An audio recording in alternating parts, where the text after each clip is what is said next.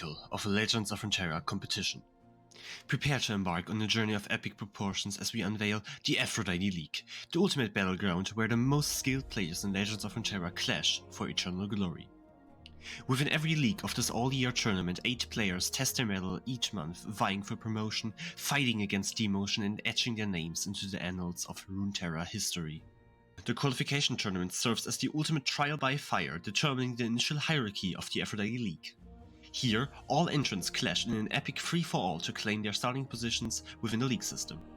Only the top contenders ascend to the Alpha League, while the remaining ranks are distributed evenly into subsequent leagues of 8 players each. The tournament adapts to the number of participants, creating as many leagues as needed to uphold the structure. Those who falter and place beyond the cutoff, however, find themselves cast aside, their aspirations halted at the gates of competition. As the league takes shape, 8 champions emerge from the ranks to form the roster for an example run.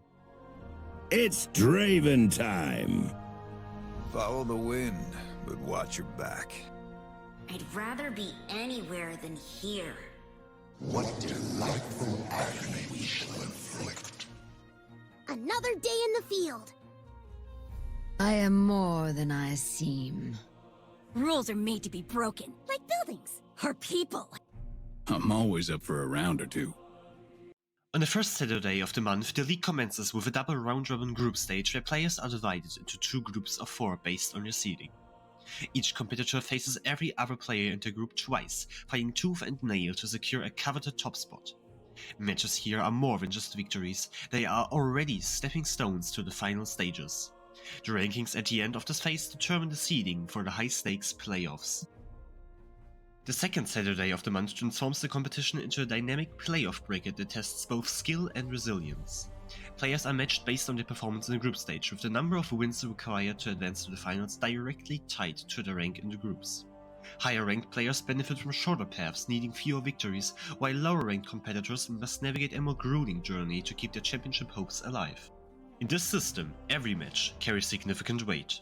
Top-performing players from the group stage enjoy a distinct advantage, but even those starting in less favorable positions have a chance to climb back into contention through perseverance and smart play.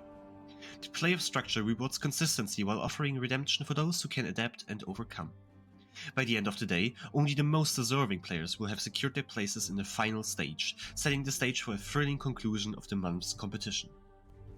The journey culminates on the third Saturday with the decisive finals and elimination stage. This stage is not just a battle for titles, but a war to secure or reclaim honor, prestige, and progression. Both the finals and elimination stage will feature a double elimination bracket, in which the grand final will be replayed if necessary.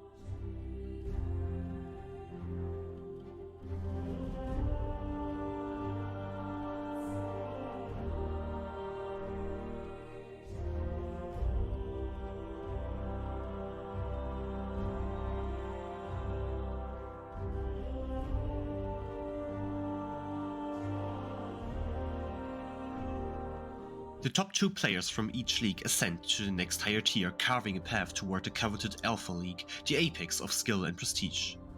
The bottom 2 players are cast down into the league below, making room for new challengers hungry for glory. The fourth Saturday of each month offers a smaller qualification tournament where aspiring players from across the community can compete for spots in the lowest league of the hierarchy. Here, legends are born as newcomers seize their chance to enter the league system and climb the ranks. In the Aphrodite Alpha League in its cascading tiers, every card played, every decision made, and every moment matters.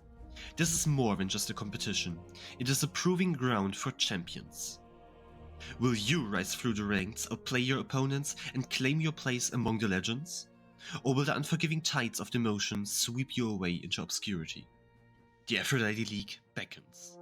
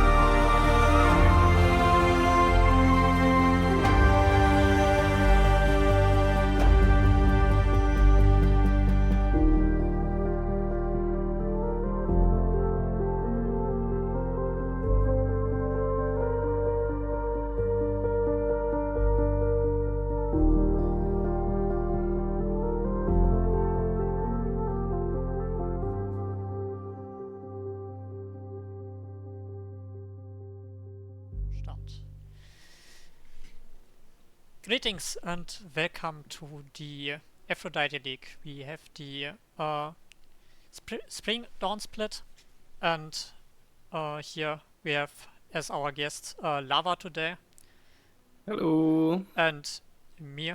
Felix and Stan are not here today, but we have to live with us both too, and I hope we can please you.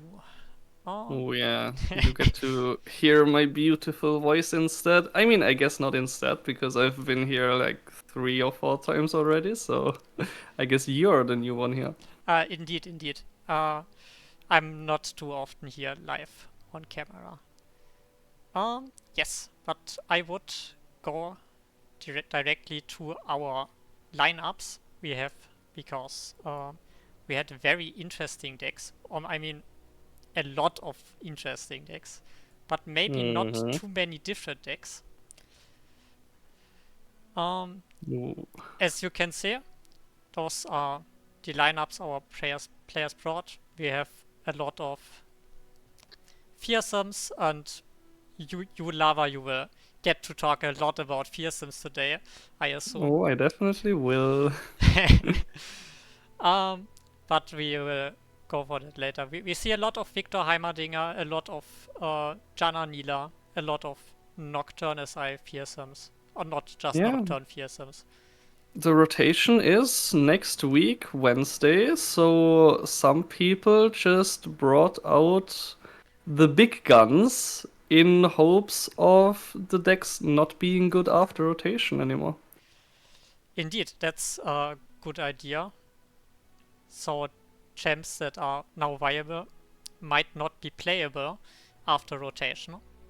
Yeah, after all, you can bring every champion and region combination only twice in this tournament. Okay, and our first game for today is, I will open the schedule.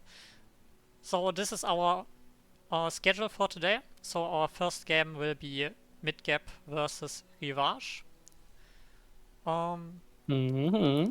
And we will Exciting. follow Midgap for 2 games, and then we will see where we go from there. So I want to start looking at the decks. So we are starting with Midgap's decks. We are starting off strong. This one, Lava, can you tell me something about this Janna Sejuani list? Of course, I helped optimize this one. It's like a relatively new invention, actually, only like 2 weeks old maximum.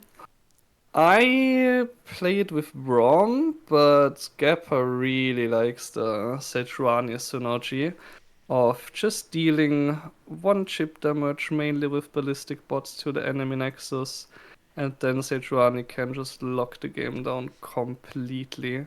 We have the not complete Janna package, but most of it, with a lot of draw, which synergizes very well with Omen Hawk and Jadulski, which buff the top cards in your deck, and then you draw them, and then you play them, and you get a lot of stats, and you get a lot of tempo, and Sejuani win con. Yes.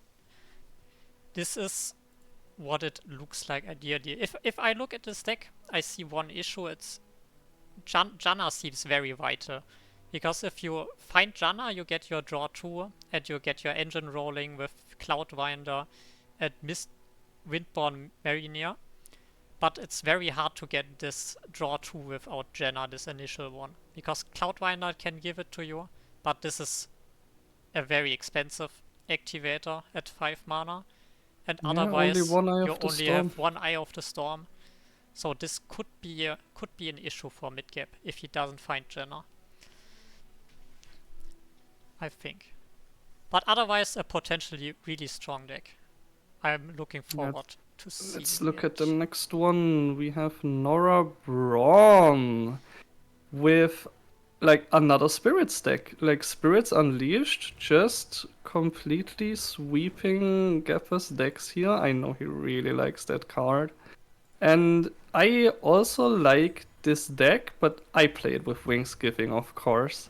Gappa opts for Braum and more summon synergy, just big buried in ice it that stairs combo, lots of swarm the board and control. Oh, yes.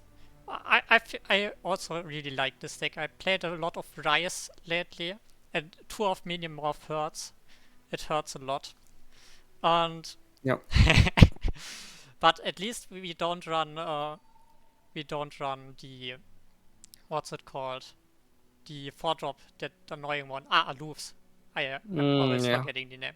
Aloof Travelers is not existent in this list. I have seen a lot of like Bendel Freljord lists running Aloof Travelers, Yep, but definitely he better with opted out Wingsgiving. of that. And we will see how it performs. Definitely high potential with It That Stares, Spirit in Ice. That will lead to some good blowouts. Okay, our next and last deck from Midgap is the good old Kane Aatrox.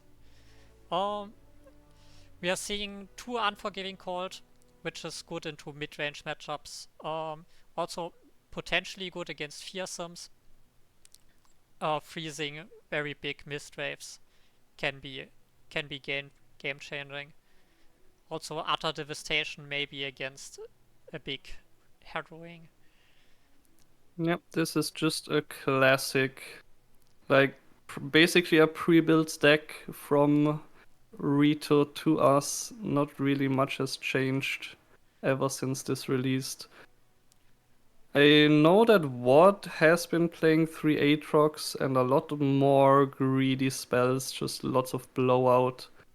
But Gappa opting for a more synergistic early list. Indeed. I personally am more a fan of the Demacia Aatrox decks, because this one can't run Explorers, which is a big downside, not being able to remove, for example, a Temple, which can Yes. lead to big auto losers. But overall, this deck is a bit more powerful in the things it does than Demacia Aatrox, so it might be the right choice. So next we are going to look at reverse decks. Oh, we start with a classic, but I spot something spicy here. Everybody should be familiar with Nyla Jenna by now, but there are 3 suit up in this one. Indeed, 3 suit ups are extremely interesting. A card we have to play around sometimes, and it will blow people out, especially like in the mirror. If you want to Mystic Shot something, for example, we suit it up, it gets even more attack. Might be fairly interesting. Yep, the only problem is suit up doesn't really help protect your champs, because Nyla already has 3 HP, Jenna already has 4 HP. But you just use it to push tempo and damage with all of your 1 HP, 2 HP units.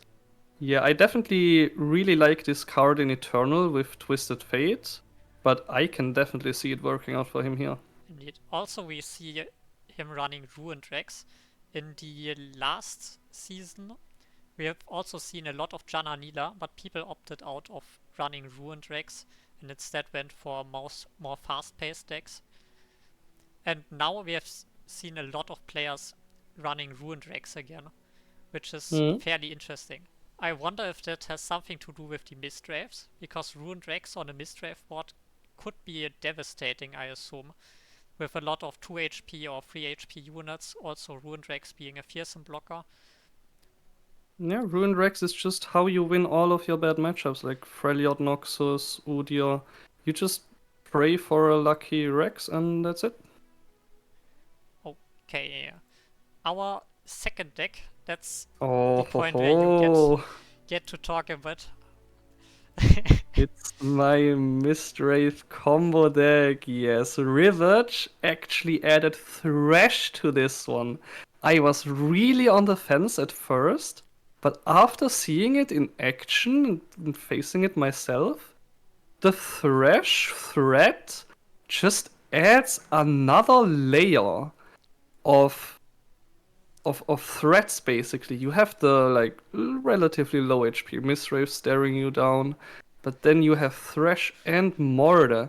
But yeah, this deck is absolutely bonkers. You can have some crazy explosive turns, summoning 3-4 Mistwraiths in one turn and swinging with a full board of 10 attack fearsomes. Yes, I have never played this deck. I was always on the receiving end of getting beaten down by fearsomes. And I have been beaten down by fearsomes. But to be honest, I feel like it feels like a fair broken deck. It's not like when I'm playing against Akshan Lee Sin and they are getting their spell shield overwhelm Lee Sin. And I'm feeling completely frustrated. There's always room to play against, and I think we are gonna see some spicy games today, especially since we are seeing a lot of Janna Nila. This is probably an I'm not sure, is that a favored matchup for Janna Nila? What do you think? Yes, it actually is. Janna Nila loses to aggro fearsomes, but it is fast enough against this kind of fearsomes if the Janna Nila player knows how to play. You can't just try to remove all of the Mistwraiths because it's never ending. Janna Nila just has to focus on their own game plan, and that is very favored for them. Well, let's see. I guess we will probably see that matchup a few times, but let's look I at hope so. his third deck. Also very spicy. That's a Rivage classic. I've lost to him in finals in the Lore Report Noxus tourney against exactly this deck. I really know how explosive this can be. It is probably the fastest Varus deck right now. Like, definitely faster than Akshan Varus and definitely faster than Pantheon Varus. Because with the Draven access and all of the discard synergies, you just pump Varus up to 20 attack on turn 5 or 6. It's absolutely crazy. Indeed. It's the classic kinda rhythm style gameplay where you pump up one unit, but you are able to protect it through expense protection, survival skills, so there's a lot of room to play here. Overall, a lot of spells mostly means a lot of skill expression, and we will see some interesting decisions with this deck. Mm-hmm. Okay, so since we talked about the decks, I will now go to Players can start now, right? our first deck. They can start in a minute. We will talk about the buns. I guess they can start now, right? Let's talk about the buns. I Alright, have our so- buns, our decks here. What do you expect to get banned?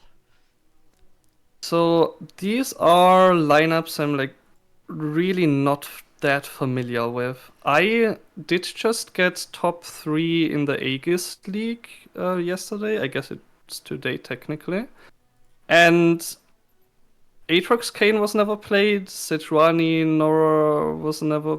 Sejuani Jenna was never played. Like Varus Draven was never played. Like, I'm so not familiar with these matchups that I think I just have to vibes guess here. So let me like transfer my mind into Midgapper here. So he's like board based, probably loses to. I'd say he bans Mistwraiths. I think he hates the deck and he bans Mistwraiths. So Lava's guess are Mistwraiths. And your And ban for- for Rivage? For Rivage, I'm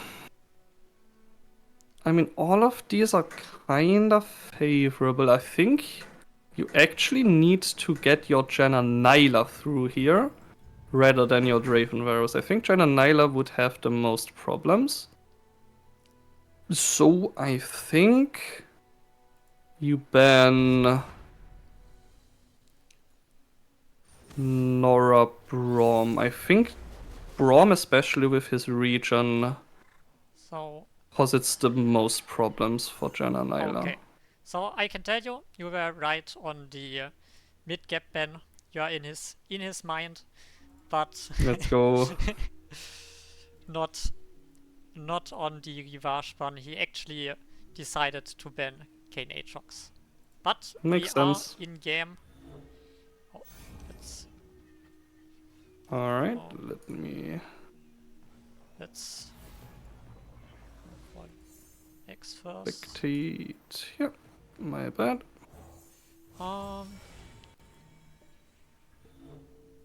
Yeah.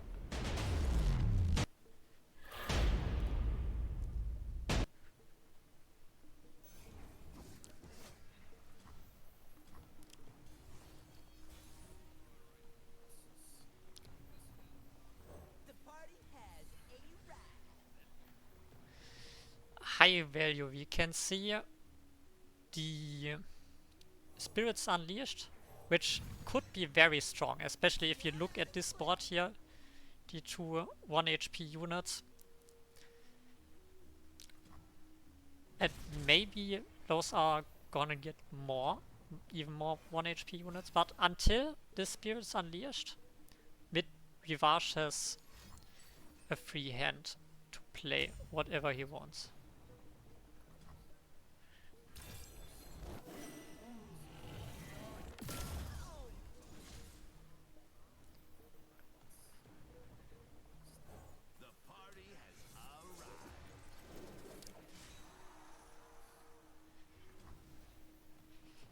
Let's see, we do get another open attack with Draven, which could be fairly strong since we don't really have the mana to answer with our Divine Whirlwind. Mystic Shot doesn't kill Draven, so we get another 3 damage, and 10 HP I would say is very doable for Varus.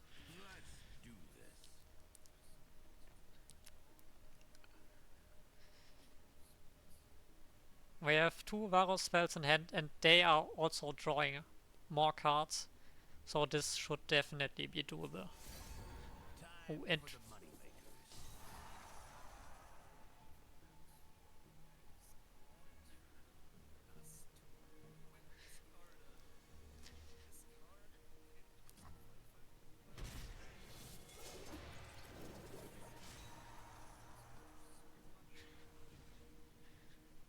to be honest, if you are building your deck, most of the time you are looking at the floor, not ceiling, the other thing.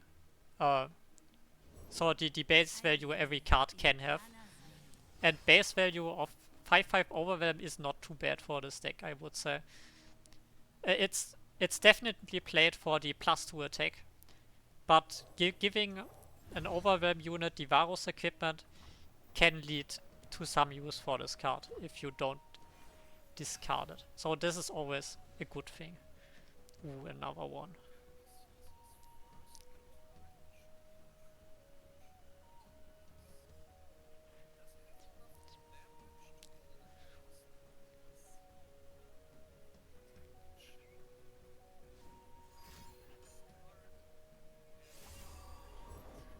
Do the kids still doing stuff back in Shurima? Wait, you? Oh, I love that for you.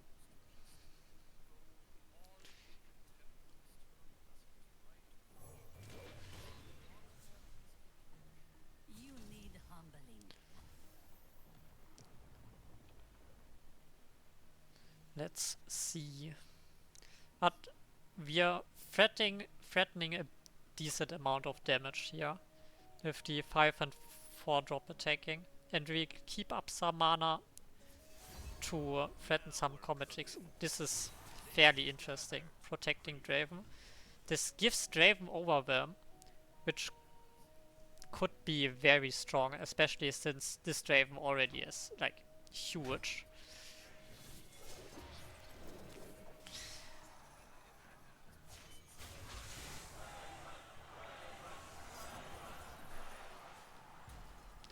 This is a line I haven't seen. I would have thought about keeping the protection when we draw Varus, but now we are just creating another threat. And now every Draven we draw after this one will be leveled as well.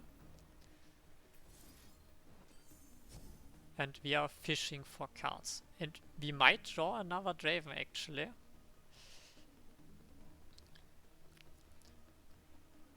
This is a very interesting card. Sometimes you don't really want to play Draven's biggest fan, but I would say in this spot you want to. So we kinda have caster vision that this Draven won't live too long. Ooh, we are going for more card draw. Interesting. And we are actually able to dump everything in our hand, which is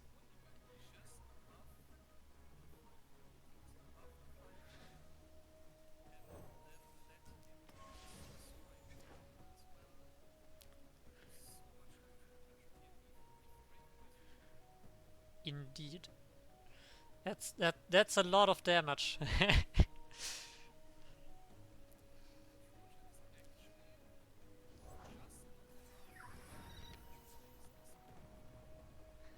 Although we can develop the Omen Dog, right? This is another 4 HP, I think. Oh, sure, we have Whirling Death, that's right. But we don't have enough mana to play Whirling Death, second landmark, but we won't.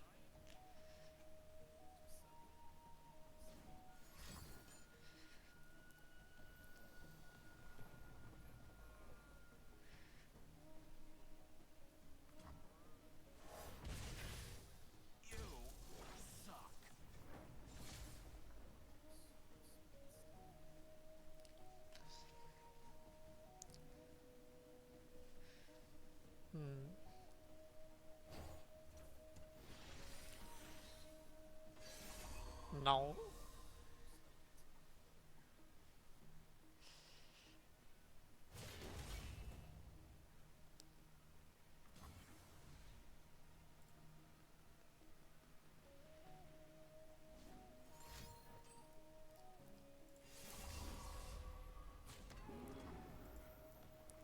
And this is game 1.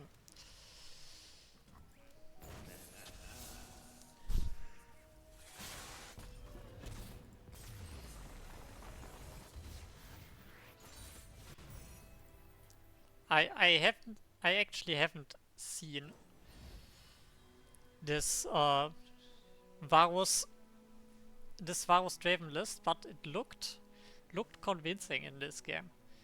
Yeah. Very strong. We haven't even drawn the Varus. We would have just needed one more cultist spell and we would have had another threat coming in. Crazy deck. So we have another game, and Jivash has won his game with Draven Varus, so we will see some Janna Nyla action. Yeah, now for the deck that needs to push through here, I'd say Janna Nyla is slightly unfavored into both of these. Slightly, but Janna Nyla is a deck that can high roll pretty hard. Oh yes, and skill diff as well. And skill diff as well. So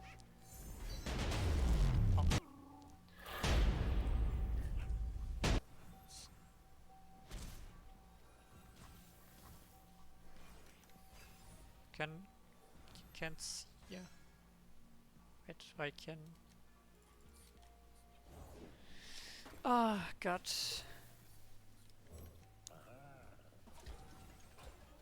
Oh, people can't hear you.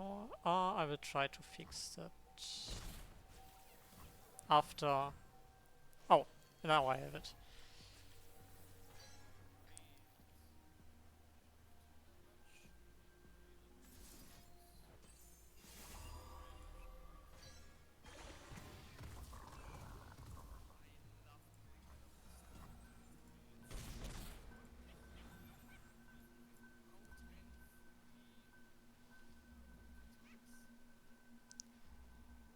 without...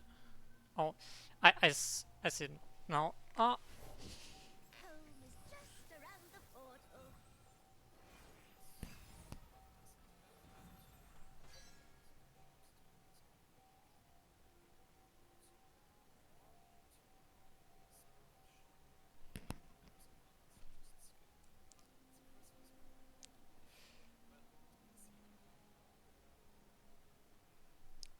let's see if we see Prom coming down. Yes, he does come down. Oh.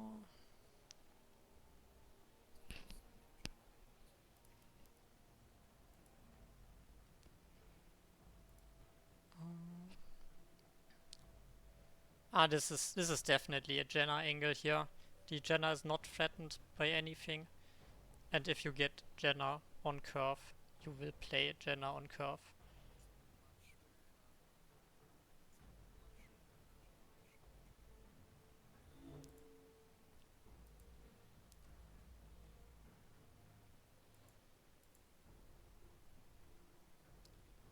I'm working at it.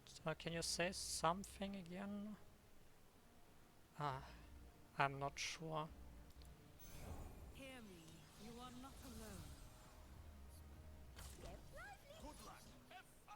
alone. I think people should be able to hear you now. You can check back in 5 minutes if it isn't fixed.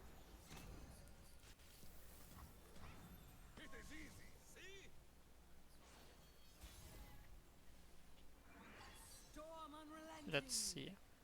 Okay.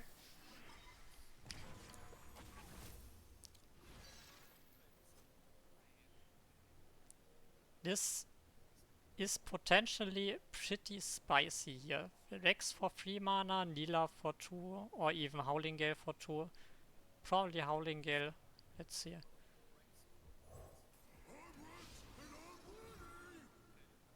Those are decent hits, I would say. We are not wasting any bullets on targets where they are not needed. And we do have a very threatening board here. At least, but the attack isn't too great for Rivage. We won't be able to push too much damage. Braum will block one of our Bresh units. The 3-4 might block another one. Then the Junk Construct can block Rex, so this attack might not be too strong here. Also, we are not able to...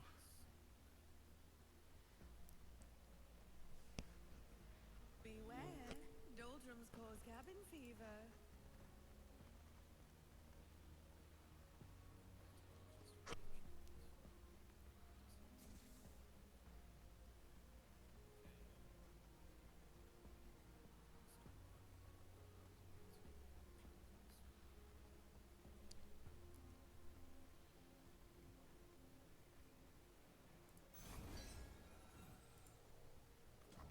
I rally the mighty wind. Oh, can you say something again?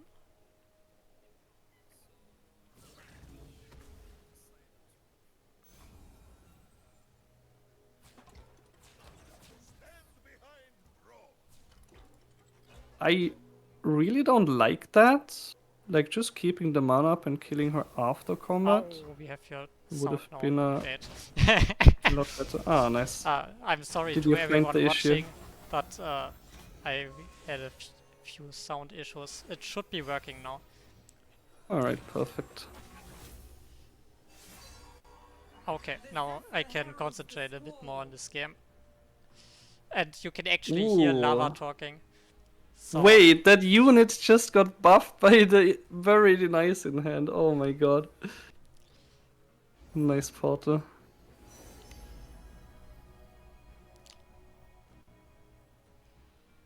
Alright.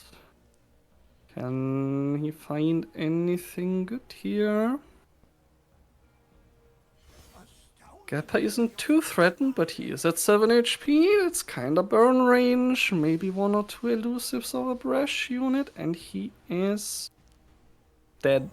Game. Go on then. Indeed. We do run some... Rivage does run some burn in his deck. And he will be able to... He's Oh probably my. able to deal that last amount of damage. Well, that kind of eliminates the elusive potential. He did hit one blocker, a really good one.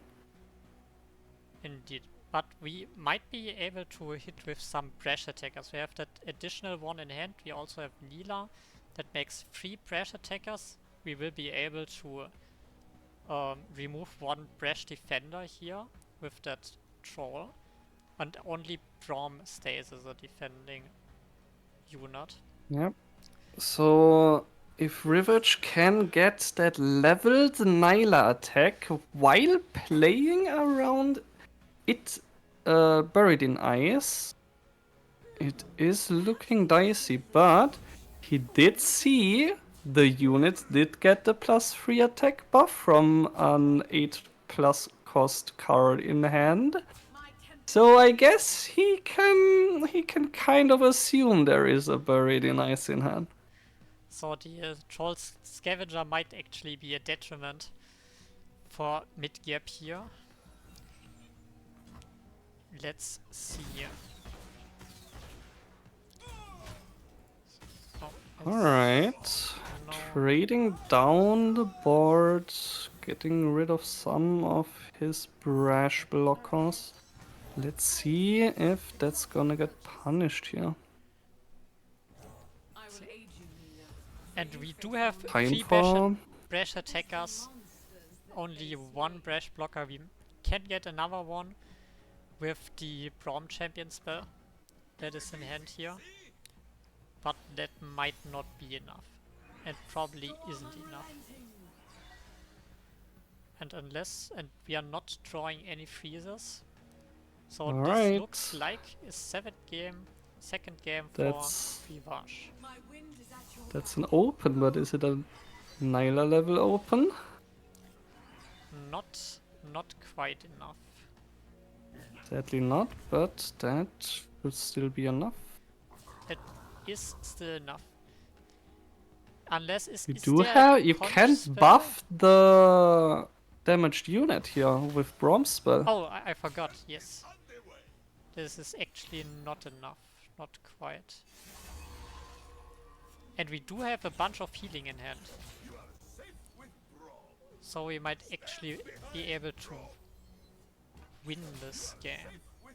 And we do have Buried in Ice next turn. Which will probably be our win condition. Just finishing the Oh, game next yes. turn with a big Buried in Ice.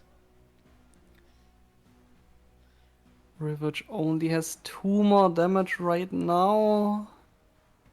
That's just not enough, and Gappa has 4 healing potentially.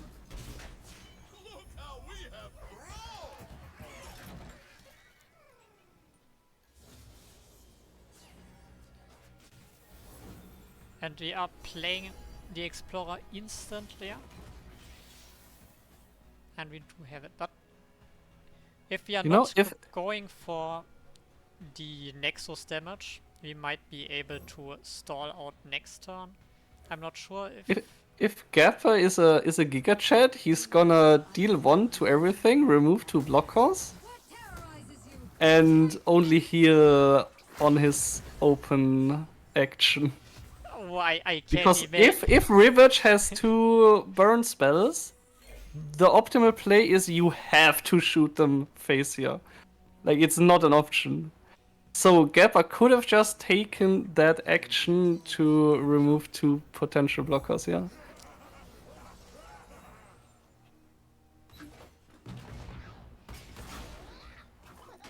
I guess we will rely on the buried though. We will rely on this. Could not. Oh, it be hit enough. Nexus twice. So we just need 1 more spell. Or I guess not any spell. And we do get It all at comes least down 3 draws to find to our these spell. draws here. Let's see. That isn't it one more draw? No. But even if he draws the 6 cost reduced to 4 now... No, he does have enough mana. Yes, he does have exactly enough mana. So we have our last miracle draw Alright. for either Mystic Shot or Divine Whirlwind. Actually, if we block here, are we losing? We're taking 8 currently. Right? If we Mystic Shot the 6-1. Yes, You we are can also taking live 8. if you use the Mystic Shot like that. And we will probably have Okay. to do it.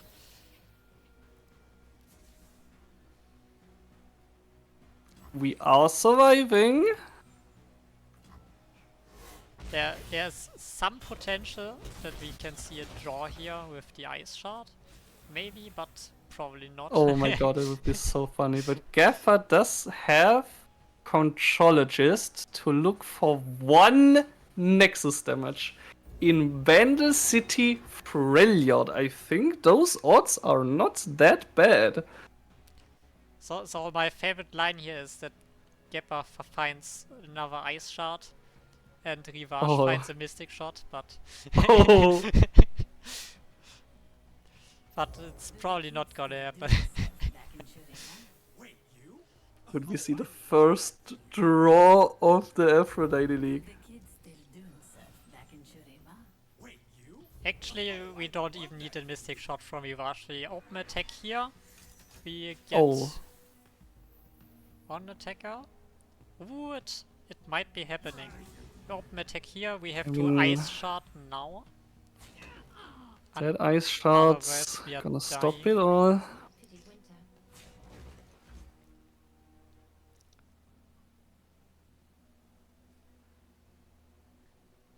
But he is able to heal himself before he casts his potential second Ice Shard, so maybe not happening.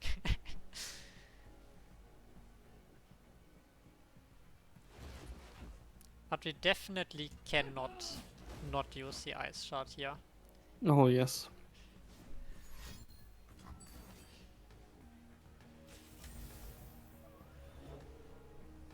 Some nice safety blocking. Done perfectly. Using the dying unit here. Doesn't really matter, but we'll see what happens now. Goes for the conch first. And he gets... Ah, this is enough burn. Oh, with the harpoon. Oh my god, 1 HP. Come on, shoot your own Nexus Rivage. Ah. No, your own. Okay, but that means we get to see. Yep, this is a 1-1, and the reason why I wanted to ban the Braum. We get to see a 3rd game. Let's see. All comes down to this. And we do find. So our last game is Jenna Nyla versus Jenna Braum. I think you should make me a bit more quiet, by the way, Oh, I will in do. the cast. Uh, Right, we see Spirits, we see Omen Hawk, we see Mariam. Keep those 3. And then we see Full Stark. Full Keep. I can see it. Oh, and the Jadulski. Whew. okay. Alright, black screen again. Oh, black screen. And we are back.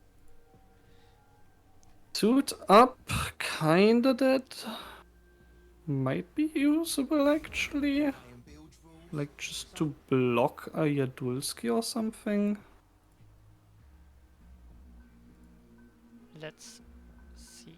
So our score is 1-1. Both players have won one game and lost one game. And now we get some unfortunate draws. That's not Rivage what you want to going see. for the high roll, but does not get the Miriam here. If we draw Mariam instead, that's... I would say that's game, but that would be fairly powerful. We are seeing Marinier being played undiscounted, which is fairly interesting and probably the correct line. I don't see that very often, that people are playing Mariam without the mana refund. But tempo-wise, it's often a good idea to just slam him down Wow. if you don't get the discounts. Gappa going for the spirits here. Sacrificing a lot of value. He needs to win this game quickly now after this. Because there's not any refill in his hand. And this is indeed a fairly interesting decision, because the other option would have been to develop Omen Dog probably and attack with that, get a few buffs through the Omen Dog. But we Also, decided to use the 5 cost spell. Yeah, and looking at what Rivage drew here, having a spirits to clear all of these 1 HP units would have been so good. But instead we get a 3-4 dog now. And Very the 3/3 nice stats in this matchup. And he's gone. Instantly gone.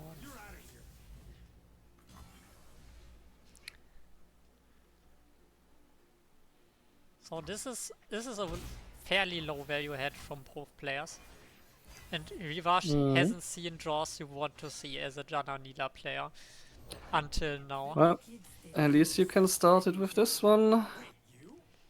Does not seem to be too late. Definitely a close game. Let's see. But it looks like it will be very hard to... Ooh, takes the pass instead. I don't know if Gappa wanted that. I don't know. But it's also kinda bad for Rivash, because he really wants to get his draw engine going. And now he is also delayed by 1 turn. But we are missing out on some damage here. That Sejuani is big. Indeed, those big overwhelm units are always pretty hard to deal for the PNZ, what is Bilgewater style decks. Those always have an issue with big beefy overwhelm units, because they can't really deal enough damage since they don't have access to kill spells or freezes or anything like that. They can't really block it because they don't have enough HP values. So this Sejuani puts Rivash on a clock. He basically needs to finish this game in the next like 2 to 3 turns. Not 2 to 3, like maybe 4 to 6, I don't know. When you do have the best removal in hand, deal 5 on that Sejuani can easily just get rid of her. You did just get a Rex. To be fair, the deal 5 is kinda a risky play. You expect mid-cap maybe to have some combat tricks. But I guess if you are combining it with a blocker and your Rex, then this Sejuani might die this turn. Yeah, and as soon as Gappa's board is gone, it is looking better for Rivage, because he has a lot more refuel coming soon. And Can Gappa close this out before? That is the question here, with a big swing. he's definitely putting on a lot of pressure with those quick attack units and the Sejuani.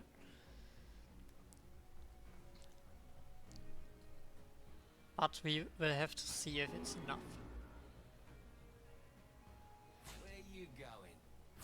How low can Rivage go? Missing 1 damage on the Sejuani currently. Maybe he changes the blocks. He decides to full block here as much damage as he can. Alright. Blocks the quick attack instead. That makes more sense. The question is if he plays double V-Crush this turn or if he opts into playing the Ruined Rex.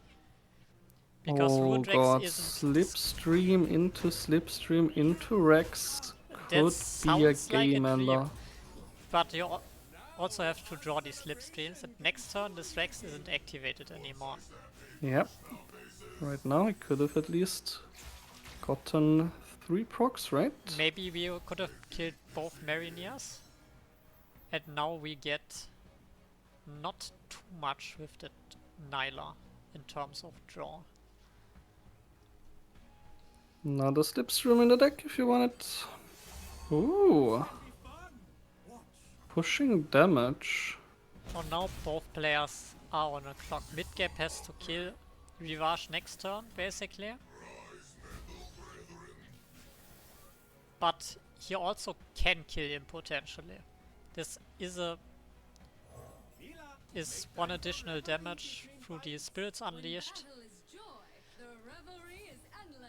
And Sejuani is not dying, so we will get probably around...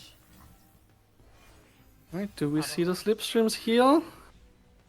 Oh my god, it's coming!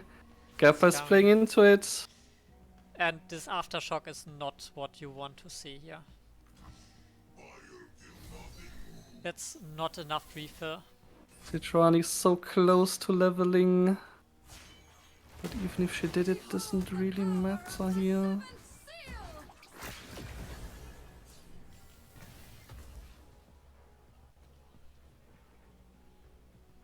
Didn't chain the Slipstreams.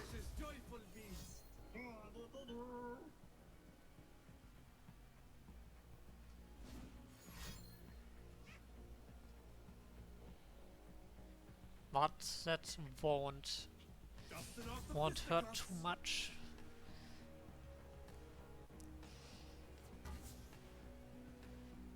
Gappa just has to rely on a mistake from Rivage here. Goes for a bit more damage.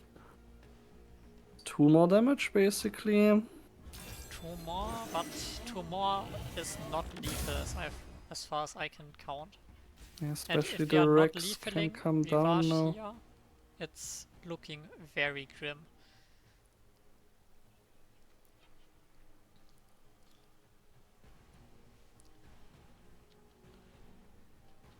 Both players take their time thinking about possible options, possible cards we have to play around. If I can't remember if Rivage ran, if Midgap ran some buff spells, I will check. The Janna Sejuani. Eye of the Storm, 1-off. So this would be 10 attack Sejuani. But even with a 10 attack Sejuani, this would not be enough. Can he play for top deck Mystic Shot here? But It's actually, blocked by 10 attack 3. with Mystic Shot, that would be enough. But we don't have it. And he would just get blocked down, and there is no top deck for Gappa here that can save him. And Rivage takes our first game 2-1. Very well played by him.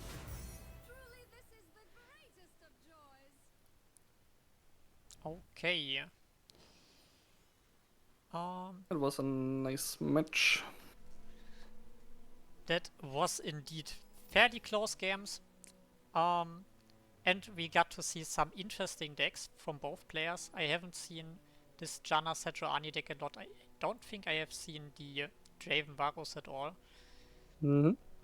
But Sadly, we didn't get to see the Mistraves, but we'll definitely see them today because some players did bring triple Mistraves, the same lineup that I just played yesterday and got 2 wins with. indeed, we will get to talk a bit about Mistraves today. There will be some games, I'm pretty convinced. And people won't be able to ban it every time because we have some triple Mistrave lineups. That's the good thing about broken followers. You can bring it 3 times instead of. And you just can bring once. it with irrelevant champions. Indeed. But I will go to a break real quick. We will see us in. We'll see you the with next game. Midgapper versus Wards. Don't miss that one. And wait, where is it? Here.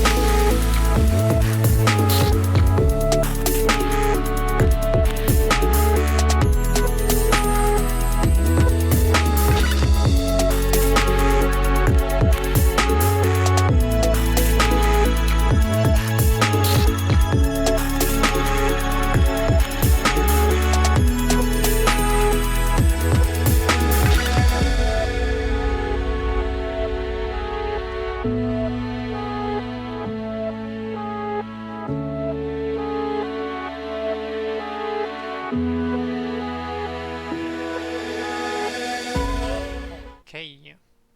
Here we are Welcome again. back. We do have the results from the last games, except for one, but I've heard from Lava that those are also both finished. Or are they? I mean, What versus Luna is still going Oh, it's on. still going, right? It But, looks like Luna's gonna take this though, but I'm not sure if that's the third game or the second game. but we can. That means we can take a bit of time to look at the decks players brought. Oh yes. Since we know the next game is gonna be Watt versus Midgap, and we have already seen Watt's decks once, so I will start with Midgap's decks once, so I will start with Watt's decks. 1 minute. Here. Yes. Yeah, if you care Okay. about the results, Vendorti 1-2-1 against Kaisen and Sunuchi 1-2-0 against Newman. But now we have the Ward special Desert Demon himself bringing Jin Bober, as he calls it. This is his special. I think he first picked this deck up in probably, yeah, quite exactly 1 year ago when he started streaming. He did a subathon and streamed for, I think, like a month. And he played like 500 games of this deck. It's crazy. He's definitely by far the best player on Jin Cannon. To be fair, it is a very fun deck to play. I will admit that. And I can Oh, yes. understand someone playing. I mean, maybe not 500 games, that's kind of a lot, but I can understand that someone is playing a lot of games with this deck. Yeah, it's This a has- really nice combo deck that just stuns the whole opponent board and swings in one big attack. There are many sweet synergies. Also, Jin is probably one of my favorite champions of all time. It's just so many sweet interactions and synergies. Oh, Jin Rex filling this deck. Jin Annie just being a menace. Actually, there's a really fun Jin Temple deck as well with Ruined Rex that I really like this season. Jin Temple with Ruin Rex. But Yeah. I tried this concept once, it didn't work out too well. But maybe I didn't have like the right list for it. But this one seems fairly consistent. Or as I just consistent have as Jin news Cannon can get. that Watts did indeed lose to Luna, just got aggroed down by her fearsomes. Indeed. So, something about this deck is that we can recall Stagehand and Witness both instead of just recalling Cannon, and this gives us the option to stun the whole board, get some damage in, some chip damage, and burn our opponent with the Jin. Mm-hmm. And we do have a lot of protection spells from Ionia. We have triple deny. It's a long time that I have seen decks running triple deny. Yeah, if anything, like nowadays, you play like Deny and Memory Cloak. Indeed. But we don't have like the 2 mana deny anymore. Oh, Nopify would be Nopify. so crazy. Imagine Nopify with Temple. Holy shit. Indeed. So, but I guess we can go for his second deck. Oh, I messed up. Decks here. Second deck. This one. Oh, we do have a Wingsgiving. I missed this one. Oh my god, I was actually do even have in his one chat Wingsgiving deck. when he decided to bring this. Yeah, this is a deck that I with the win rate mafia, which is like an invite-only group I made like a month ago, where we play underplayed or underrepresented or new decks and just bring them into the meta. And this is definitely one of our successes. Nora Morgana, Altar, Wingsgiving. It was a deck a year ago when Wingsgiving released. Somehow nobody played it this rotation, and it is still an absolute menace. Like, you get so much tempo out of both of your landmarks. If the opponent doesn't remove every single one, they are in trouble. Indeed, they are in trouble. But we are very reliant on those landmarks. And if we Oh, yes. don't have them, don't get them, that's definitely a win condition for your opponent. Those units are not inherently synergistic, just synergistic to the landmarks. So we will be overall less powerful without those. But with those, we are strong. Strong Demacia midrange decks. We do have some burn options with the Pythos, maybe a leveled Morgana to close out games. Yeah, But most of this Contrologist damage can will be find so much. pushed through combat. The impact. Yeah, it's so crazy how often you have like 3 challengers on the board and then your Stormcloud just hits for 10. Like, We this deck do have a can lot of be very challengers in unfair. this deck. I count at least Silverwing Vanguard. That gives us 2 challengers actually. Pioneer, Broadwing. And we can transform our units into units that have challenger. So this is definitely a good possibility for us. Yeah, this deck is just giga synergistic. Like, your champions are kind of not needed. Like, Nora is literally just removal bait, but Morgana, she levels so fast. Wingsgiving is 3 Morgana level up progress, and then you play all of the strikes, which are 2. Like, it's absolutely crazy what this deck can do. Okay. Let's look at the third deck we have here. Yes, the deck we are all familiar with by now. Heimer Victor. Heimer Victor. So, what are your thoughts on this deck? Because you probably have played it a bunch on ladder, right? Yes, I've played it on ladder, I've played it in Aegis, I've played it everywhere. It is the best deck in the format because it only really has one good counter and a few like semi-good counters. It really only loses to Jen and Nyla. So it loses to Jenna Nyla. It would lose to some other decks, but those are kinda niche most of the time. And we are fairly consistent. If we draw our champion, this deck is very champion reliant. You either it need just loses to itself. If you don't draw both of your champions, you will have a hard time. If you draw both of your champions, it's almost unlosable. Indeed. This version of this deck is even more vulnerable to this problem, because a lot of versions decide to run Clockling for more consistency. This one is running Temple instead as a kind of third win condition. In some matchups you can get Temple down, but we are less consistent on our champion win cons. Mm-hmm. So, otherwise it looks like the standard Victor Heimerdinger deck I would expect. Rocket Barrage, some removal spells. Memory There's Cloak, been, I like, don't know. When Doherty actually popularized this deck, I mean, it was good last season, but this season he just popularized the standard list in the Aphrodite finals, actually. And he was on Ballistic Bot, Forge Chief, and Clockling.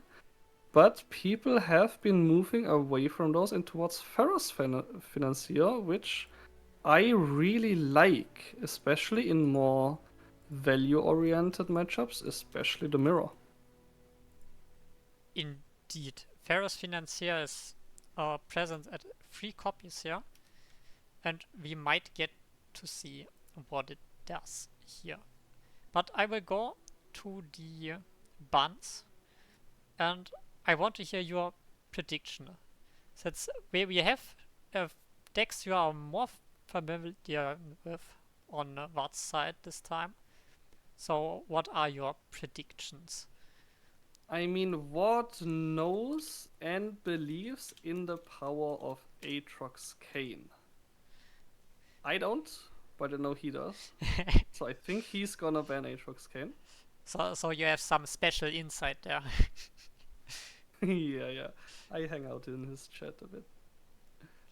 Okay. In both chats, actually.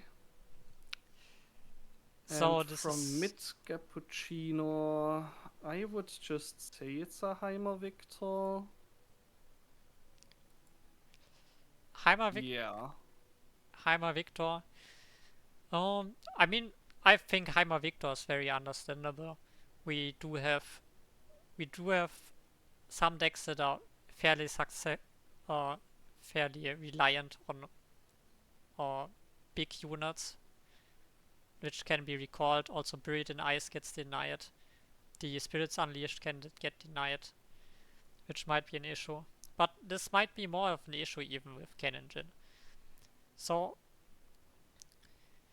buns... maybe he just respects the Desert Demon's Jin Bobel, and we see that gone, but I would really like to see it played.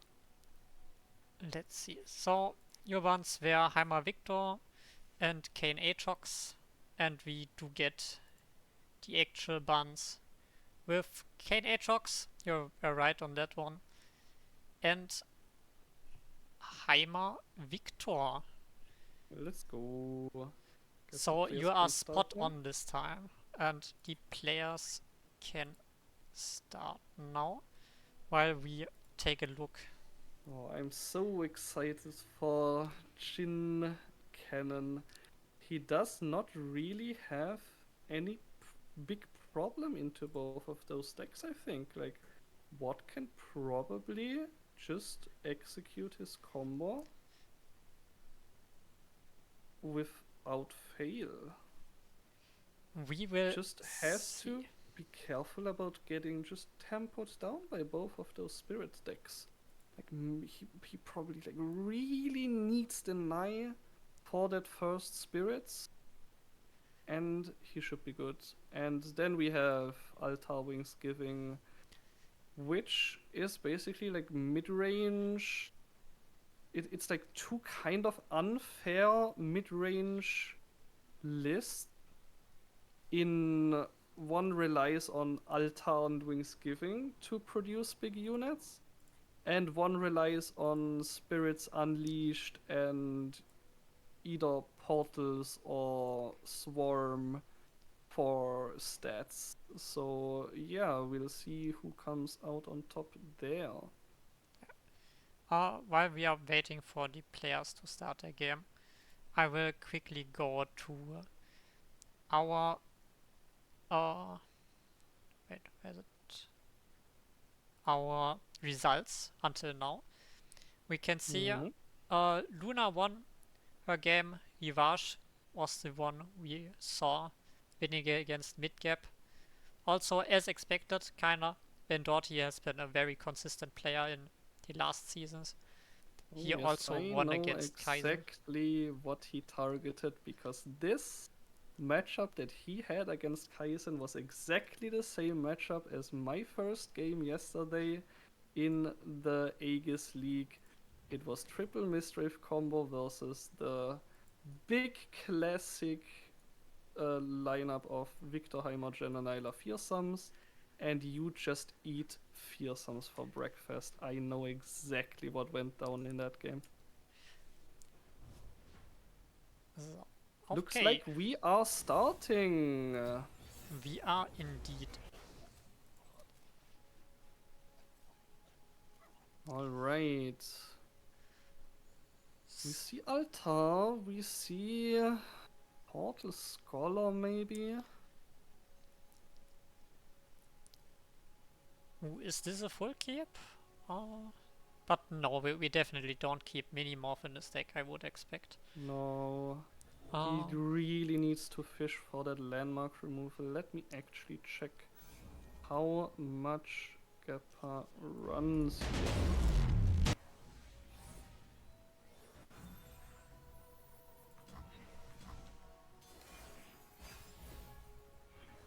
Three pioneers.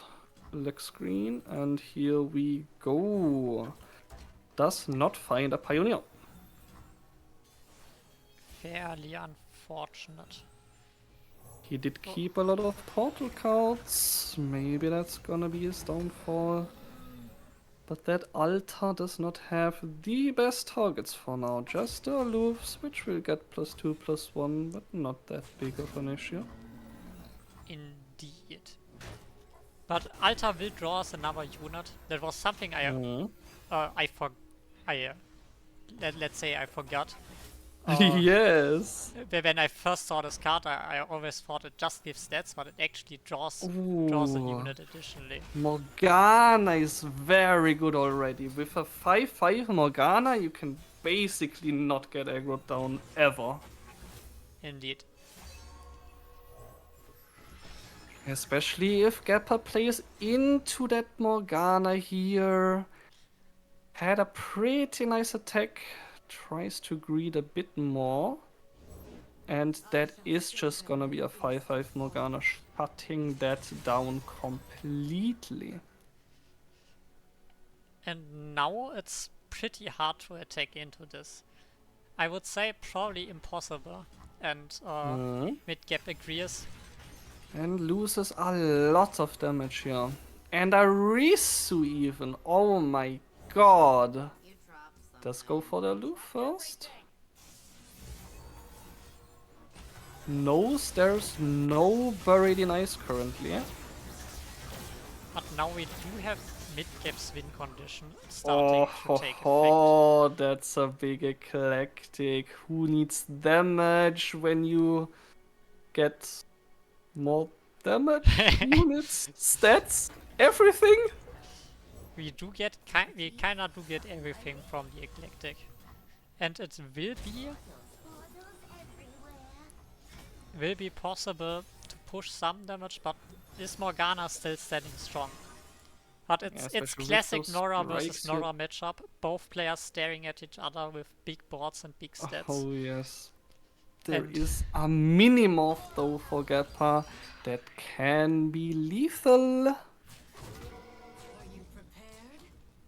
Disabling that lifesteal completely. Indeed. So we are able to push some damage here with this Minimorph, potentially.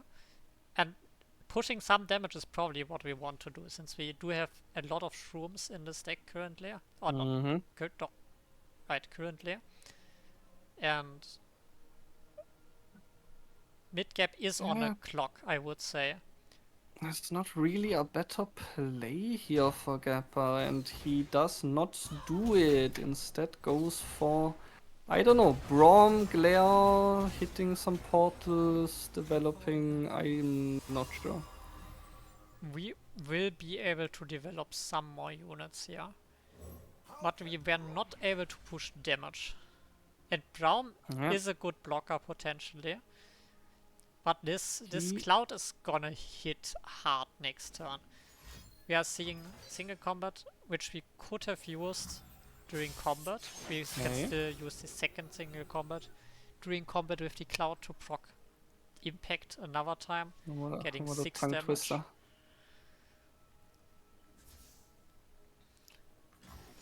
And mid-gap is removing another unit, but both players won't be running out of units anytime soon. This is a low maybe roll. Peter can't block unit.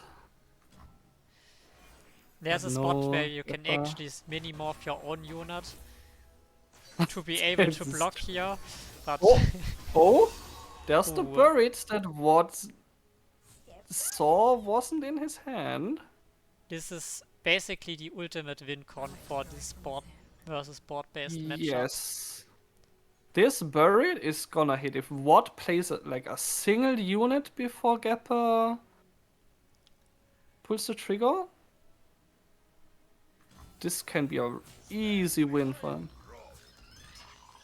So we are trading down. We can definitely afford to trade down units here. We will be able to refill everything. So many more portals in deck. How many still? 5? I can check real quick. 4 portals. 4.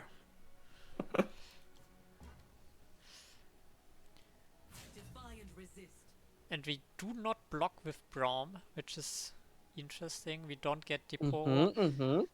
But getting Diporo later could mean it getting impact from our Fey unit. So there's definitely an argument for that.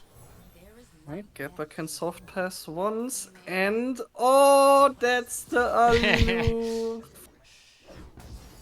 Oh no! Feel the rush blocks it! And but with the emote, he will deeply regret emoting at that point. I'm pretty sure. This is devastating. Oh no, this buried. It's gonna hit so hard. Gappa develops for another turn, makes sure he has a full board before pulling the trigger, giving Watt as little actions as possible to refill blockers. Is a strike. Cataclysm. So we actually do have some interaction here left. But using it now means that we are vulnerable to the portals that are drawn next turn. So we probably maybe want to use it next turn, but we want to deny impact, it seems like. Which is also fairly and reasonable. just make board space for the 0 cost unit. Just like, why not? He could have used the Cataclysm instead, so he would not only push 3 more impact, but also would have had the fast speed strike in response to the buried, which is gone now. Indeed. You can't Now- respond with Cataclysm. Ooh, this is a fairly good draw, I would say. I mean, not for leveled Nora, but in general, fairly decent. I guess we go for it. We go for it. Would single combat even be enough here? It could have gotten rid of Oh, 5 damage. no. 2, It 4. would have been enough, actually. I'm counting. Yes, it probably would have been enough.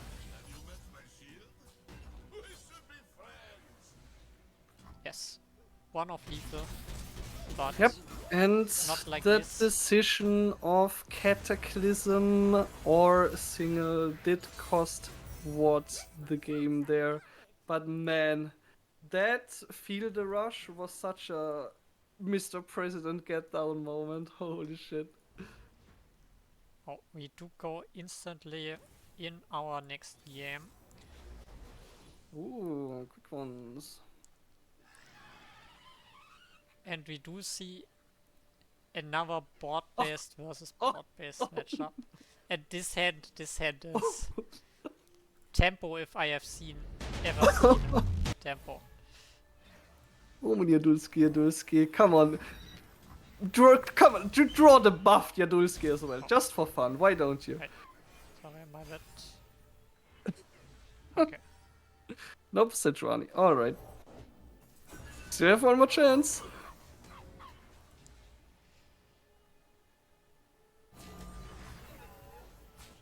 And we are blocking with Omen pretty good here. That means Jadulski can attack without the Broadwing killing it. And we Alright, probably Miriam is will not bad. see another Omen Dog development. And we will see what units get hit by those buffs. We Oh don't my. have too strong units that are getting buffed. I mean, not too many units with relevant keywords. The Then you have strongest would probably be a big Sejuani.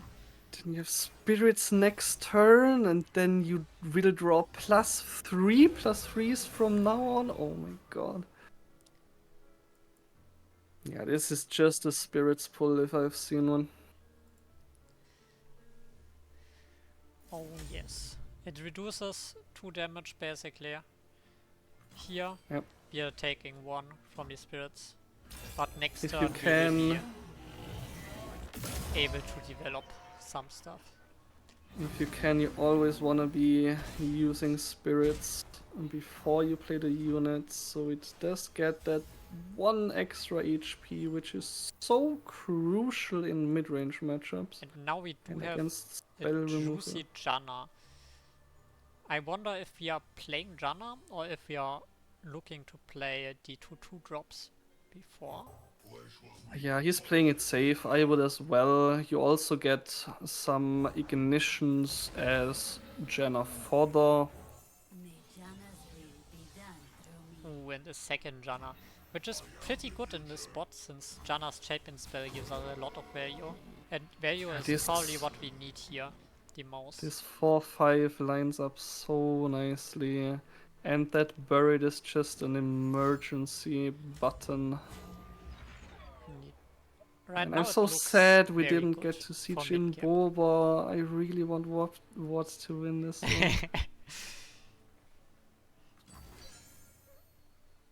Okay.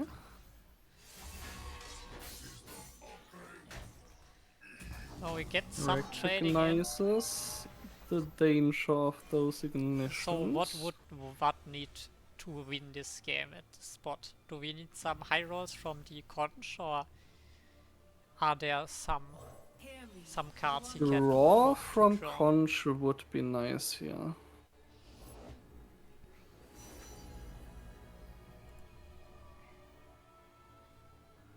Ah,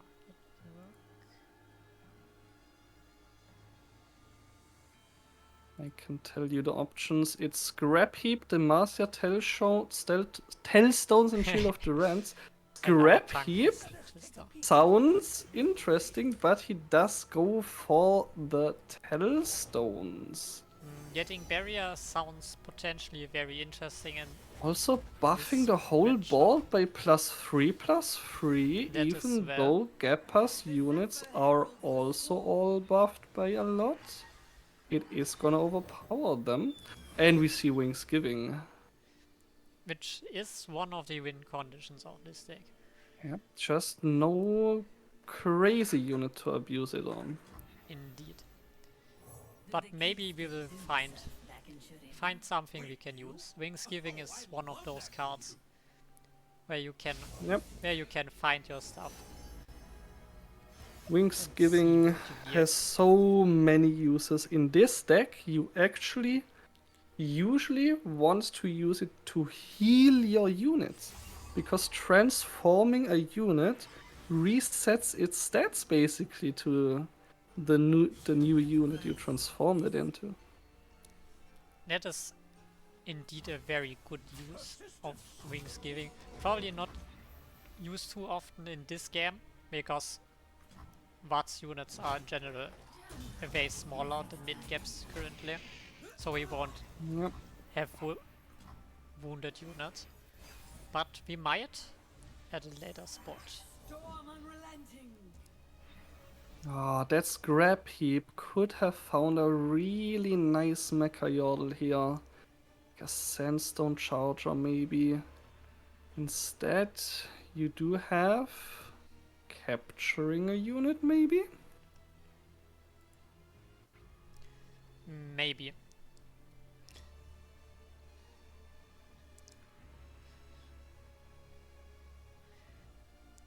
Do you know how that works if Watt captures the Janna and mid-gap obliterates it with Buried in Ice?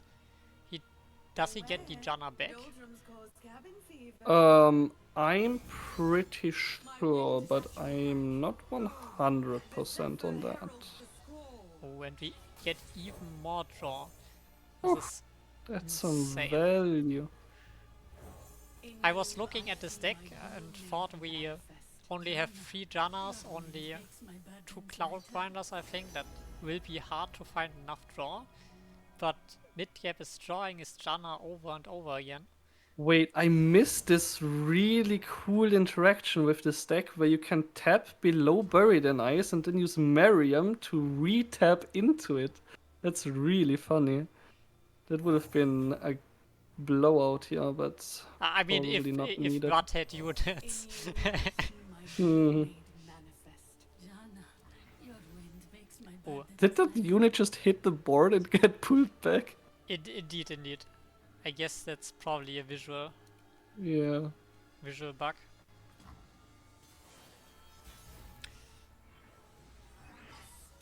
But the real question Even is more value. if it's here. Oh, and Sedrani.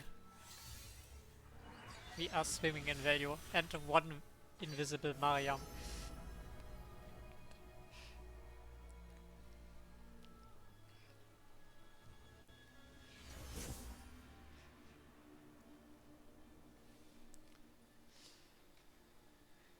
It looks like your hopes won't come true. This game looks fairly decided for mid-game at this point. I mean, what can still go, I don't know, aloof into.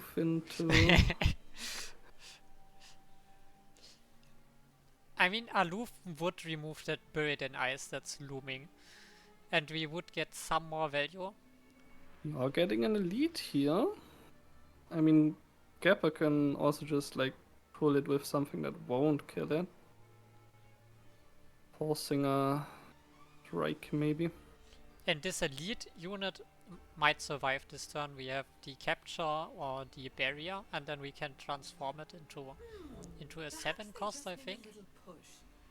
And 7 cost units is kinda where it starts, with some fairly strong units. Yeah, And we are going for the buff, which is probably the protected better here. version, since we do have a lot of mana open. Nora can also kinda block the elusive now.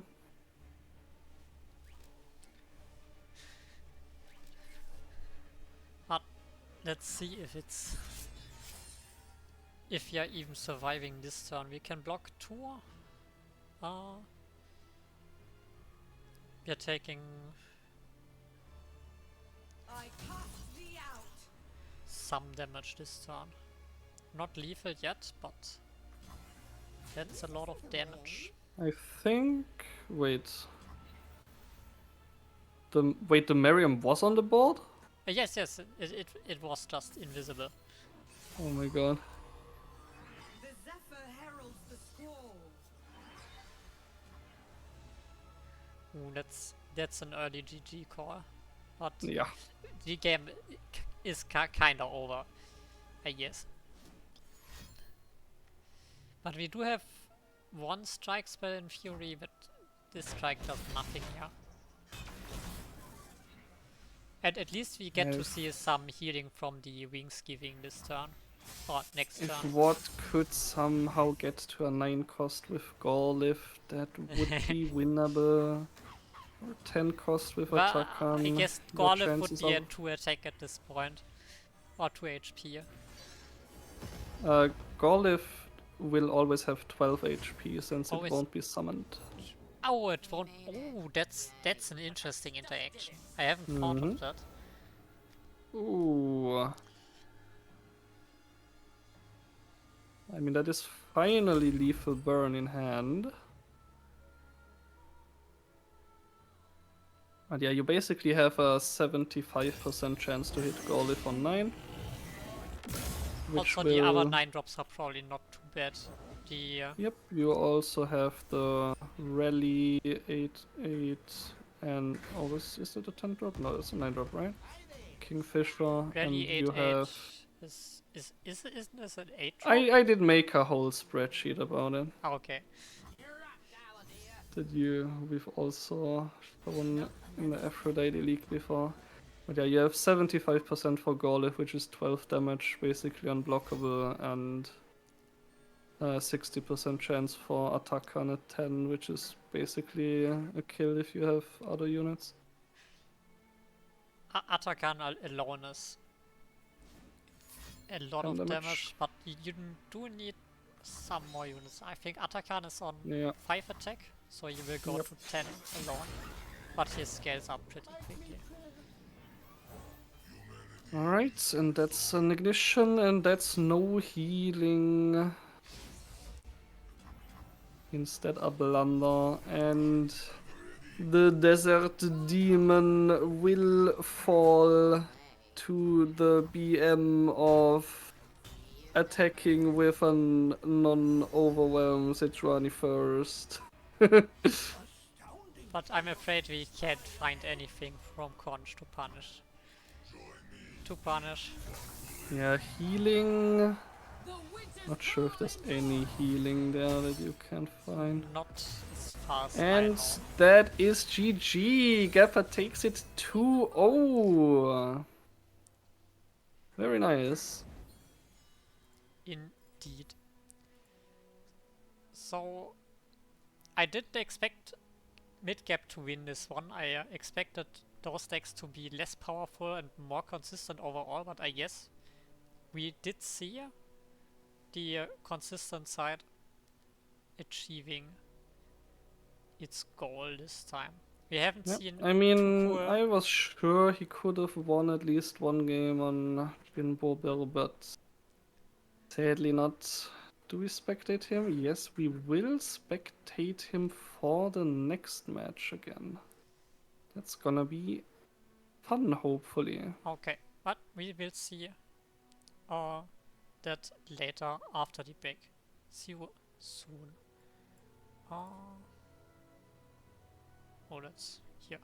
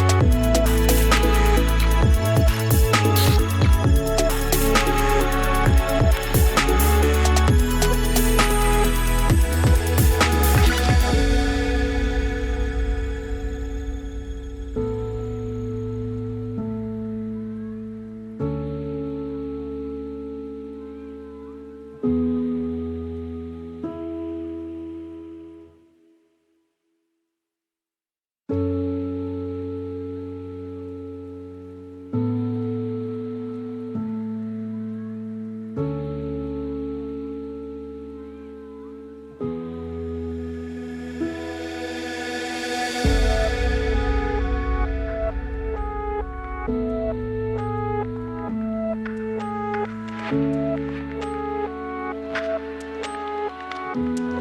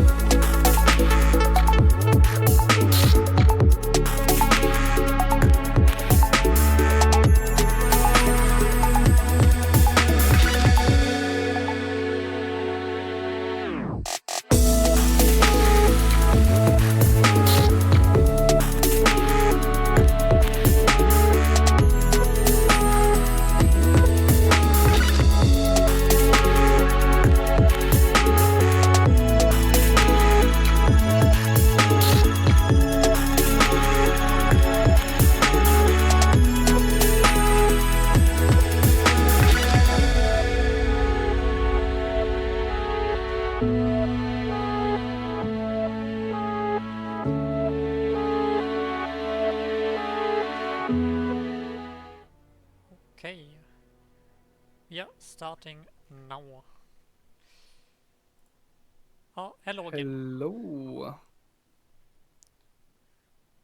Seems like I do have some issues with my camera. Oh. Yeah, it seems like you're jumping around a bit. I guess as long as you can hear me, everything's fine. Yes. Yeah, we have seen Midgap versus Watt, and I will jump to the other results real quick. Yes, because every other match is also finished by now. We have seen Luna winning, Midgap, Kaizen, and Synergy being able to take it home. Yeah, Luna and Synergy are the only 2-0 now. Indeed.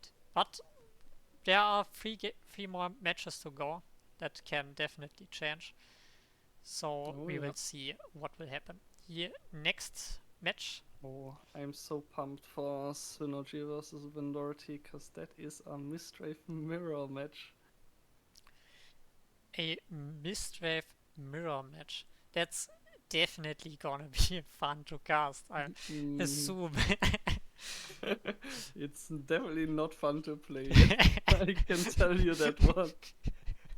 But yes, we will follow Ward again, this time against Rivage, who we saw taking it against Gappa. Yes, we can take a look at the decks. We have seen both players, but just for everyone watching, we do have those decks again. Starting with Vivar's Nyla Jenna. Classic with the suit up. Vash. The suit up being the special standout here. Everything else basically close to a standard Nyla Jenna list. We are running Ruined Rex. That's mentionable. But I will go to the next one. This one, one of your favorites. My favorites. The Fresh Mordekaiser. What do you think? Do the Mistwraves have a good shot against Watt's lineup? Mostly consisting of Ionia decks with Cannon, Jin. They don't count. It doesn't counter any of Watt's deck in particular. So it's like favored into Nora Morgana, but also not like really, because Nora Morgana can just tempo you down. And like Cannon Jin, you also like you have to tempo them down, and Cannon Jin can just stun you, recall you, and you have no good answer to Jin. It's probably not the best into WoD. Let's see if it gets banned or if you can actually see it this time. And this one, Rivage specialist. We have seen this performing and it looked very convincing, and maybe we get to see it another time. And maybe I will give this deck a try. It looks very fun to play. Yep. And It's so fairly strong. tight. This is probably one of my main takeaways from this day, this Rivage list. I really like this one. Yeah, the lines we saw him execute before, they were beautiful. And seeing Ancient Warmonger actually being played is amazing. This card is around for so long, and I have never seen a deck using it. Yep. Okay, and finally, what stacks? Real quick, we have Jin Cannon. We haven't seen. Have we seen this one? No, we haven't seen this one. No, sadly we didn't, but maybe we get to see it now. Maybe we get to see it now. A really cool deck that is heavily reliant on drawing Jin. But if you have Jin and can do have him some leveled, really cool stuff with him. And you will be able to protect him. you'll stun the whole board. Indeed. Next up we have Nora Morgana, is this one of your lists? Or Yes, this is exactly my list, I'm pretty sure. Yep, exactly my list. Yeah, it is yes. Altar Wings giving, reliant on both of your landmarks. Altar to buff your units up to their cost. So Risu is gonna become a 5/5. Silverwing Vanguards are gonna become 4/4s. And Wings giving to transform them into a higher cost card, which is heavily abusable with your summon effect units that are small, and your high HP units like Badger Bear that can block once, and then you can basically heal for free. Yes. And let's look at the last deck, Heimer Victor. Really quick, we have talked about this already. We see some interesting stuff, especially we are playing Pharaoh's Financier, we are playing one of Temple. But overall, basically the list you would expect. It's Heimer Victor. It's Heimer Victor. So we are going to the buns. And what do you expect? Okay, so here we still see a mid-gap versus Ward. But Rivage, I don't know what he would ban. With Jenna Nyla, you do kind of counter everything. Might lose to Nora Morgana. Draven Rose. I think Ward bans Jenna Nyla. Because it's the strongest deck. You mean Jenna Sejuani? You are still on mid Cappuccino. Oh, that's my bad. Oh, I will fix that. And Rivage ban probably Heimer. Actually, is it Heimer Victor? I think it is Heimer Victor, yeah. Wait, this is the wrong one. Ah! Rivage. Ah, okay. Sorry for that. We do have Rivage, and you said Janna Nyla and Heimer Victor. Janna Nyla, the two Heimer strongest Victor. decks. I mean, Ward hates Misriff combo, maybe he bans it, but all of his decks should be like fine into it at least. I can tell you the hate won this time. We are actually banning the Misdrave deck. Oh, again. So you won't be able to see it this time. And we are We banning. will see it a lot later, don't We will worry. see a mirror, I'm sure. I'm fine. You are fine. Okay. But they should be... No, they haven't started yet. Alright. Yes, so you are spot on the Victor Heimerdinger ban. but the Mordekaiser Fresh got banned. We are too afraid of Yeah. fearsomes. Like, if he knew the matchup and how He- the deck plays, he wouldn't ban it. I but assume he knows the hates it. matchup. He played a lot.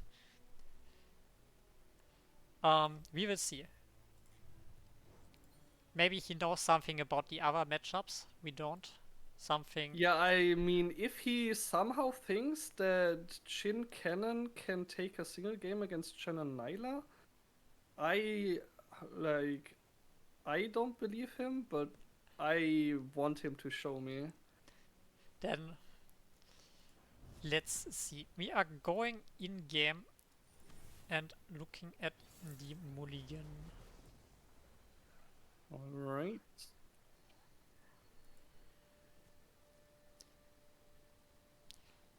So we do see our Wings Giving deck versus, what is this? Versus Reverse Special Draven Varus.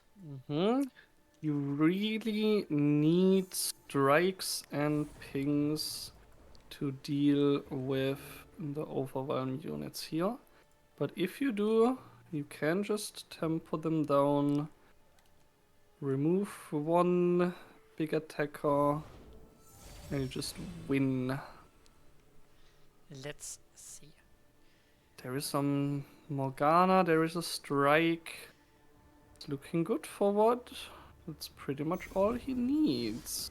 Although we probably need 2 strikes if we find expense Yep. protection. Against Spell Spell Shield, you do need a second one. And we And found the there second it one. is. So now the win conditions are pretty clear for both players. Rivage needs to build one tall unit, be able to protect it. Maybe if Watt goes for strikes during combat, we can find Whirling Death and combine Spell Shield plus Whirling Death for a lethal attack. Yep. And we found I think third it strike. really like heavily relies on what misplaying here. Maybe, but maybe he will just not be able to go wide enough. But the Snorra already hitting once, will hit twice, is able to build a board on its own. That's basically the strength of Nora. Rivage was not able to answer the Snorra. It will not be because his deck doesn't really have the 2 damage. But he is able to threaten Nora just through Nexus damage. Ooh. Would rather keep the 4/4, makes sense. That can strike all of Rivage's units here. Oh, if that Whirling Death, you can't go for it, right? But you could go for Momento's choice, right? Yep, It's you a would bit have had an risky answer. if we are playing into buff spells. I don't know if we have some. Ooh, forcing it now. And that gets so punished by this momentous choice. Indeed. Does But he we do have discard a card as well to kill the blocking Badger Bear? Oh yes, we can use the X, where you get one more level up trigger for Draven. You kill You the could Badger also just level up Draven here if you want to. Bear. Ooh, that's also an option. But I think you want to actually use the gems on your next open attack. Because Looks leveled up Draven just gives one more attack basically. very good. And now we could have an issue if we don't draw the portal. Yeah. Because I And think we do have another portal coming up. And let's is see. it? Oh, Wow. That might be too much damage here. that's a lot of damage.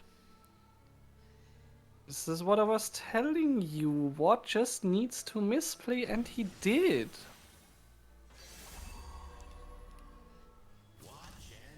Let's see.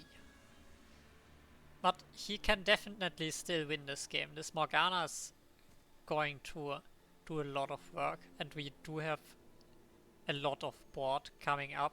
We have one more portal, we have Morgana, we have the Risu. So we are definitely still in this game.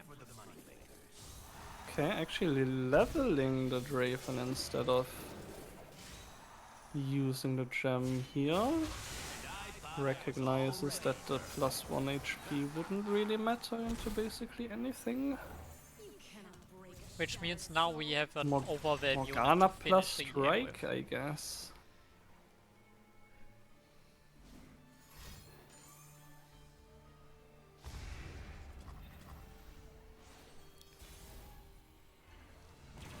And that's our portal. Oh. With that Wingsgiving, if what can survive here? Looking to push a lot of damage Preemptive next turn. strike. That's interesting. The whirling deaths Does are not have useful an out. answer to spell shield. Definitely good to use this outside of combat. Indeed, that plays around the whirling deaths.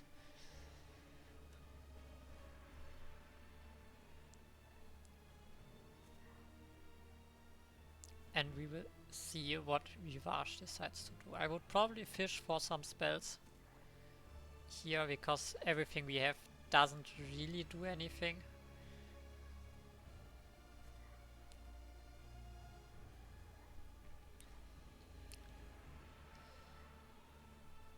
Let's see. Do you draw? No, He just lets decides it go. not to draw. Which, oh, yes, one of those whirling deaths was second wave. Okay, Yep. I haven't seen that. That makes a lot of sense. Now does what play correctly here? Keeping the Morgana outside of combat And striking. keeping strikes up. In this, that's For attack unit here would be nice. Finds and we one. do get it. Although we cannot really attack into the momentous choice, then we are definitely losing. But we do Right. have another Can- unit to strike with.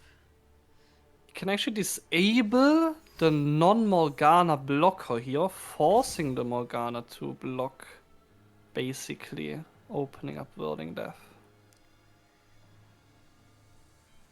Indeed. This landmark, is it the arena's greatest? Arena's favorite? I don't know. This one cost Noxus landmark is insanely good. I played a few decks with it, and I don't know if those decks were good in general, but this landmark definitely shines. My god, this line is beautiful. Doesn't have like any mana to work with, but still goes for the Varus play because your X's are all 0 cost. You can discard your whole hand, and you have survival skills. This is indeed pretty good. Also the Warmonger, or Fearmonger, not War. The 5-drop that gives attack, +2. which is even more damage coming in. But it means we won't have enough mana for Whirling Death, but we probably don't even need it. Yep. I mean, both of your units are quick attack overwhelm.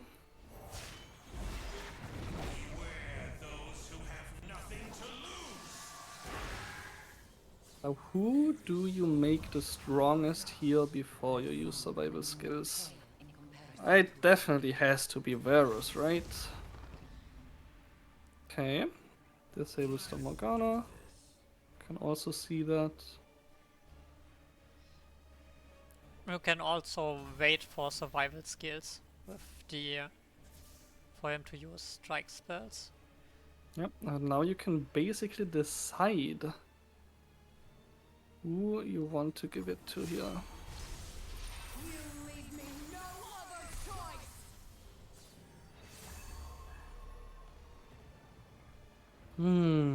Oh, this This Wingsgiving unit Oh is my. putting in some decent work.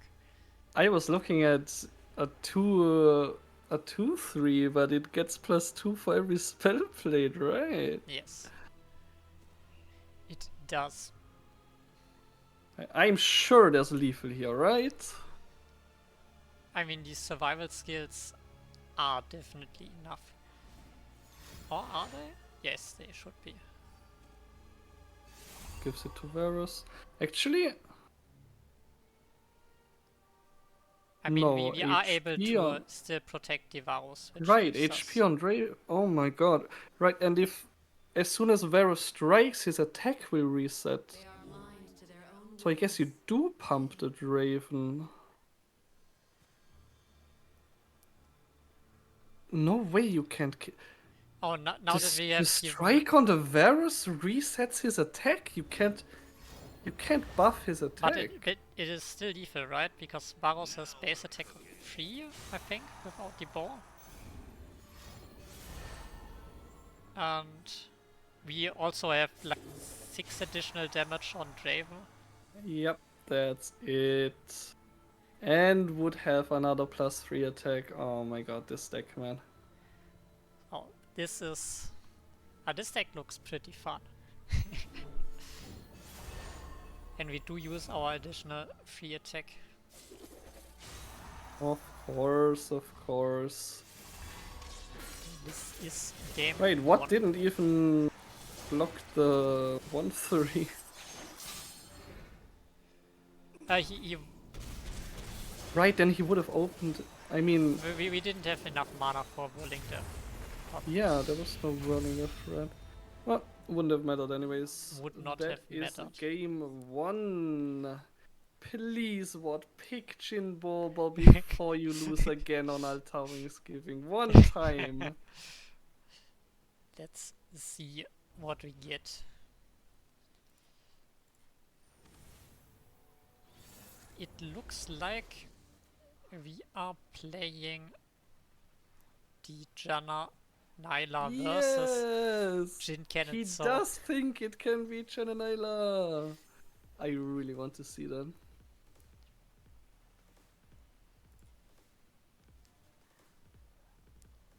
let's see. I hope that's the pre-mulligan hand from Rivage. It is. I'm pretty sure.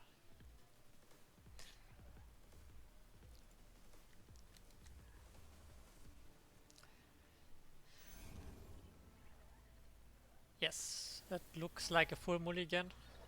Mm-hmm.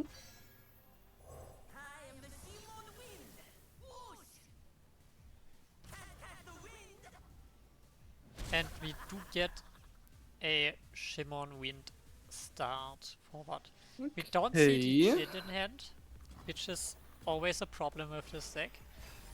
No Jin I mean, in that's a hand is- pretty good hand. There's no landmark removal in Rivage's deck. Oh, we are not You even can playing just go Aftershock. for path. That's Yeah, like most people dropped Aftershock because if the opponent plays Temple, you can just kill them. that's fair. Also, a lot of people have decided not to run Temple at all lately in Janna Mhm. Nyla. It's just a bit slower than what this deck can and wants to do. Yep, which is the big reason I think one Temple is very optimal. Also, if you draw Temple and you don't need it, you can always updraft it. I Yeah, personally and you're was always a fan of Temple in this deck, but free off is probably not doable in this meta anymore. Yeah, and your chances to find that one Temple are basically like 50% with all the draw you have. Indeed.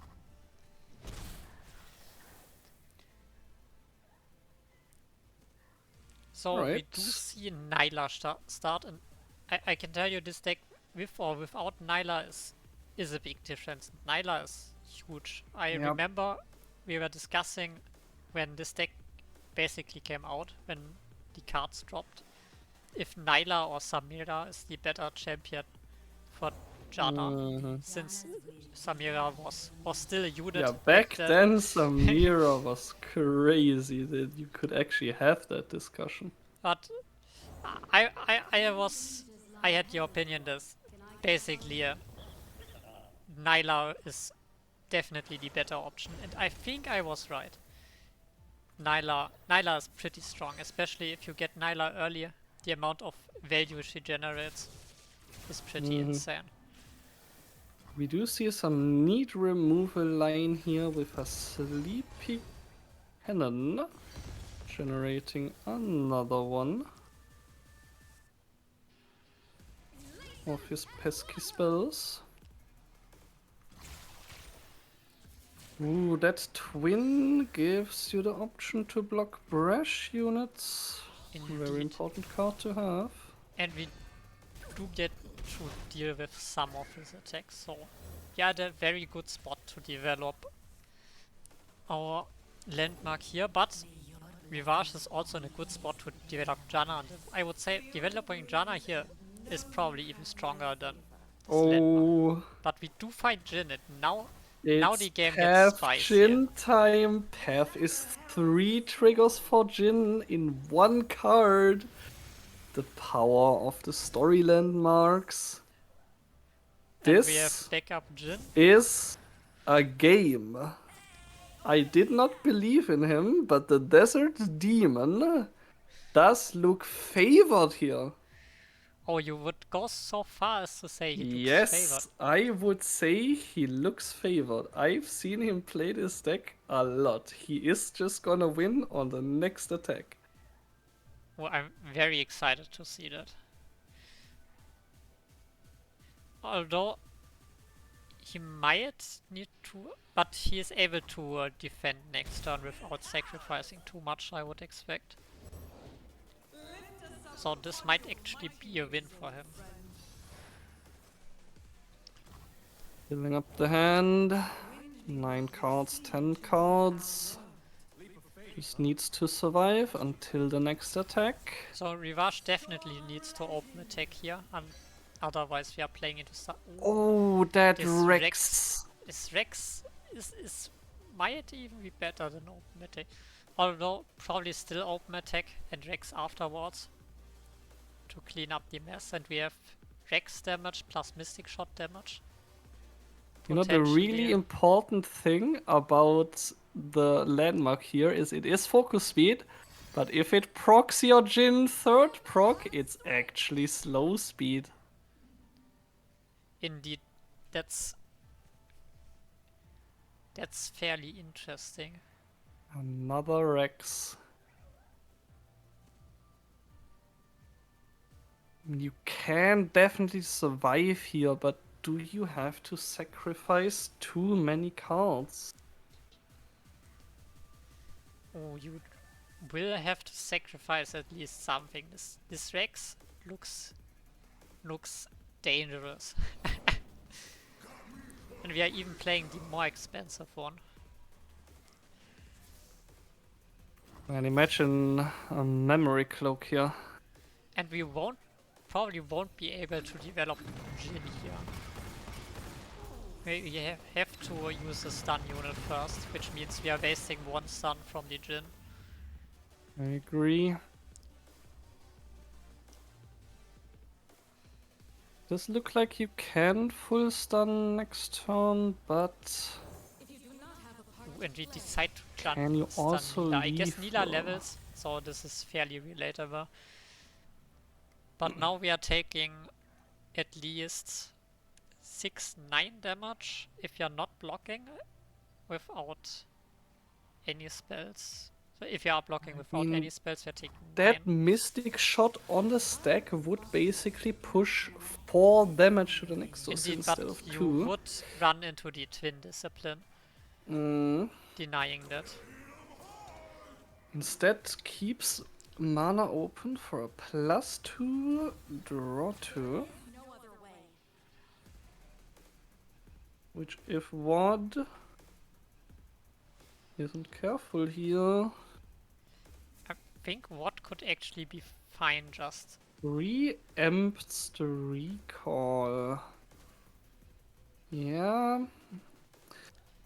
That recall basically only saves 2 HP because you go to an even number. pretty much every piece of damage in that Jananaila deck deals 2 to your Nexus. Indeed.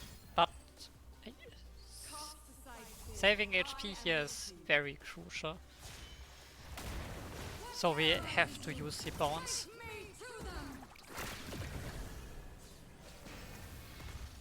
And now Rivage needs to find 2 more damage with Mystic Shot, and Watt needs to tap out of deny mana. But he does have the root pawn path, discounting everything next turn. Is he calculating 10 steps ahead with this recall? You do need a... one more stun unit maybe. Rivage also has 2 1 costs in hand, which he can just use to overwrite his stunned units. What is gonna need a lot of stuns next turn? How many can he get? Let's see. Maybe So keeps Jin is that now recall at- for the cannon. 2 more cannons and he would be leveled. But leveling cannon also only does something on attack, and on attack it would just be too late at that point. Alright, Oh, and we I just also start the fireworks. have an issue with this Rex potentially coming down. Maybe. Oh yes. Although it's a big mana commitment to use Rex here, since we basically want to use Slipstream first. But then we have 0 mana. Cloud, I don't know, the discounted unit. And we have Lethal in hand. Mm-hmm. That's 2 mystic shots. But this is only useful once we drop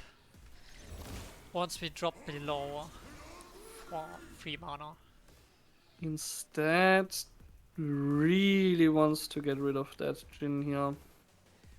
Which is very relatable. Also, I think using it now is very good, since we don't give Jin the option to trigger more often with the stun units he's gonna play. Yeah, what has that twin, but it will get punished by the 1 mana mystic shot. And then he can bounce Jin, replay Jin, but that's the That's too problem much is mana. when you bounce Jin. Oh no, the Jin spell goes before the You bounce can on just stick. let Jin die and have a 3 mana Jin in hand, but is that enough here? There's 2 more units playable for Rivage or a Mystic Shot. I really don't think Watt can get through 7 units here. I'm just gonna replay the discounted Jin in hand.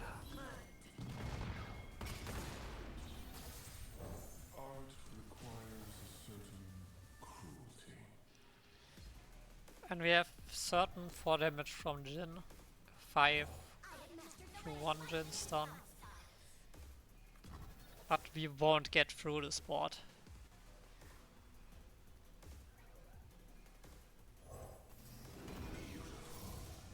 Sadly, not enough mana, not enough cards. That attack, that Rex last turn was brutal. And that's something you can't really do with this version without Rex. Like, this Rex in those matchups with fairly low HP units is pretty devastating.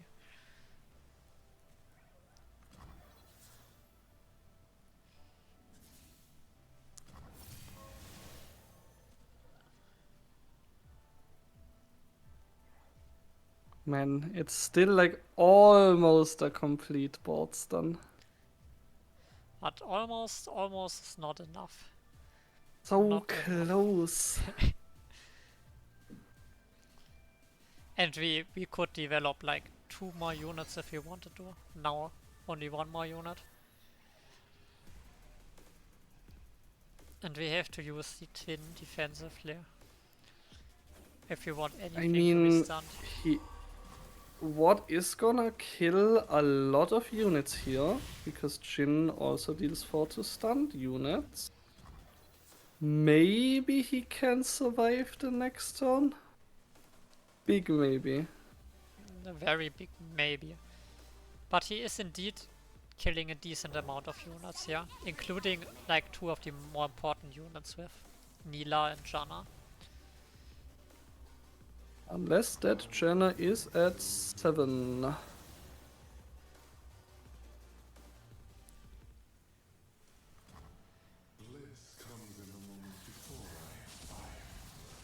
And we are missing a 1 mana for leveling Jin, not Jin, Cannon.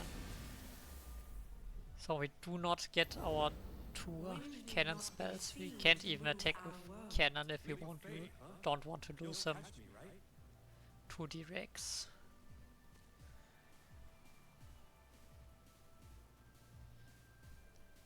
But we do get to deal with some units on board here. Yep.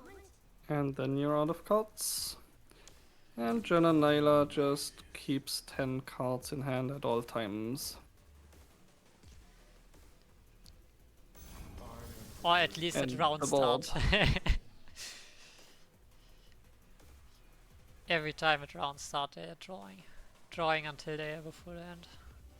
Isn't this getting old?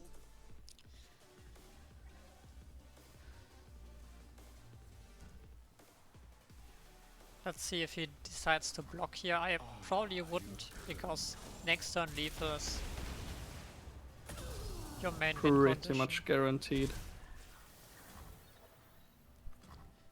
Although it The could only actually burn be kinda in the hard. Jin deck is from Jin. So if Watt had a slightly different hand, this could be defendable if you have like more stun units, like 1 bounce That spell is maybe. true, yeah. So from Rivar's point of view, this could be actually pretty scary. Because if Watt has the option to stun something here,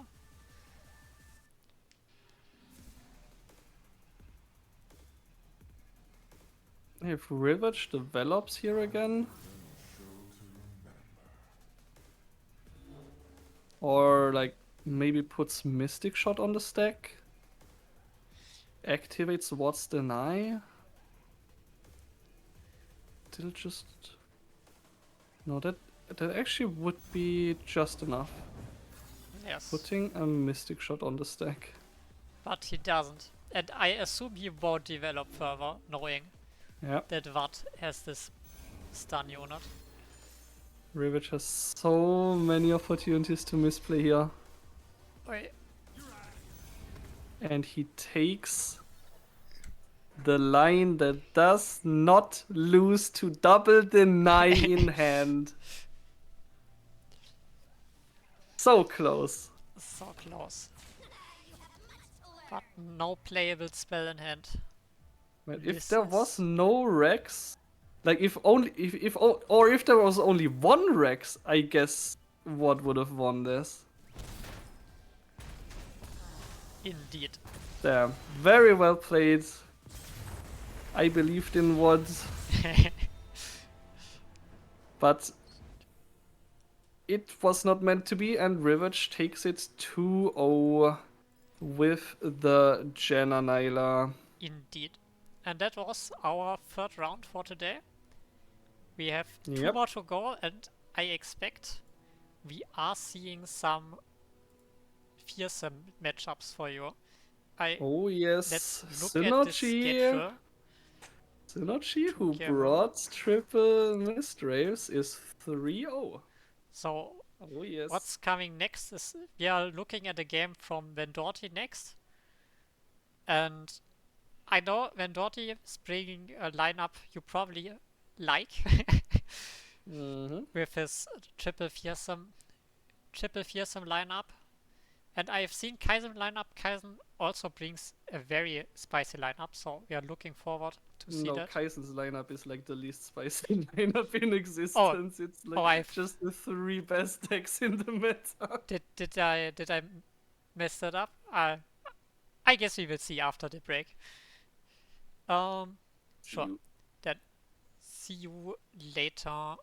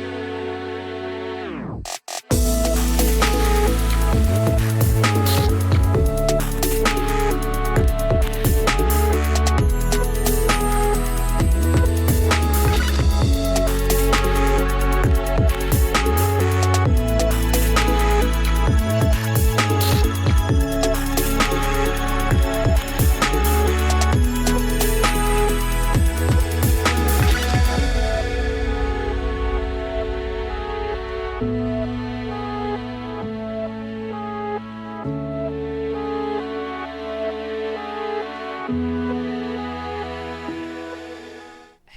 again. Welcome back, everybody.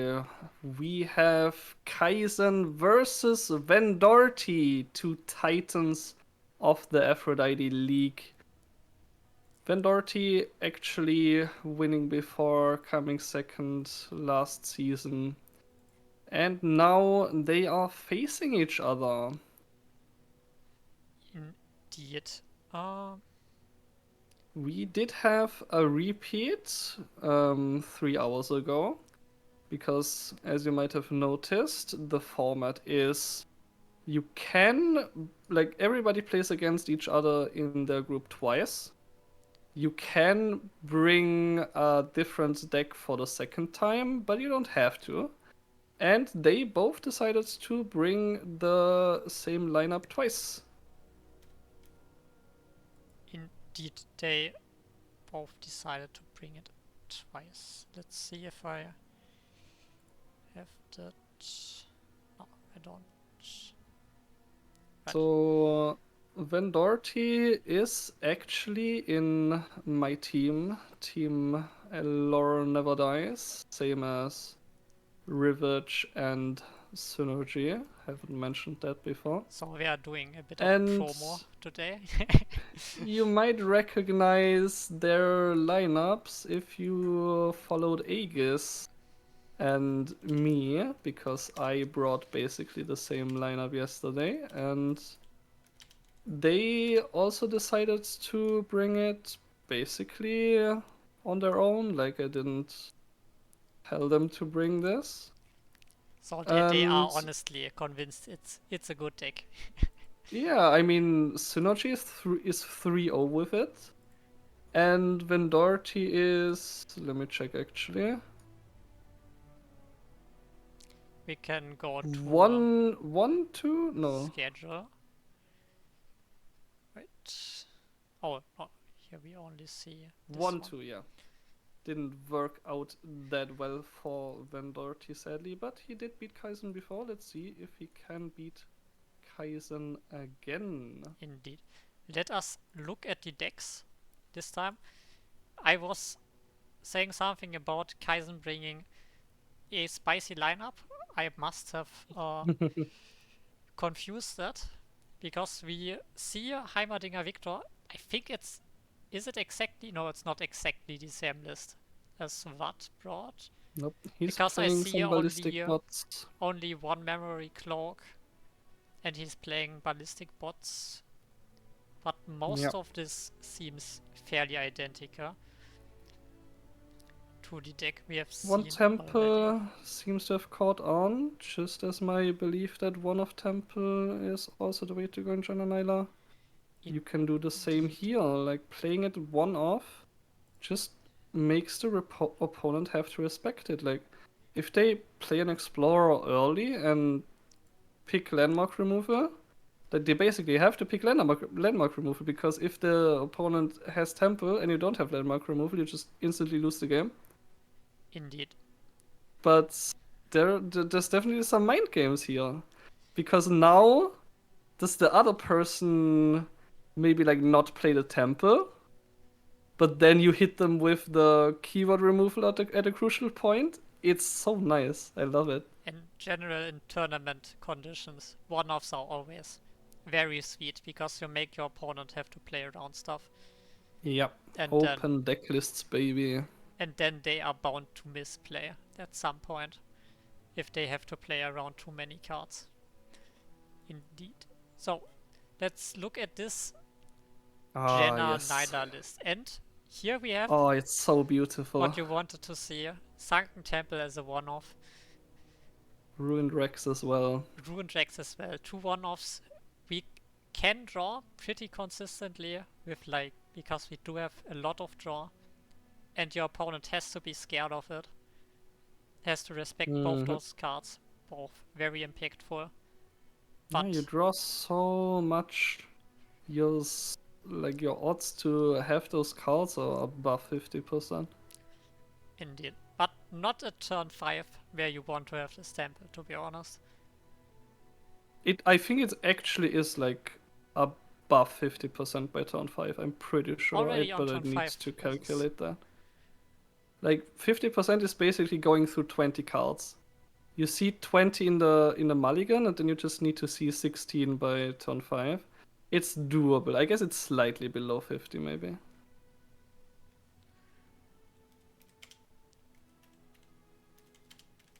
Indeed. Let's look at the third deck. This is something we already know. Kind of, but Yes. it's a different list. It's more similar to the list I see on Ranked being played. Yep. At least No Nocturne. interaction at all, except for some Soul Harvests, and Tellstones can be pretty funny as well. Other than that, just aggro fearsomes.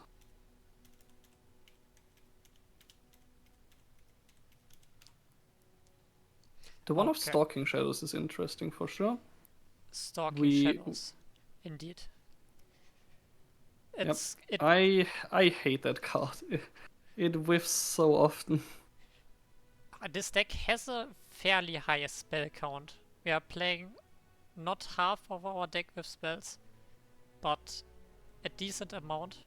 And we do have units we don't want to hit too much. Yeah.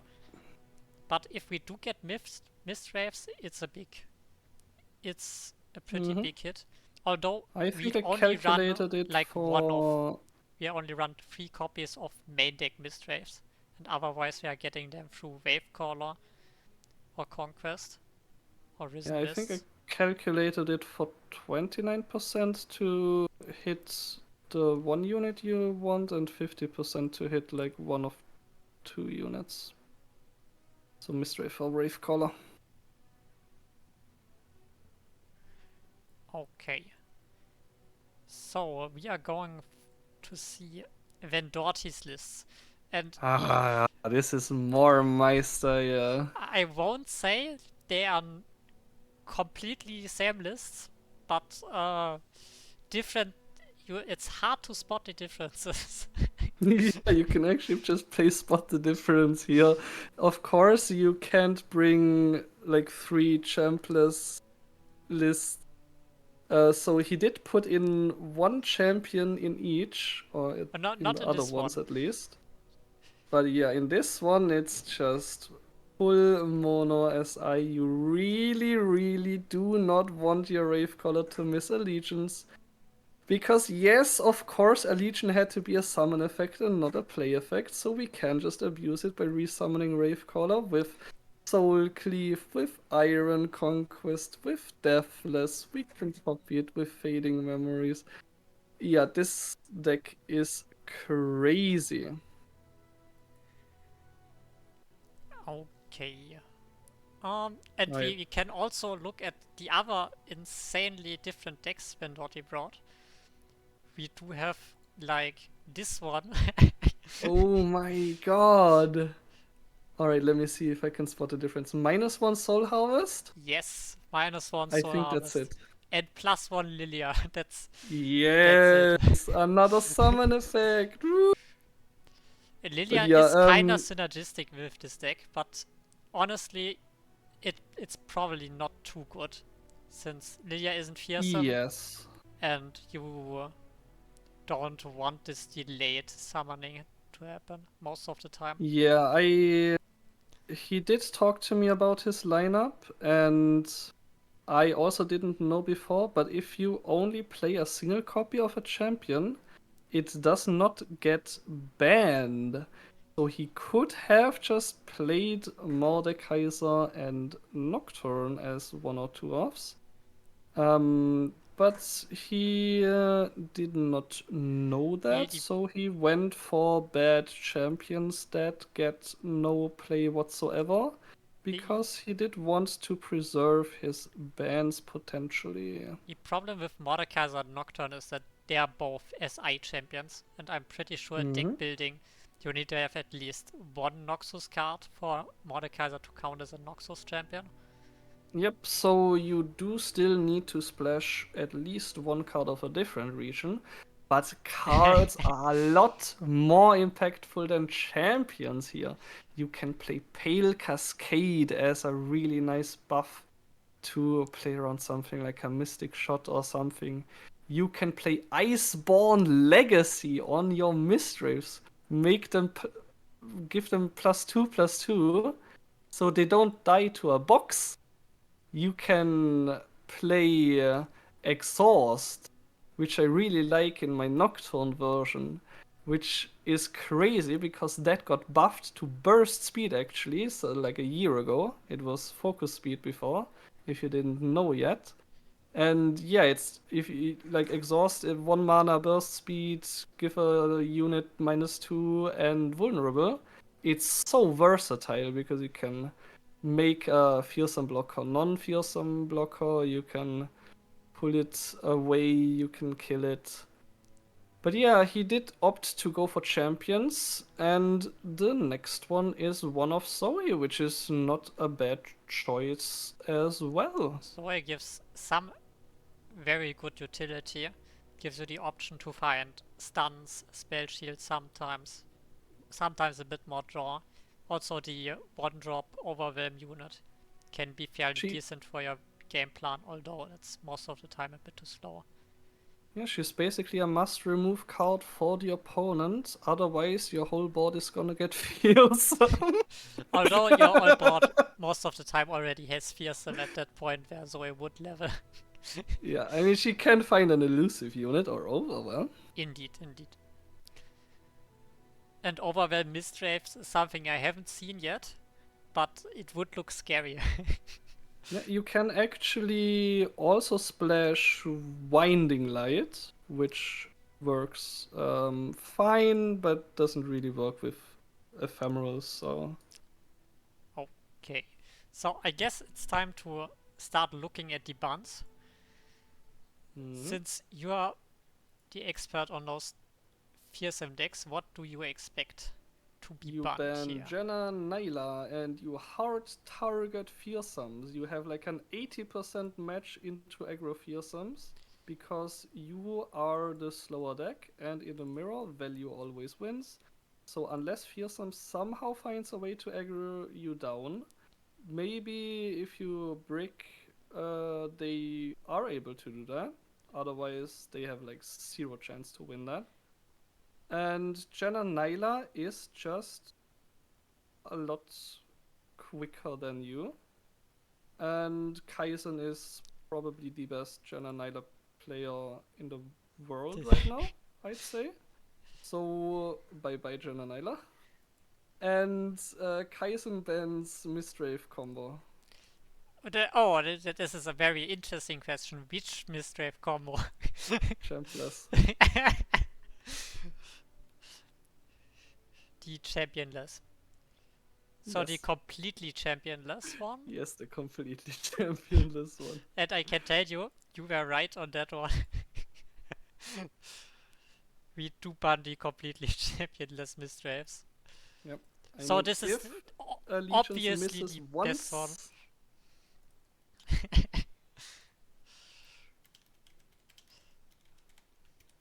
right. Yes. So Looks obvious like I was benefit not correct running this time. champions, only getting allegiance. Yeah. But yeah, the Heimer Victor matchup is actually, I would say 50-50. Vendorti's versions, I guess it really depends on how many Harrowing Returns he runs. It should be 2, and it's like slightly favored.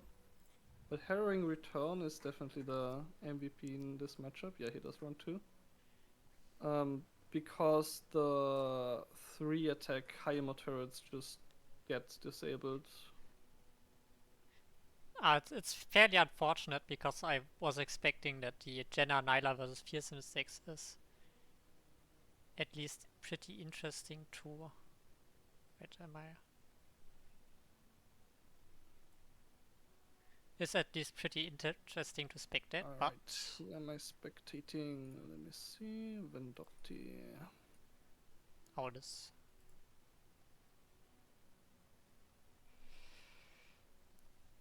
Let's see. We can take a look. So they will be starting very soon. Yes, now. We do get mulligans. Here we go. And we do see Victor Alright. Heimer versus Fearsomes. I would say this is a fairly interesting matchup. The Victor Heimer definitely has chances to win this one. Also, can definitely lose. Yeah, so no Rave Caller yet. We'll see how aggressively Vendorti goes for the mulligan here. Very The answer aggressive. is very aggressive. We get rewarded by finding Zoe, which is good if we don't find like Victor champ spell. Yep. Can also just glimpse her once the opponent tries to remove her. And we do see one missed Rave in hand. That's all you need. I mean, do you see that? I think like Zoe is definitely better than Champless here. One of Zoe putting in work. Yeah, if you draw her, in If your you draw opening her hand, exactly on turn 1, you're one Yep. of Zoe, then it's at least decent. But we do find maybe an answer for Zoe, but you can't she really gonna get use a another thermal hit? beam on Zoe. That's hard to justify. if she baits out this Mystic Shot, she's done her job. I mean, And she's she already done generated her job. this start shot indeed. Oh, Open attacking. I probably would have used the start shot since we are not yeah. using... So if Vendorti uses the start shot, he does invite removal on her. That's a really interesting decision here. But let's see what we get. Because I would have invited removal on her, because you have the glimpse. But I can definitely see this. And now Kaisen is in a fairly strong spot. I mean, no Heimer means no win, so... But Victor can scale on its own, on his own. That's his... Mhm. At least Victor on 4 uncontested without any pressure. This is baseline pretty strong, I would say. But you're right, Heimer is definitely needed for early OTKs. There's even a nice protection spell against this Vengeance here. Indeed. Probably one of the most efficient protection spells you can have against Vengeance. I don't think I would be able to find one that is more efficient than this. Vendorti found, I would say, enough copiers to be able to win this game quite kind of like already. Oh, the lifesteal though. We do have lifesteal. And this rocket barrage Holy moly. is kinda sweet already.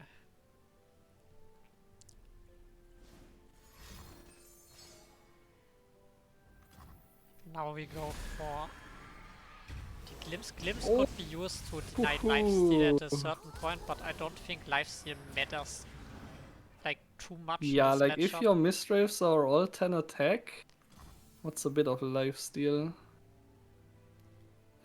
At some point you are just gonna overrun the opponent by 60 damage, so that is your win condition. Indeed. We're using Thermo the Beam here. clean Thermo. This is probably a good use of Thermo since you Oh, won't be didn't able to develop use them. the Challenger to jump block here. Interesting.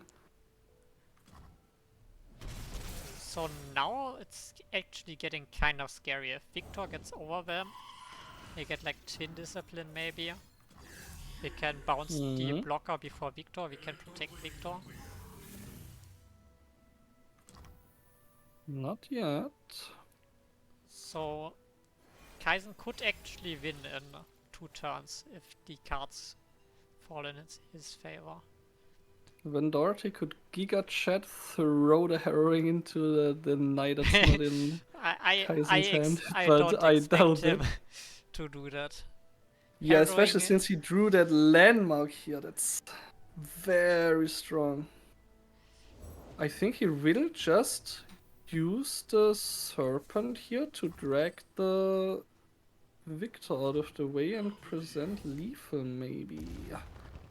This attack, not yet. Maybe next one.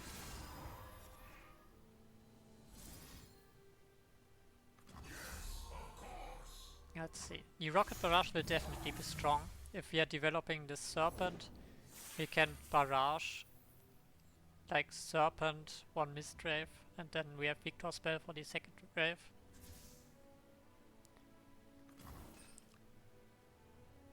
Mm-hmm. And But then if I'm you find still no waiting Hyena, for us to find Overwhelm and Victor. you need to rely on Overwhelm or Elusive indeed. Problem is, if you're using this Victor Chap spell here, you are also shuffling it in your deck. And that's Yep. something you probably don't want to draw here. Also, Harrowing gets stronger if you kill this Mistwraith. You do get a lot of 6+ cost spells here. that's a Oh, good Brash! That's actually a really good keyword. But we decide Quiz? to challenge. Okay. Ooh, I'm so interested if Vendorti is gonna try to Ruination or Harrowing here.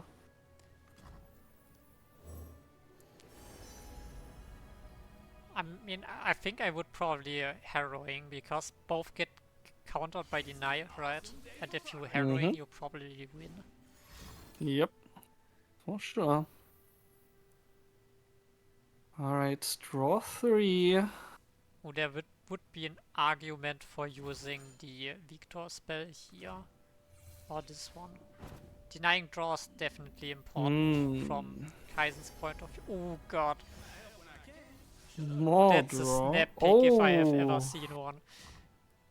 This is...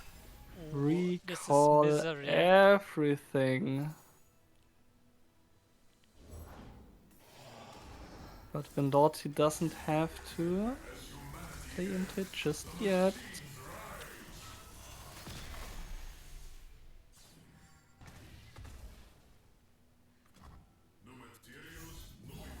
Doesn't have a brash blocker though. And now, here Ruination would actually be the correct choice. It seems like he will try and go for that by attacking first. Let's see. It's... this No, there's the this is harrowing. game. I mean, we can still find a second Vengeance. I'm not sure if you're playing 2 of. But this is... Everything back to the hand. this Victor. is misery. Exactly 13. Actually, with 1 impact and another created card in hand. And now the deny. Oh. Vendorti. Sadly got rolled by that Victor. There was a line, but I'm sure it wasn't the higher odds line. I would probably also take that harrowing. But here we go to the matchup that this deck is kind of built for. Let's see. And Oh yes, he has this Rave matchup Crown. this deck is built for, I see. We are built for the mirror. Oh, yes. Yep. There's no answer to Ravecaller Soul Cleave, and that is GG! Vendorti wins game 2 and goes on to the third. That's No, That's like, a bit early, not really, right? this is like 100% unwinnable for I mean, Kaizen. Like, we can still find our answer in at least 2 turns. there is no answer in his deck. Oh, there's no... Oh, we don't Yes, run... there is no answer in his deck. Oh, I forgot we are not running Hate Strike. Yep.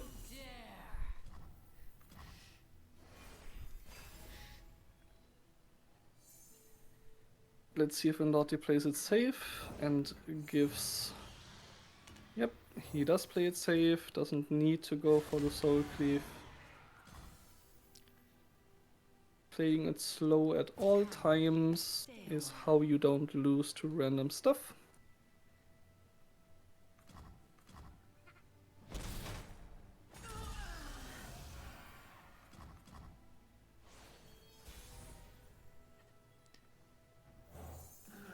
And now we are playing our Wraith. We are basically shutting down every attack that's coming here. With this Wraith being able to block. Just trying to push as much as he can. Leveling the Nocturne is one win condition. Harrowing with no answer is another one.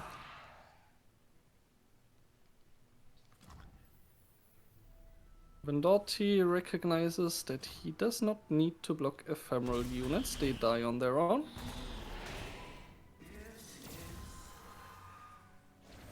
Very nice. Very nice indeed. And now the game is kinda over. No answer for this one. Can you survive here? That's not enough, is it? It looks hard No, to it's survive not this one. enough. Oh, actually, Oh, but it's not fearsome. we survive! Blocker. Oh, it's not fearsome. Yeah, GG. Oh no, yes, it was not the fearsome blocker, right? And Vendati does take game 2, and we go to game 3. Do we see a repeat? We don't just need Ravecaller, we can also use Fading Memories to copy opponents' Ravecallers or Mistwraiths.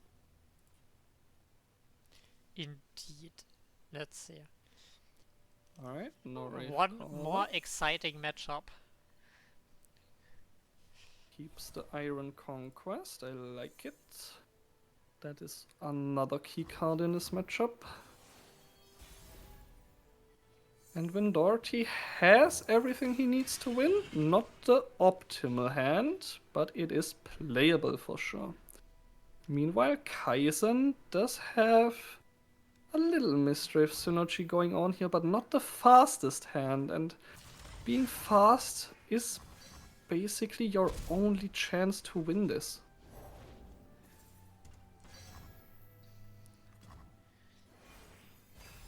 Horrible leveling Nocturne into like And we do get 3 or 4 attack reduction. Deathless Ravecaller here. Oh, Vendorti hits the Wraithcaller again. He's just a gamer. But yeah, if you do full mulligan for it, the odds are about 55-60% to see it by turn 4. It's not unexpected. We're going for an Also- open attack here, pushing 6. Good start. 11 more. But your hand is running out of tempo. Although having we do value have now? the Iron Conquest, which helps a bit. And I'm Yep, kinda surprised Iron we didn't use Conquest. it. We won't be able to summon the Mistwraith on turn 6 if we don't use it last turn. Yep, that is true. I wonder what we are keeping it for. Maybe another Ravecaller? Let's see. Crumble. Ooh. I like it. Oh, that's so beautiful.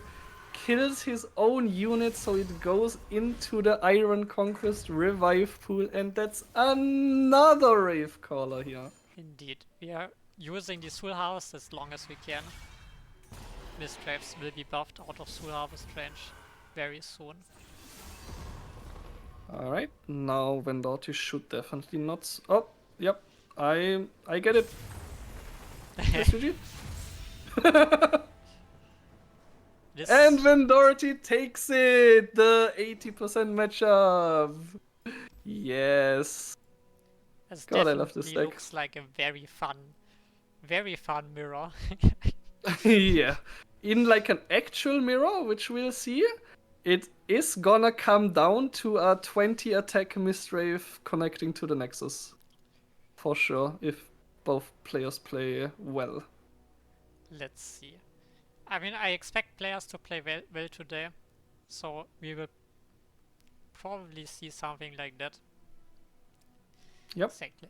But this Especially is- both Synergy and Vendorti, they have shown they are able to pilot this deck, and this will be the next match we are watching. I'm so excited.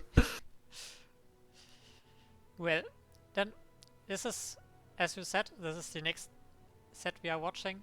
Now we are going in a short break, and see you soon.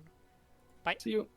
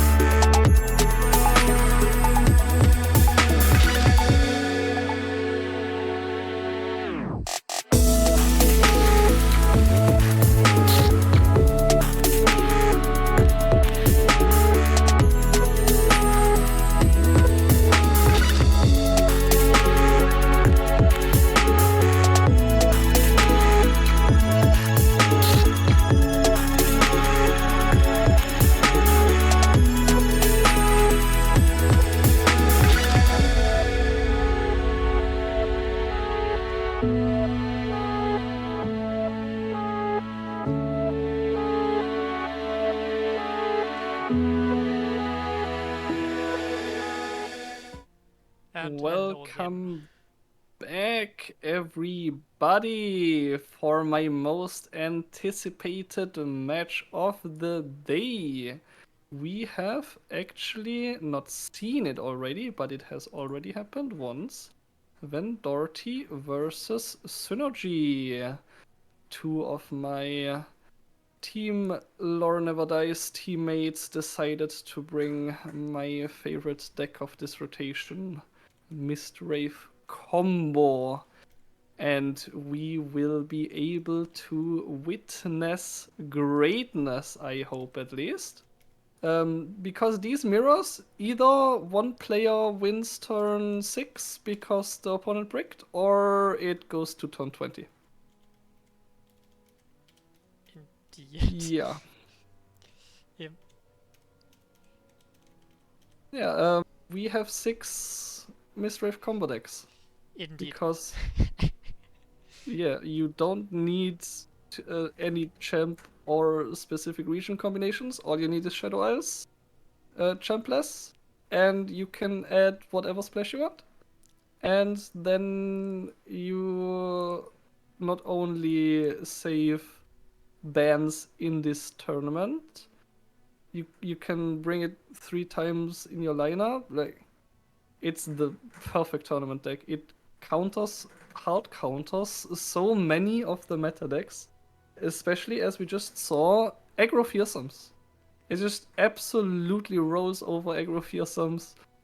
So decisive that Kaisen didn't even want to play out that last game. But we will be able to see what happens, hopefully, if both players draw a Wraithcaller or Fading Memories, actually, because the Fading Memories can just copy an opponent's Wraithcaller in the mirror. Let's see what happens. I will put the decks up and we get to look at some very, very interesting lists today. Mm-hmm. Pay attention, this is gonna be on the test. Spot the difference. Spot the difference. So yeah, we start with the classic Mordekaiser version. I'd say Mordekaiser is the best champion. He's like definitely a really nice secondary win con. Obviously, he can revive your Wraithcaller as well, and you can run away with the game like that. I guess Mordekaiser is also what kinda wins you the mirror, right? Yes, if you have Morde in the mirror, then the thing is, like, he just dies because that's the only thing the opponent has to remove. But it's definitely gonna be banned for sure. For sure. Let's see. Otherwise, like, basically the list we know and love. Yep. He is playing, so this is Synergy. Synergy is playing 2 Glimpse, 2 Hate Spike in that version. Vendorti likes 3 glimpse, 1 hate spike. He's also playing triple fading. Vendorti is only playing 2 fading. That definitely helps in the mirror.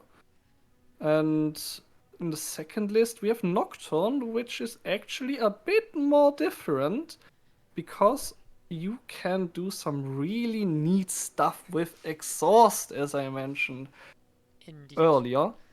A really nice splash that also enables Soul Harvest to kill a 5 attack unit. Do you know any good 5 attack units in the meta? Any good 5 attack units in the meta, I guess. Nocturne would be decent. I don't We know. have Nocturne, we have Mordekaiser, we have Victor and Heimerdinger plus Twin, which is very important actually. You just throw down a Soul Harvest, they twin, you exhaust. GG go next. Udyr, like, there's so many things this counters, but it is not that great in the mirror. I do think this is the weakest list in the mirror here, because Nocturne doesn't really do much, Exhaust also doesn't really do much, Soul Harvest doesn't really do much. So we will have to see if this is the list that falls, or if it is just gonna come down to like individual hands and individual draw and individual bricks and individual high rolls. Sure. And Synergy's last list is on 1 Pale Cascade. For the true Targon region, basically. Yep. You need to have a different region, so you play 1 different region card, and Pale Cascade is definitely one of the most all-around good picks. It's worst case, it's just draw 1, and best case, it saves 10 attack Mistwraith from removal. In this mirror, it can save Wraith Caller from Hate Spike, which is very important. Indeed. Let's see. I would start with the bets right away, since we have seen Vendorti's decks like 3 times right now, and so I would expect like the Mordekaiser and Champ and Mono SI deck getting banned, I would assume. that's definitely the best choices. Vendorti just bans the Molder, because that's the biggest threat for sure in the mirror. And Synergy bans the Mono SI just to give Vendorti the chance of bricking on the 1 in 40 chance. It's close. You're nearly correct. It's 39. It's the Ionia SI deck got banned. Ionia. But otherwise, Lilia. I guess completely Lilia correct. I guess he doesn't have a good answer to Lilia. That makes sense. Lilia can just run away with the game on a Wraith Caller. Not that bad. The like which version you ban matters a lot here.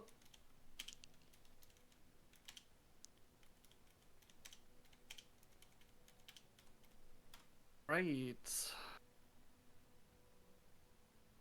We will follow Okay. Synergy, whose in-game name is Vader Vacuum. And He actually told me the name behind that name a few days ago. It's a pretty funny one. I'm not allowed to tell the story of on stream.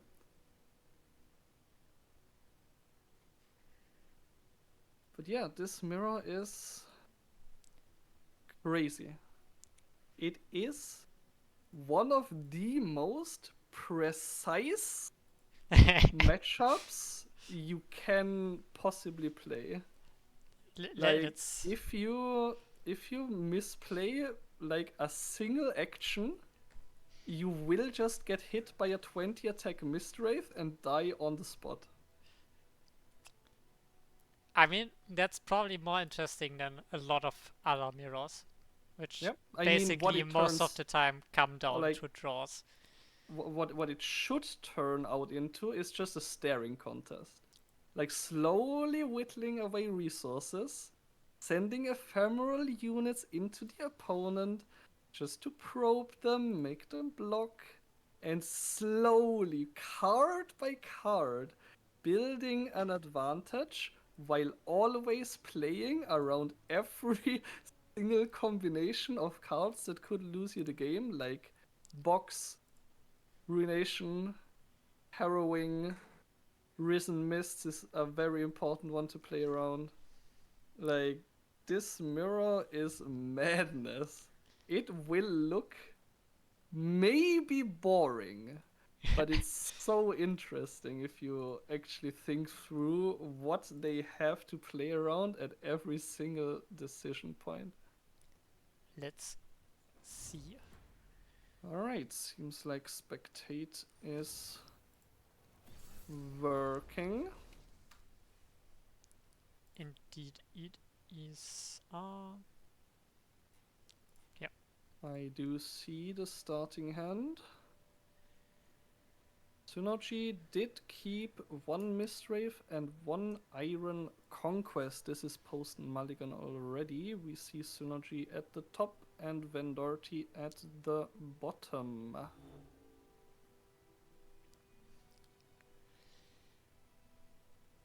I'm honestly waiting for the point where we get to see players play some interesting mirrors with, like, Rise, for example. That would be amazing. Yeah, I mean, you did popularize Rise a bit. No, Maybe. not really. Players are not too Yeah, high on yeah, Rise. yeah. I mean, you are basically the only one who did well on it. If you look at the stats, it went from like 60% to 40% after you stopped playing it. I mean, it's basically the same for most of the decks that we popularized in the win rate mafia. Like this one, we also popularized Mistwraith But combo. this one didn't go down too well. I mean, We the see win rate the didn't first. drop as much. Here. Yeah, I mean, it dropped from 70% to 55%, so. I mean, it didn't drop on sub 50, I guess. Yeah, at least not. At So least here not we that. saw the first important point of interaction countering the Soul Harvest with the Tellstones, which is basically a 2-mana Mark of the Isles, but a 2-mana Mark of the Isles is a 2-mana +2/+2, which is a pretty good card. Indeed, but it also gives ephemera, and as far as I Yeah. have understood it, it might be questionable if it's correct to use Tailstones here for 4 damage. If I mean, that's not the main reason. The main reason was to be able to copy the Mistwraith. oh, because now otherwise, I understand. Right. He wouldn't have had any target to copy and would have had to wait even longer here. I see. And we are not even waiting for a tech turn to drop this Mistwraith. We are already Okay, sending in. just copying more. He does have a box in hand, which... So he is kinda safe. But still, if you only have ephemerals, you are just gonna get killed on the crackback at some point. Alright, does he keep he does keep the landmark proc here. That's a good defensive option, but also to keep it on a following attack turn when the same Mistwraith will have 5 attack more.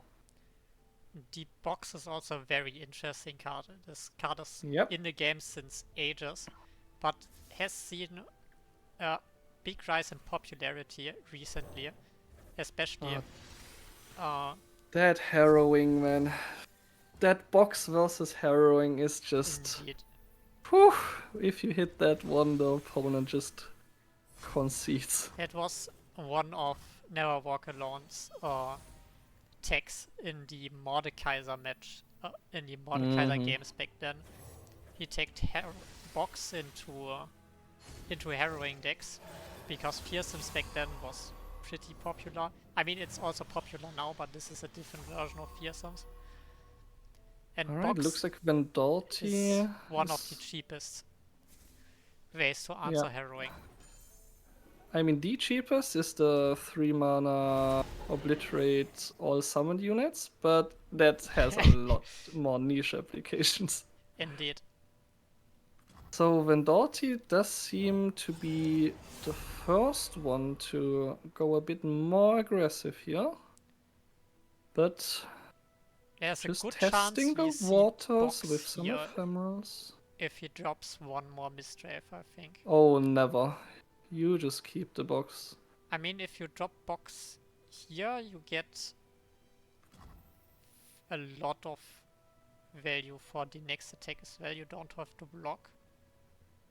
But you have more The experience. thing is, so if I you do assume- not kill after using the box, you will probably lose the game. Alright, Vendorti does go for the Conquest pop to threaten another attack, but the thing is, every ephemeral attack before the Nexus reaches 0 does not matter.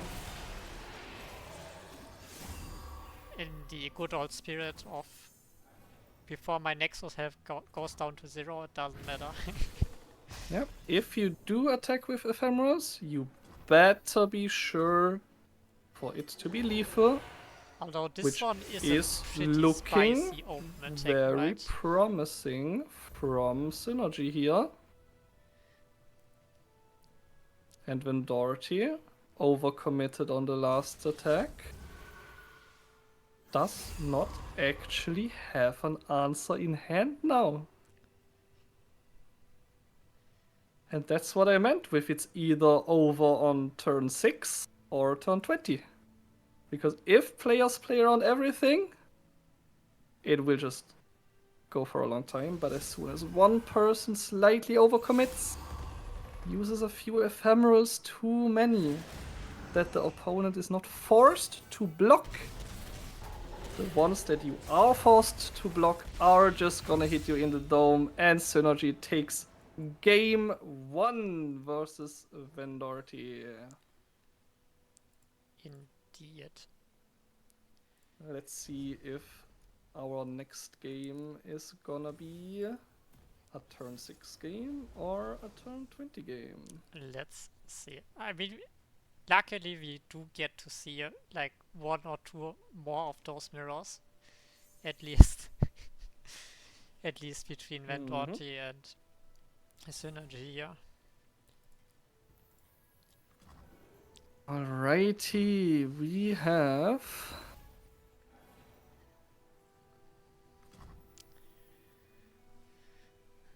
no Wraith Callers, but Synergy has a Fading. So this is definitely a game. And probably not a quick one. Those hands don't look very quick. We do have some. Yeah. Okay. Synergy just passing there. You really do not care about mana as much as you do about your Mistwraiths. And Vendorti shows the first one. Now, since Vendorti put that Deathless on a Mistwraith, Synergy can assume there's no Wraith Caller in hand. So does he go for the Fading on that Mistwraith to start his own copy train? Just goes for the draw for now. Vendorti even gives it to him basically for a trade. You draw one, I draw one. Also, Vendorti gets a pretty good attack with the 4-2 in. Ah, I that's mean, just damage. 4 damage. What's 4 damage when you have 10? But yeah, it can definitely be a quick game again if Synergy does hesitate and try to greed for maybe a better copy target.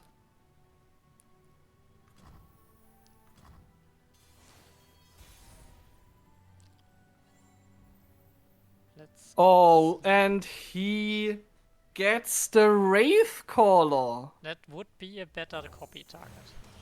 That is indeed a better copy target. And we are putting Deathless on Ravecaller, not. Plays it safe here instead of going for value. I mean, is it safe actually? Because the Ravecaller could have blocked 2 units. You could have used Fading on the Ravecaller, and then you could have put Deathless on the Ephemeral Ravecaller, and you basically end up with 1 more Ravecaller on the board.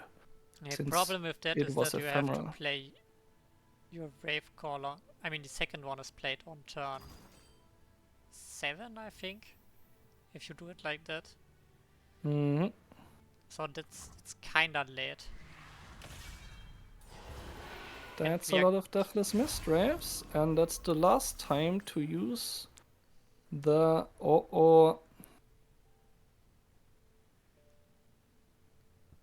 We are replacing a stunned unit with 2 not stunned ephemeral units, which is...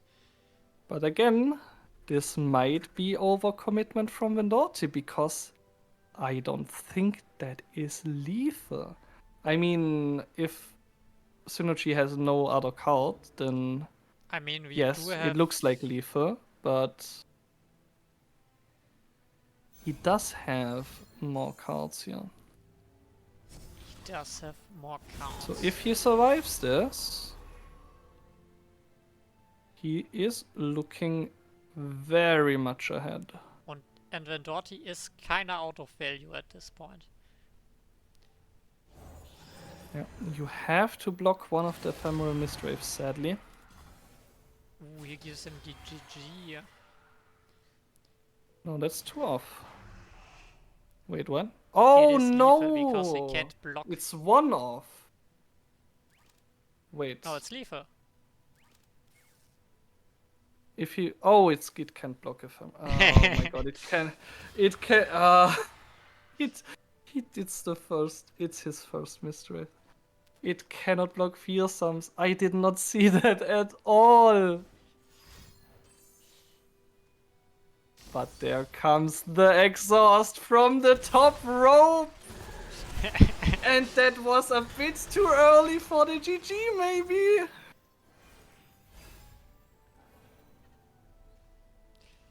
Oh my god. Vendorti does get his own Wraithcaller though. And now this open attack. This might be the actual lethal one.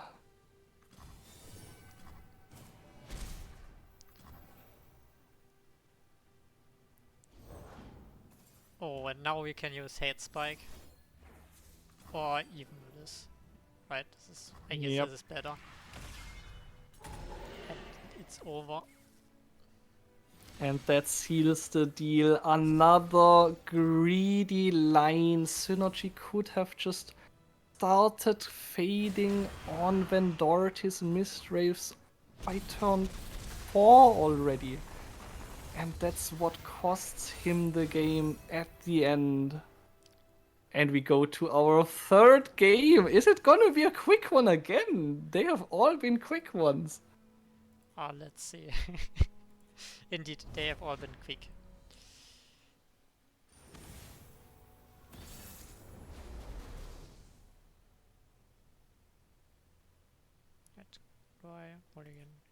Alright.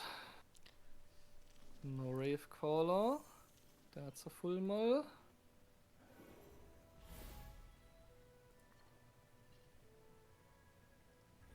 And we see Ravecaller versus Ravecaller. Is this gonna be the one?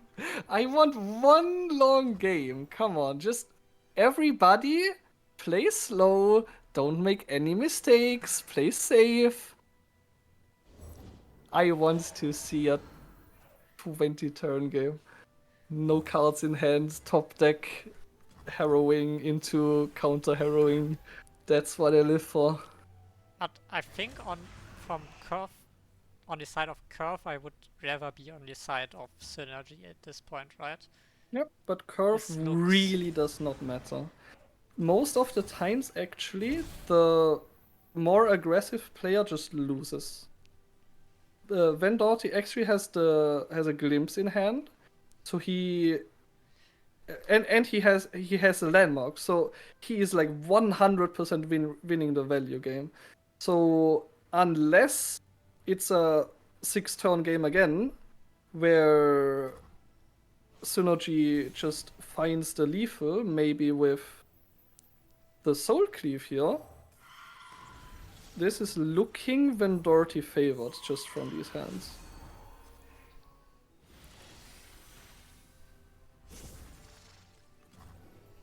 You always want to have at least one copy of Wraithcaller access and as many copies of Wraithcaller in the mirror as you are allowed.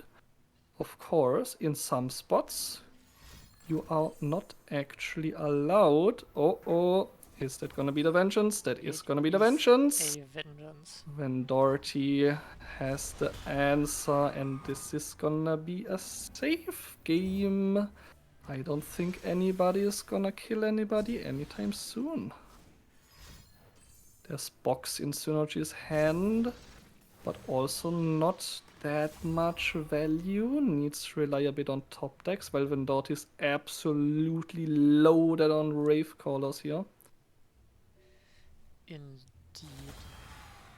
Yeah, especially if he lets this Wraithcaller trade here. He can even revive it with that Iron Conquest, which he is gonna go for. Definitely a misplay by Synergy, allowing that.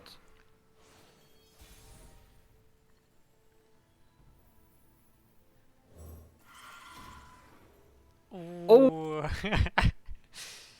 That also means we can't use the landmark this turn. Yeah, that is the one of Pale Cascade, but that also means this will never happen again. But Oh, one time might be can you survive now? One time might be one time too many. Yeah, you only have Risen Mists, but Risen Mists might be enough here. I mean, this basically has to be an open attack from Synergy. Yes. So can he present open attack lethal? Vendorti will have enough mana for Risen Mist's Vengeance. The problem is the Wraithcaller is... The stunned Wraithcaller is blocking like one spot on the board, right? Mm-hmm. And then we And cannot now use Risen Mist. you can now that he played the 2-1, another big misplay, you can actually not go for Risen maybe Mists. he wants to use Hate Spike this turn. No. Yeah, sadly not. And that's definitely defendable. Wait, it's the Zoe? Oh, right. He's on Zoe, not on Pale Cascade. Yep. Doesn't need to go for Vengeance just yet. There is 0 reach.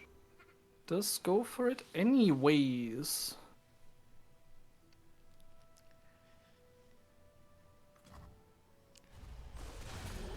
Is there 0 reach? I don't think there I'm is. pretty sure They're not there's playing 0 reach. Mordekaiser. Double Nocturne, but he's only playing 2 Nocturne. Double I don't like that Nocturne. Vengeance, but like, what would you have done this turn other than the Vengeance? Like, develop I the guess Zoe, Gravecaller maybe. So yeah. like Zoe and Iron Conquest, but Iron Conquest can't copy anything. All right. Canvan Doherty.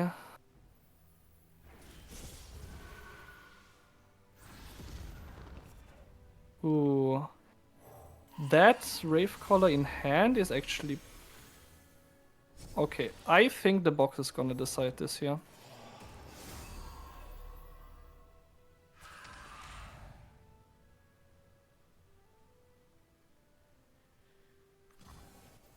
I mean, box is killing a few units, yeah? All of the units. Indeed, but you probably don't have to commit box. Not now at least, I think. I think Because this is with caster the vision best we see the best. time for synergy. Because there isn't really any open I like attack this. punished by Vendorti. If you go for box here. But this box is juicy. Oh my god, yeah. You can do it now, you can do it after Soul Cleave. Doesn't matter too much. Alright, wants to keep the box, goes for the hate spike instead, and that is also enough. And we have another short game! And Synergy takes it 2-1. Very interesting mirrors. Didn't actually get into any stall games. Both players did play quite aggressively. And so it just ended turn 6-7. They wanted to spare us the 20-minute game option. Yeah. Oh. Very friendly of them. Well, at least something. So, do we have any other results yet? Synergy This has been wins pretty versus quick after. Vendorti. Let's see. Results.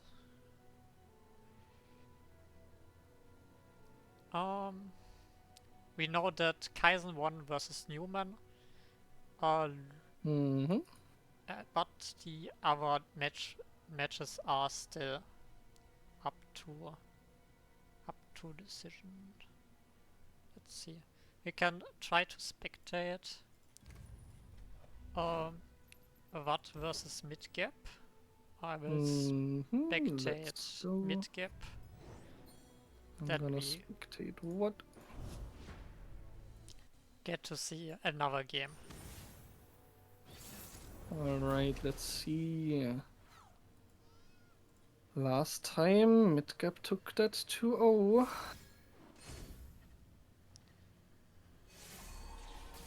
Alright, their lineups changed, right. They are one of the few people who actually brought different lineups.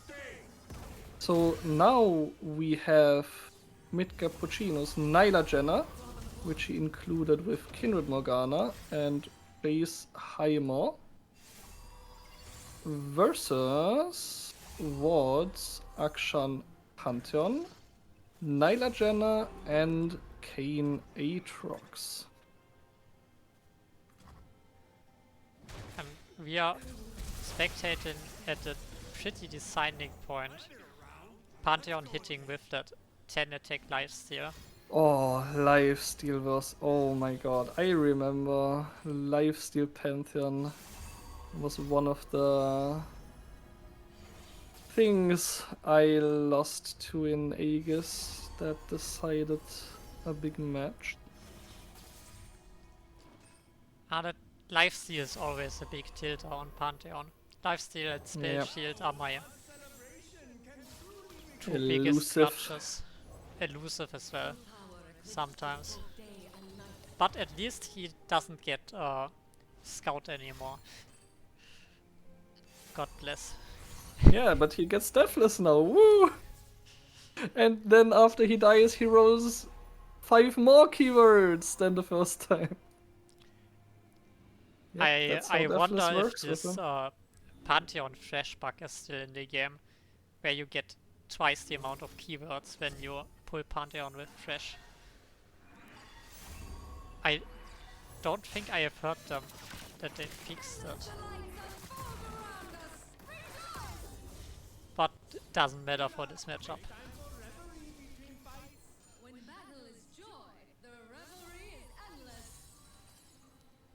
And mid gap Okay. can push a lot of damage, but we will heal back up right away.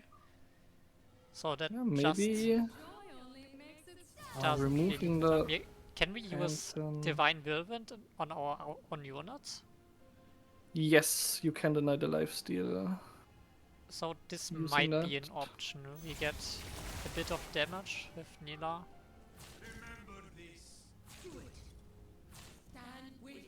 But that's not enough. Even if we deny the lifesteal. Try to kill the Pantheon for sure, and then you have a game on your hand.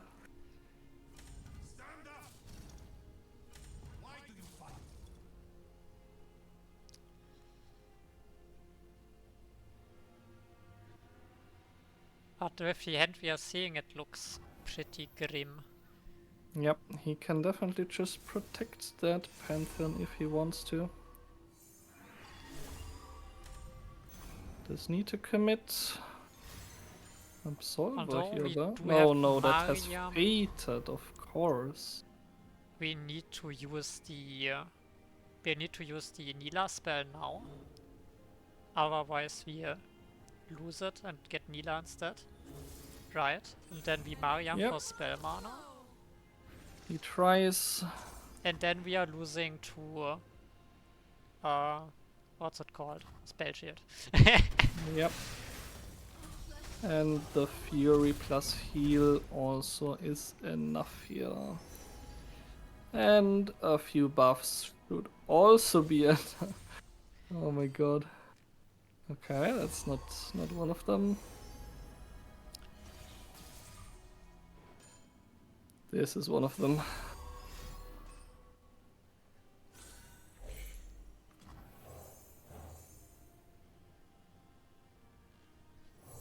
And at this point, even if you shoot your own unit to deny the lifesteal, you are just dead. Indeed. Also the lifesteal comes through regardless since we have overwhelm. No way to live through this. Would need to top deck 2 damage spells into 0 interaction. So basically we would need to top deck. Yes, a lot. Mm. And this doesn't even account for giving overwhelm to the landmark unit, the free drop, That's true. because that's also lethal. Yes. And what takes it? Let's see if that was the third game or if we are gonna jump into another one. Let me actually look at their match history to confirm that.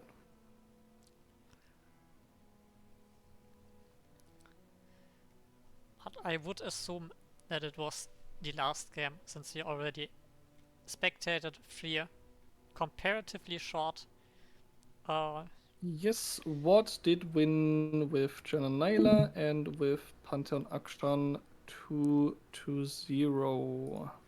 Which means we are going into a short break and see you in a few minutes. Bye. You.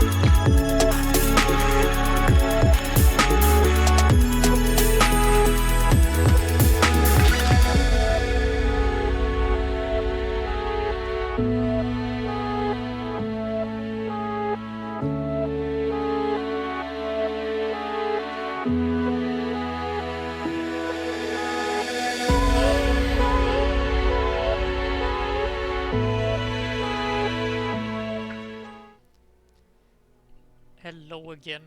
Here we are with our last game of today. We can look at the results that are in already. Yep, we do have Van Doherty versus Newman. We have Van Doherty versus Newman coming up, and the last games where we have also seen Watt winning versus Midgap, and we have not seen Kaizen winning versus Newman, but that was the third game in the last round happening. Exactly. I'm excited for Newman's lineup because he did bring the spice. Indeed. We can check that out right now. It's definitely a callback to older days. Oh, what a classic Physiumi. Brilliant elusives. Using lots of buffs, spells. This basically just reminds me of Rico Rex's Overwhelm piles, but with elusives.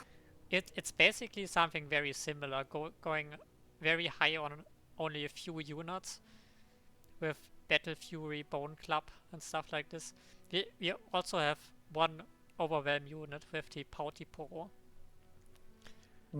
That plus Bone Club is a pretty big threat. So this basically goes tall instead of wide compared to basically every other elusive deck. Most of them spam cheap elusive units and go wide. Mhm. This one Oh, do doesn't. you remember the Nami elusives? That could spam one unit up to 20 attack easily. But this is definitely a different version. 3 skip. God, that card is so annoying. I love it. Fizz and Powdiporo for Overwhelm. Yeah, really, like only 2 elusive units, 1 Overwhelm unit. And you just need one of them. One of them, indeed. We can check out the next deck, which is I hate this. Honestly, I just hate this. This is every time this is good in the meta, I'm crying, and most of the time I like playing with or against the Ionia combo decks, but this one feels special. It's just Oh yes. incredibly frustrating if they get a good curve with Akshan.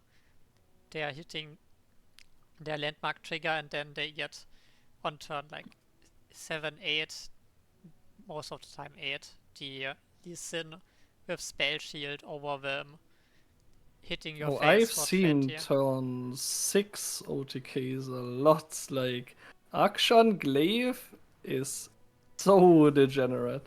And this is just one of the decks this rotation that abuses this, but probably one of the most solid ones. Indeed. We see triple Sunborn summoning.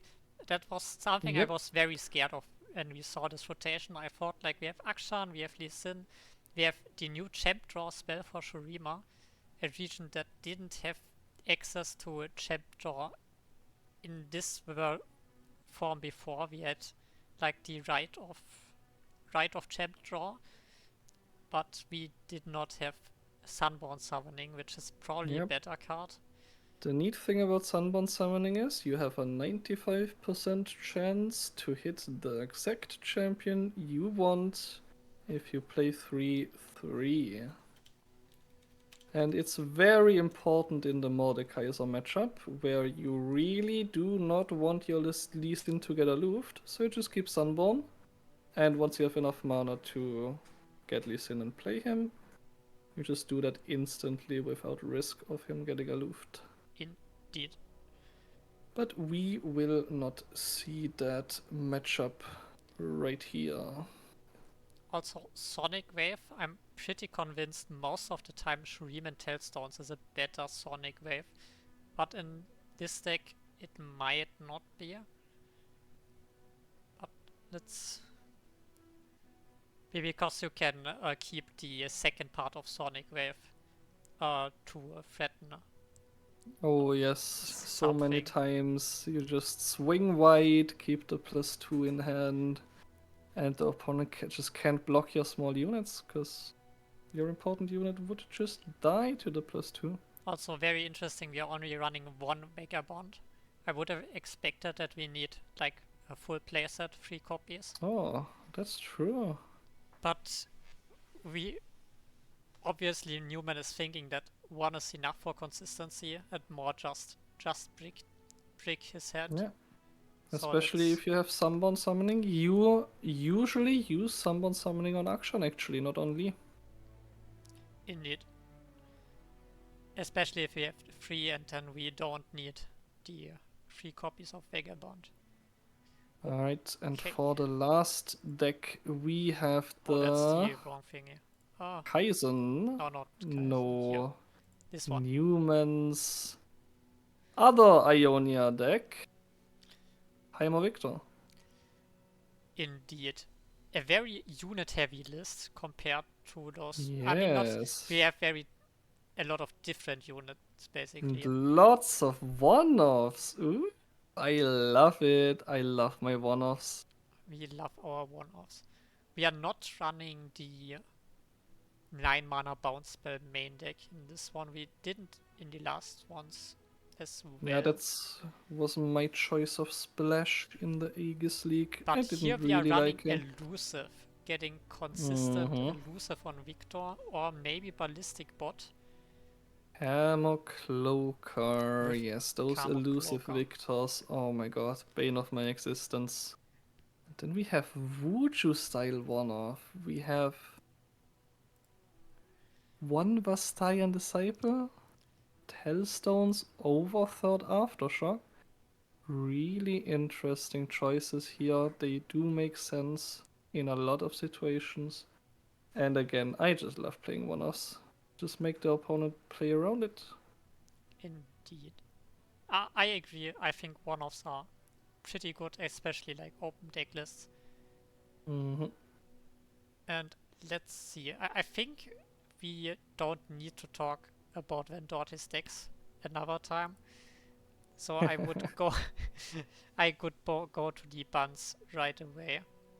Yeah, we see Fearsome's Mistwraith combo 3 times. What is Newman gonna ban? Is it gonna be the one of Lilia? Is it gonna be the one of Zoe? Or is it gonna be the 0 of any champion? Yeah, I still think you just ban the Mono SI so that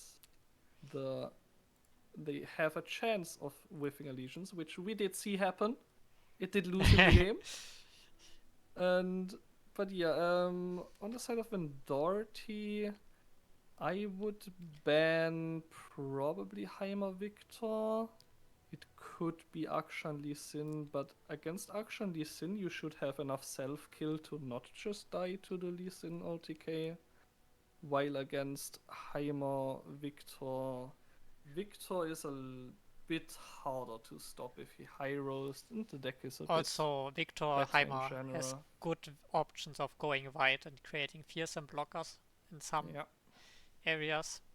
So I would agree that Victor Heimer is definitely a scarier deck for fearsomes here.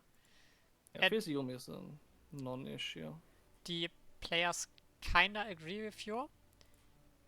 So the Victor Heimer is getting banned, and another time you predicted both times the Mono SI deck. It makes no sense. But we are banning Ionia SI. Alright. Makes a like massive Newman difference. is in game. And our game is starting. We are starting. Newman is gonna be our Aphrodite Esports versus Vendorti.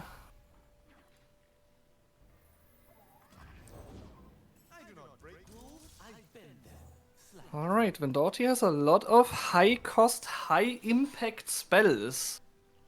If Newman does not get enough denies, that is gonna be a big issue. Ooh, this landmark is gonna get at least one proc, which is very important here.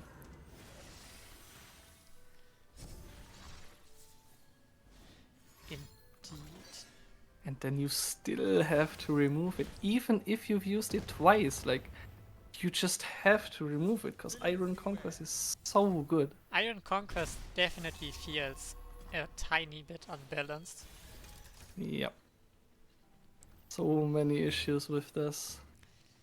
We've had it with Shark Chariot, which was probably the worst offender yet. I abused it with Elusives just recently. And this one is gonna be a hard game for Newman.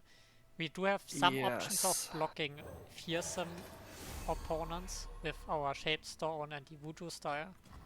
Also, we are able to use Grappling Hook to remove something, possibly.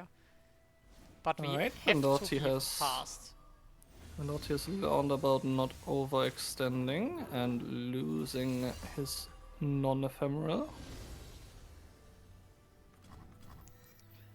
Just getting that throw flow and target proc here, the HP does not matter. That horde is gonna flip, and healing is gonna come down. Not that it really matters yet. Ooh, I like this There is line. one deny. This line is probably opting to use his Akshan strike spell this turn, I would assume. Mm-hmm. And we are That can trying definitely to be. basically finish the game in 2 turns, right? If you are playing Lee Sin next turn. Let's see if he's able to. If he finds Absolver, Yep. this might Sadly, be I don't think he can do that while keeping the 9 mana up, so that would be a big punish into Vengeance, but we will see if that horde is able to tick down. Maybe the cost reduction can come into play, or the spell shield. Let's see, but 8 triggers are a lot. We are counting down 2 triggers with... And we are And yeah, using a you second just- landmark removal on... You just have to use it, man, like... Oh my god. This is- Alright, Vendorti is mana efficient here.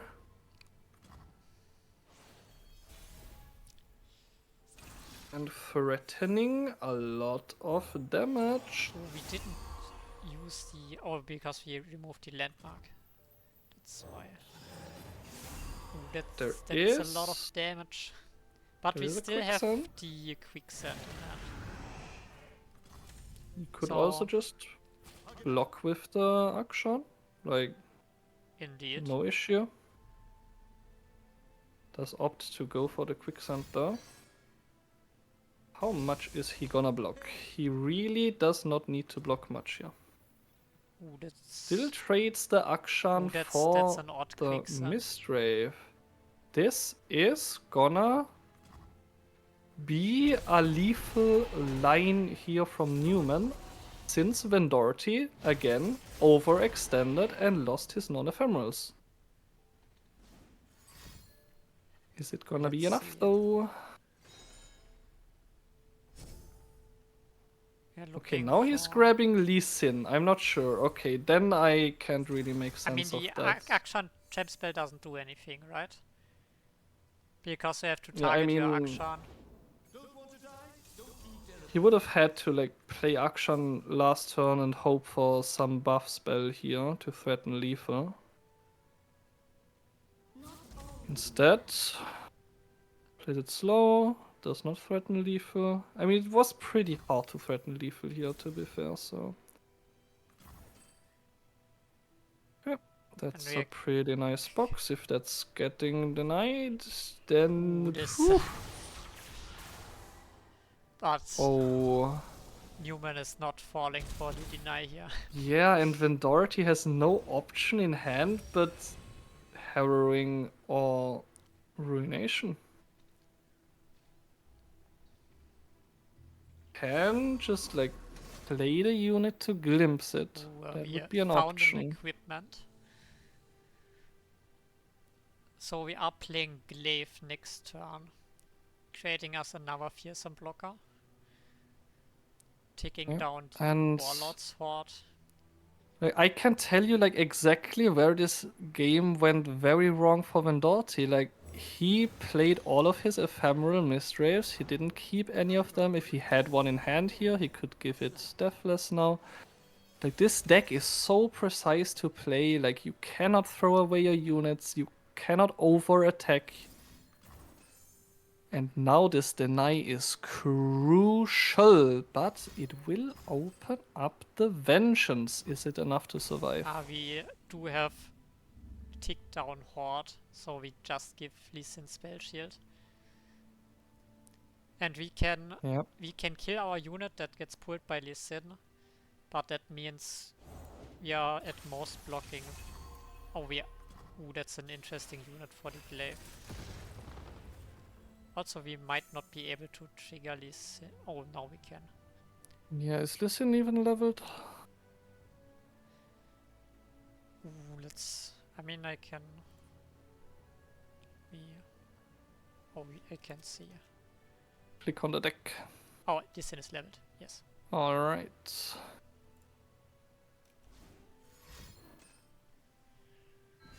Oh, that's a neat line.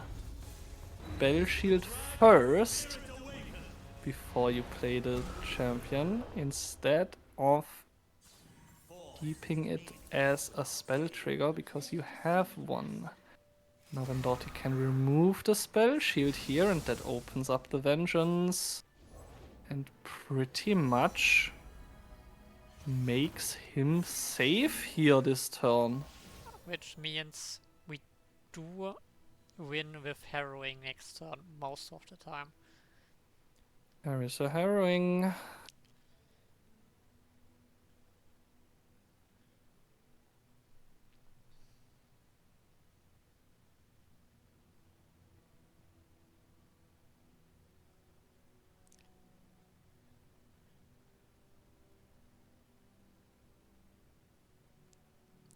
And Doughty probably looking back, seeing what died, how many Mistwraiths.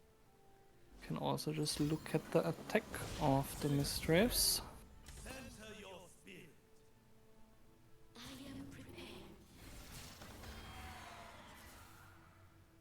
And we are not even vengeancing Decent, we are just glimpsing. Just in case anything goes wrong, you still have the vengeance.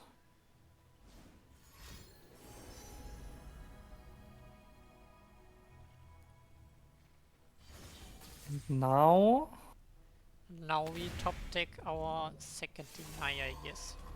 Do we have one? yep. Let's see, yes we do. Let's see.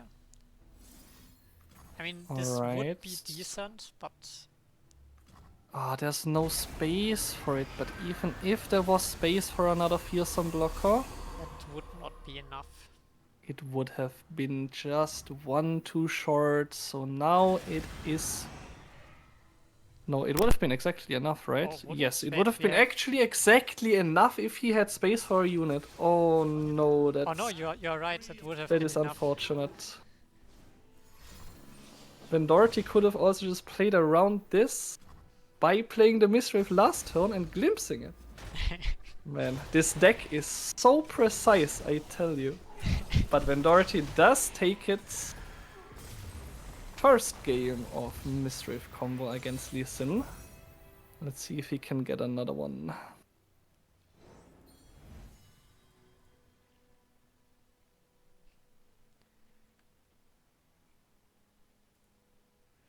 Let's see. Okay. We are looking at our mulligan here. We are bringing back Akshan Lee Sin again.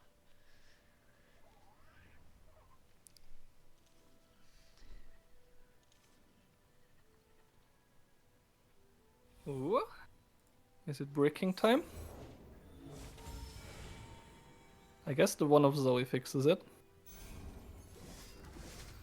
Let's see. One of Zoe is decent, but if we don't find Mistwraiths in the deck, this would be bad. But we do have like 9 copies of Mistwraith generation, so the chances that we will find some are pretty decent. Yep, especially with the draw here and the potential draw from the This Zoe. draw allows us to play Ooh. Akshan. Fading opens up interesting possibilities of copying enemy followers, but we find the Ravecaller and that's that. But we don't have like premium copy tools for Wavecaller, right? We don't have the landmark, we don't have... We do actually, because the Harrowing Return can also... Did he just Wait, not we- attack? I just realized we didn't attack with Akshan. Ooh, that's gonna cost. That costs like 2 Akshan triggers. Like, he's playing around a self-kill. Like, not even Hate Spike, because Hate Spike would just be used. So he's playing around, I don't know, Glimpse? I don't know.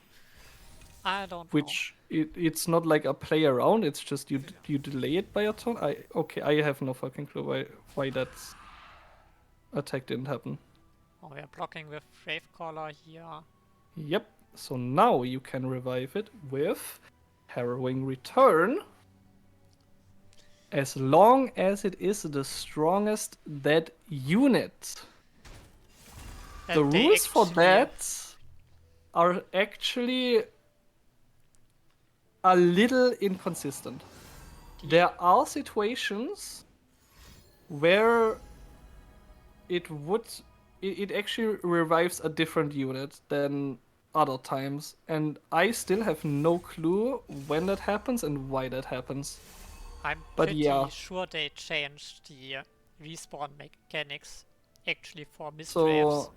So Mistwraiths, if they are at 3 attack on the board, they are 4 attack in hand, deck, and everywhere else, because only the unit that gets summoned buffs all other Mistwraiths. So if you summoned 3 Mistwraiths, the Mistwraiths everywhere have 5 attack, which means that revive attacks actually pull a Mistwraith over a Wraith Caller. But that is actually not consistent. And sometimes you can still pull a Wraith Caller even though you have summoned 3 Mistwraiths and one of them died. And I have no clue why. But yep, there we see the Harrowing Return. A really neat card. Newman has 2 fearsome blockers here. Should be fine.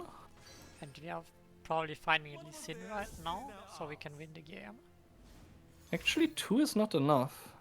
You need another fearsome blocker or something else. We have Lee Sin coming down.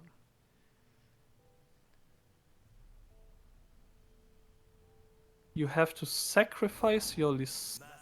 Lee Sin Sin here? can block the Wave Caller, and Akshan and the 1-drop can block Mistwraiths.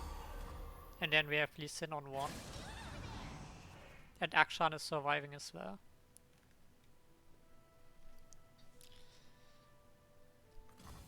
I mean, 5/5/4 is lethal. Oh, 5. Oh, right. We are. Oh, just- wait. You can block 3, right? That's true. Okay. Lives on 1. 1 HP in the dream.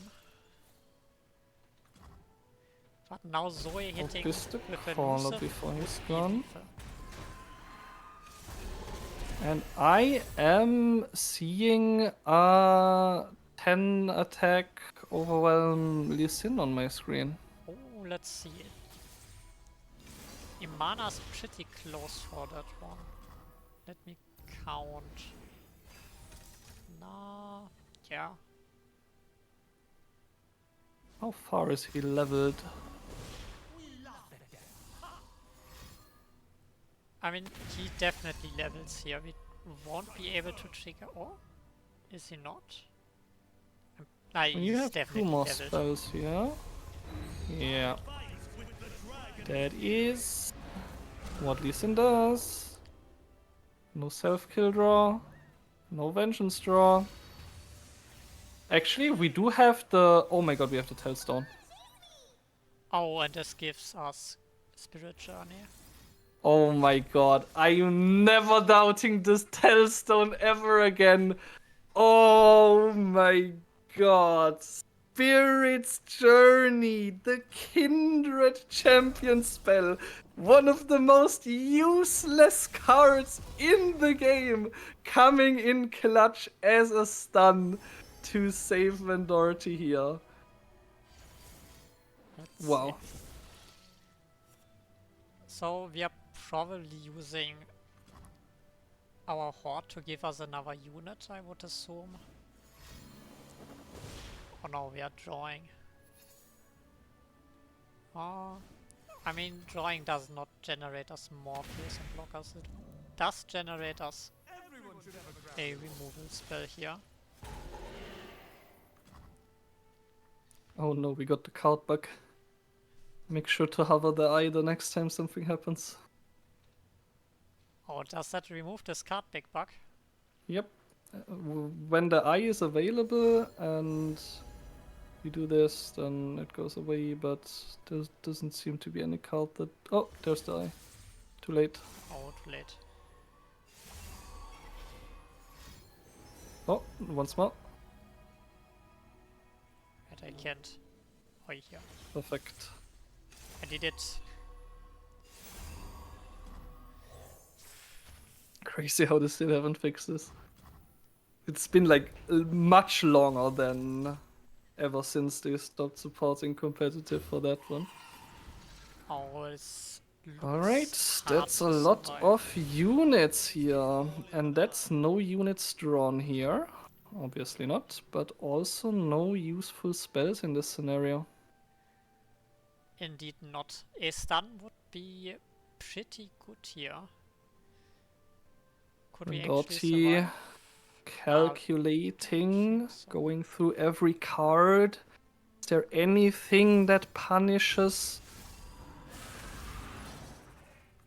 developing the Wraith Caller? Do you need to develop the Wraith Caller? There is no combination of two cards that can save Newman here.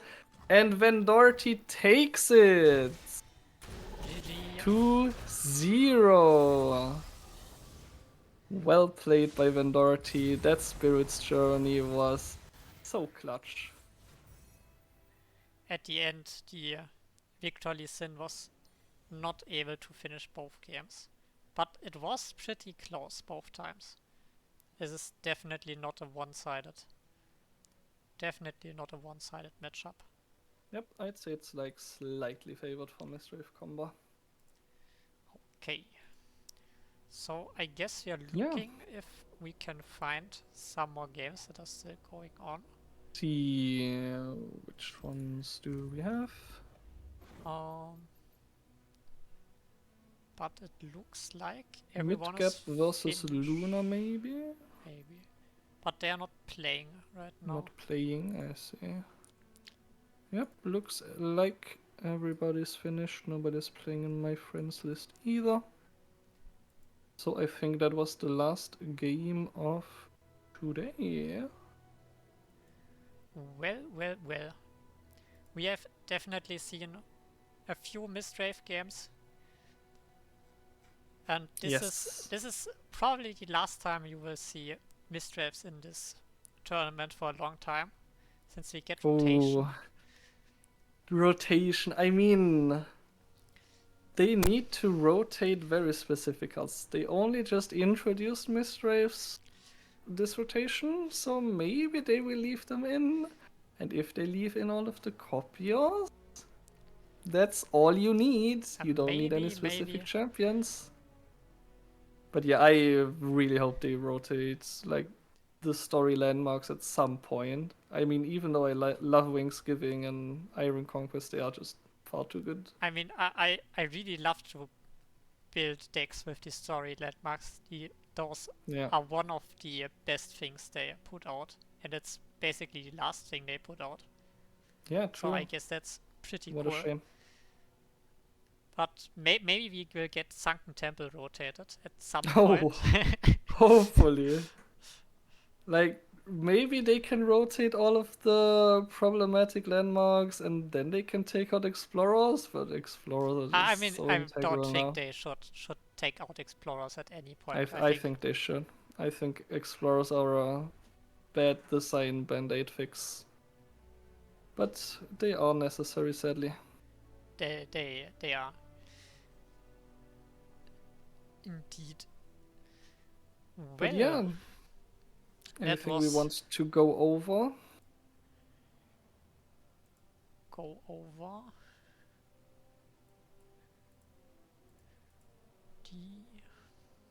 Let's see. Can look at the standings, maybe? I'm looking at standings. Where is it?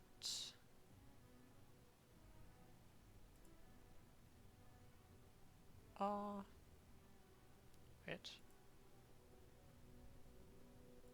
I do have here. Is it this? Yes.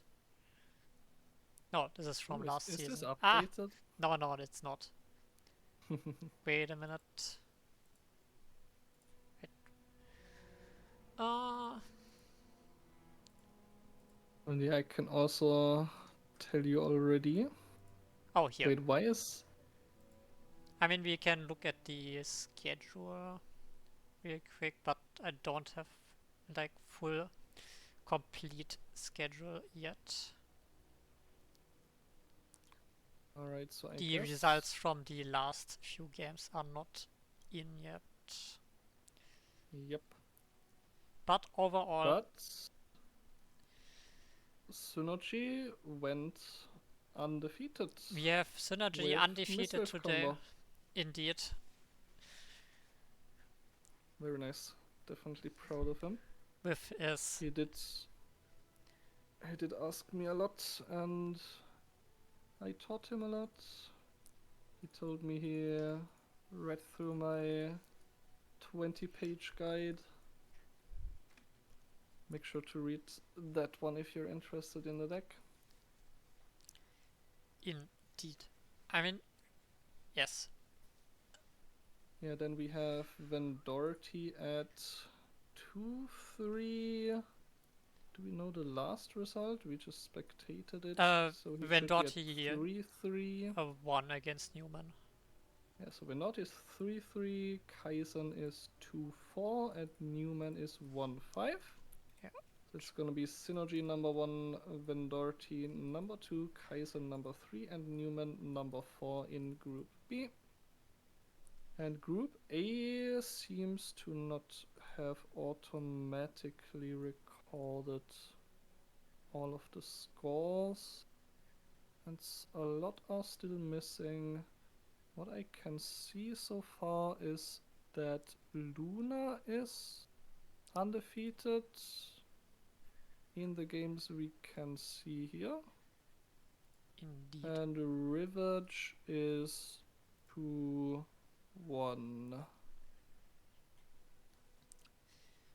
2-1, possibly 3-1 or 2-2. We don't know yet. And then Mid Cappuccino and Ward are 1-3 currently. But we do still need some results.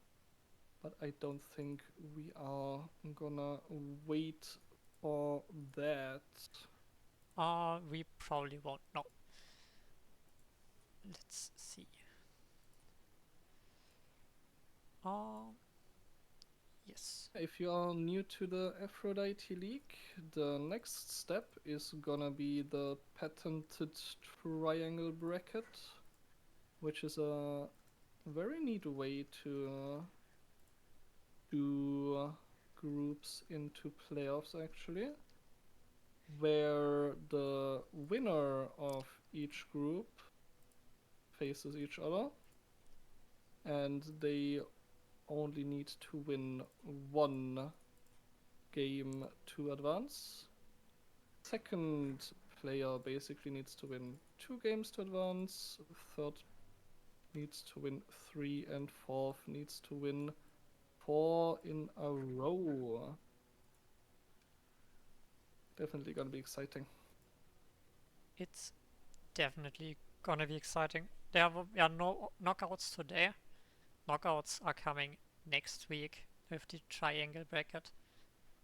Now players are seated into the triangle bracket according to their performance in groups. And we did get another result. Rivage won against Luna 2-1, so Luna is not... Oh, not. Wait, Rivage. Oh, they are still on. That's still game 5. Rivage versus Luna. Results are gonna take a while to come in here. But since there's no games to... Wait, there's a game to spectate. Luna is playing against... Right, Luna is just Midgard starting now. her first... not her first, her 6th game of today. I guess we can. We can spectate that. still spectate it. And I'm we gonna will spectate. start right from the beginning. Are So you that's spectating? fairly exciting, yes. I'm spectating Luna.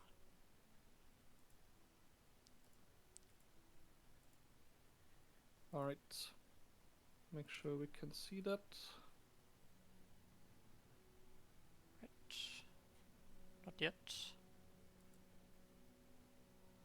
Probably in the ban phase. Let's see. So what are those two playing we have? Let me take that. So Luna is running Victor Heimer, Jana Nila, and Nora Mordekaiser. Oh no, not the Nora Kaiser. So a sweet and wait, game screen. Just plays the classic good decks lineup. Over for this rotation, Nora Morda has definitely fell out of favor. Pretty much every other meta deck counters Morda. Although it's still a strong deck after all. Mm-hmm. Oh, playing the one drop with Nila in hand is interesting. I would, Yeah, because you have Miriam. I guess, but most of the time I would just play Nila, but that gets answered I guess by there's Soul a Harvest. hate. Yeah, Soul Harvest. In And we are Midgap's also list. going for spell mana. Oh wow. Very interesting lines. I'm not too experienced on the Nila Jana deck, but that's already two plays I would have done differently. I'm very interested to see how this one will work out. There's no. I guess this lets you keep up 3 mana for Kindred on turn 4 while playing the Jenna. Oh, indeed. This is a really sweet line. It allows you to play Nila this turn, while still threatening like Mystic Shot and stuff if they want to use Hate Spike. I mean, having spell mana up is always really good for threatening interaction. Yep. Especially against self-kill.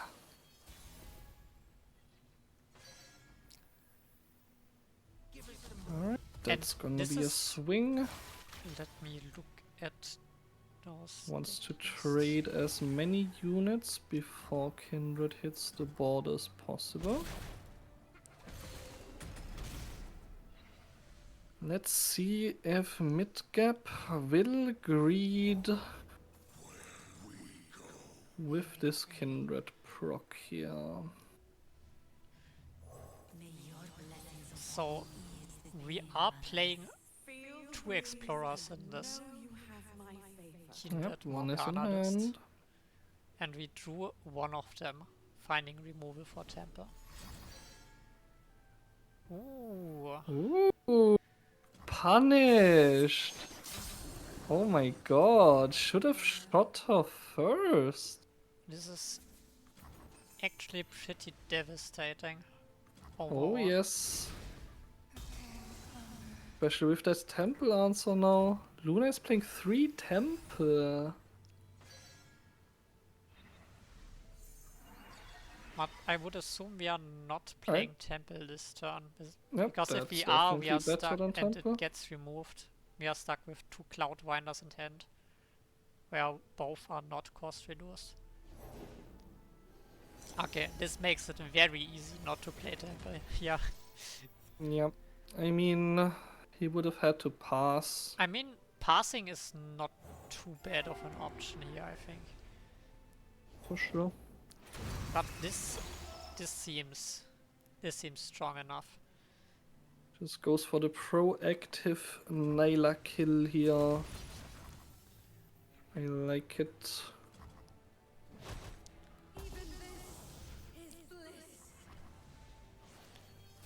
But we are getting some draw with the Jenna Nyla. Something this deck can do pretty well. We And we will draw. see if mid-gap is even able to remove as many units as Jen and Nyla can throw at him. Oh yes. And I I'm mean- pretty certain Luna can just outvalue mid-gap. Drain 2 from 2 units is very nice, but if there's 6 units,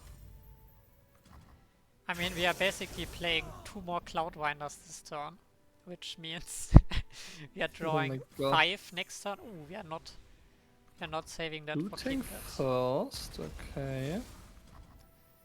This would give us a better attack. I mean, it gives us a better attack here. We are not even playing the Oh. Cloudwinders.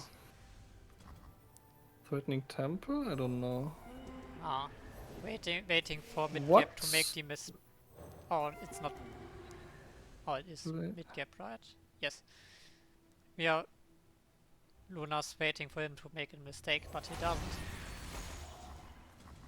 Yeah, tap like- out of landmark removal mana. Now we have 2 temples. Oh. Yeah, you are never losing the value war here. You do need an answer to Terrosh though. We do need an answer to Terrosh, but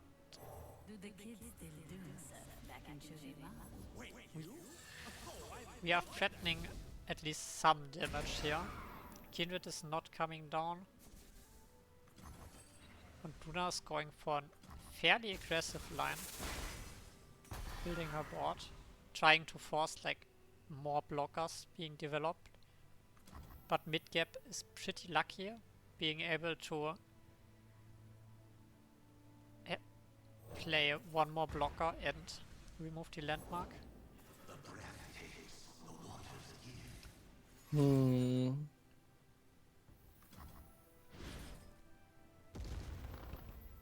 So we are not taking like 9 damage here. Oh. Snila looks pretty good. There's no ruination mana to play around here. No ruination mana, that means we are playing Nila. Nila is flipped.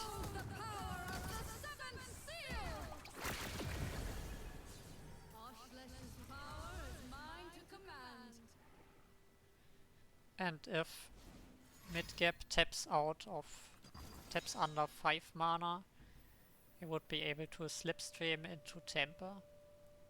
And there's not even a ruination in Midgap's list. Interesting. Ooh. That Rex. I mean, if that Rex hits good targets, that's pretty devastating. But we have only drawn 3 cards. So I wonder if we ever just slam Temple here instead. I mean, we have Castle. Okay, those are good Not targets. bad. Those are pretty good targets. I mean, we are valuing mid-gap even without playing the Temple. Mm-hmm.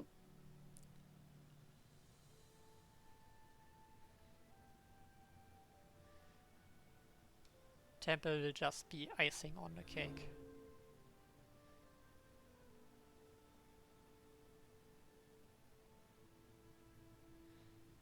Yeah, that's the problem with all these SI control decks versus Jananaila. They just have no value.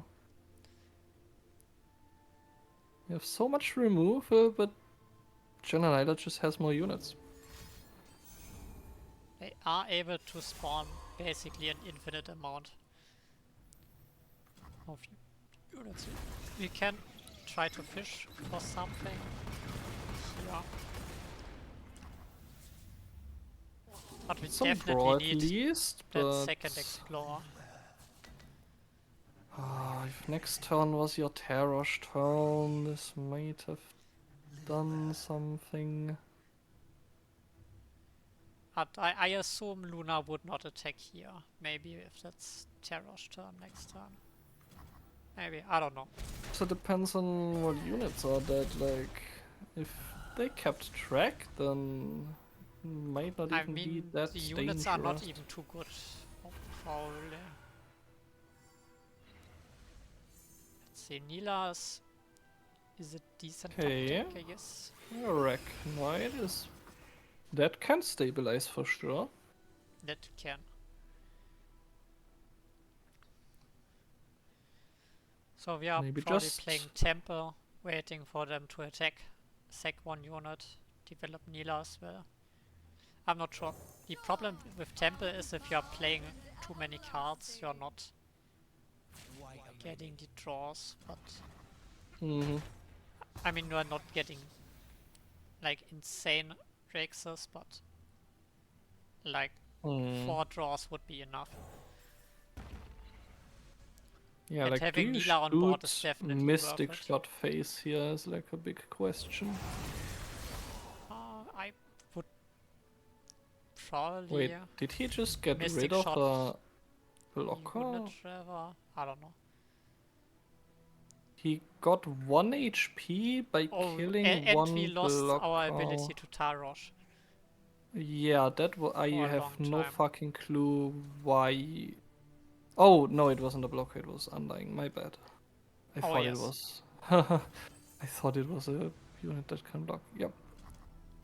But that's still worth to Definitely mention. We lose our would've ability put to it cast on a Tarosh. 2/2 that way you would be able to That's block a and good get the top deck. Tarash. It's a very good top deck. Hate Spike and Vengeance with lots of healing. Let's see, do we have to commit both? No, we... Just Vengeance for don't. now. Which means we get to hate spike this unit. Oh, And we lose to we oh, lose to Mystic Shot if we do. not on the 6 fall. Wait, it's on the stack. Yeah, it's just Mystic Shot next to us. Oh my god. That's a sweet top deck. Oh no, that Mystic Shot ends it. And Infinite Value wins again with Burn. And that's game 1. I do wonder what Gappa banned. Morder or Heimer?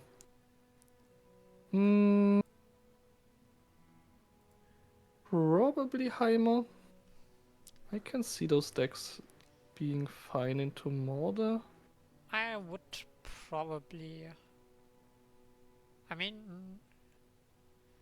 Kindred might be better. Nah, Yeah, Kindred Morgana, it's not good into either, that's the thing. It just eats mid-range for breakfast.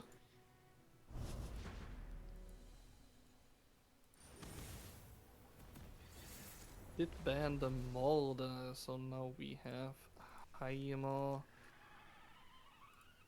While Heimer is just a lot better deck, there's always the brick potential, but that will not be an issue here. We do see Heimer in both players' hands, but we have SI kill tools versus the Ionia protection tools. And I do think Ionia protection tools come out on top here. But let's see. we I mean, shall we don't see. have any of the cheap protection tools right now.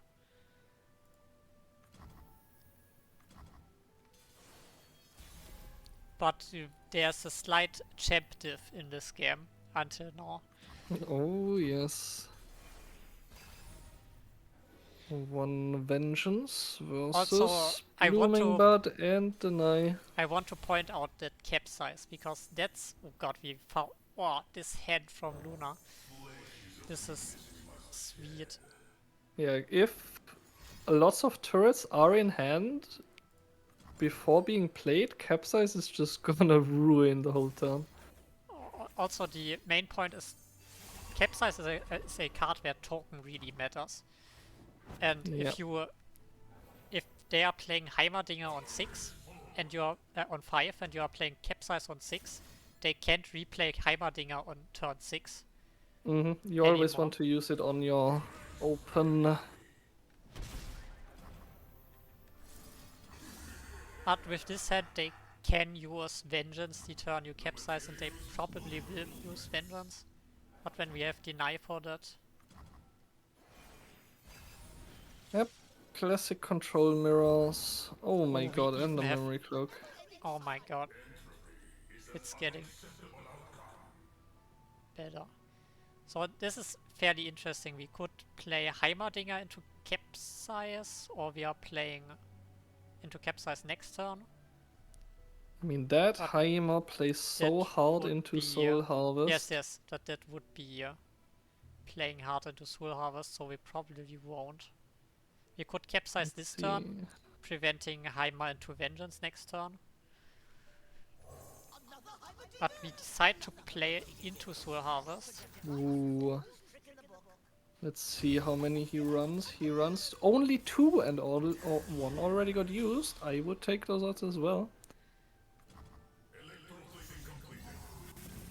And or even Spell Shield on Victor.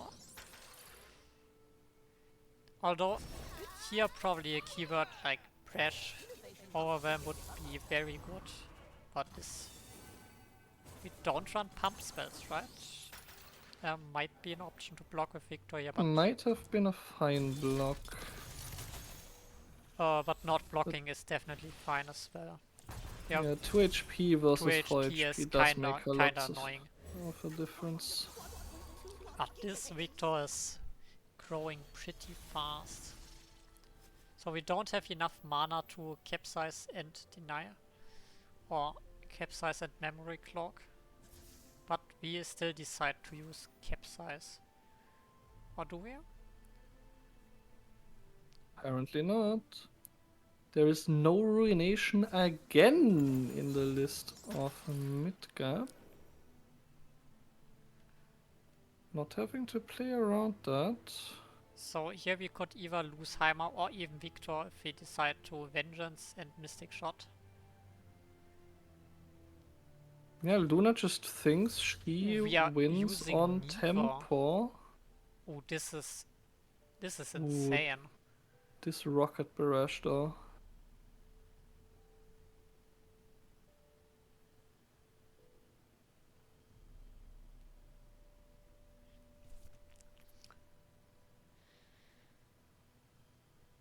So Midgap wants to play for the rocket barrage, seemingly.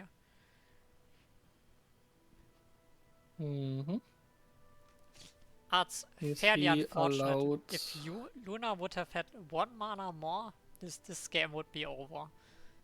But Oh yes. we don't, so it isn't.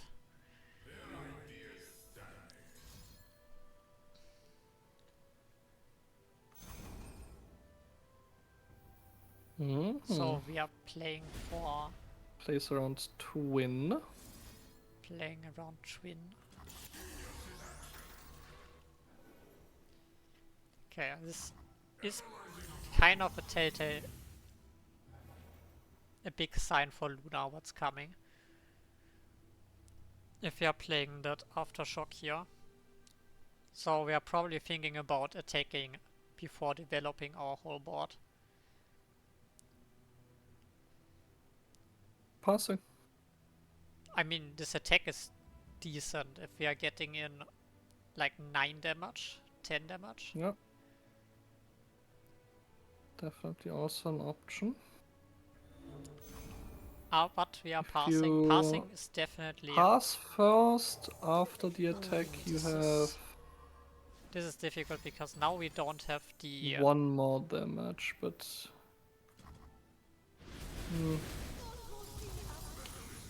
Now we don't have our... And now you can't Challenger really to attack it with the anymore. Victor.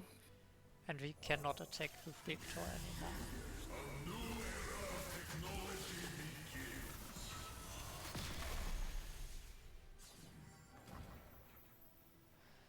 And that is no Heimer versus Heimer.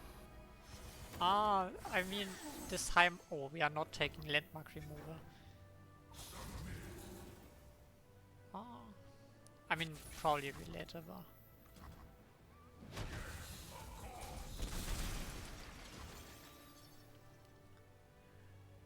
No Heimer versus Heimer, but we do have one fake Victor, and he's not dying anytime soon. 3 protection spells versus 4 kill spells? Ah, he- kind. Now it's just a mana issue.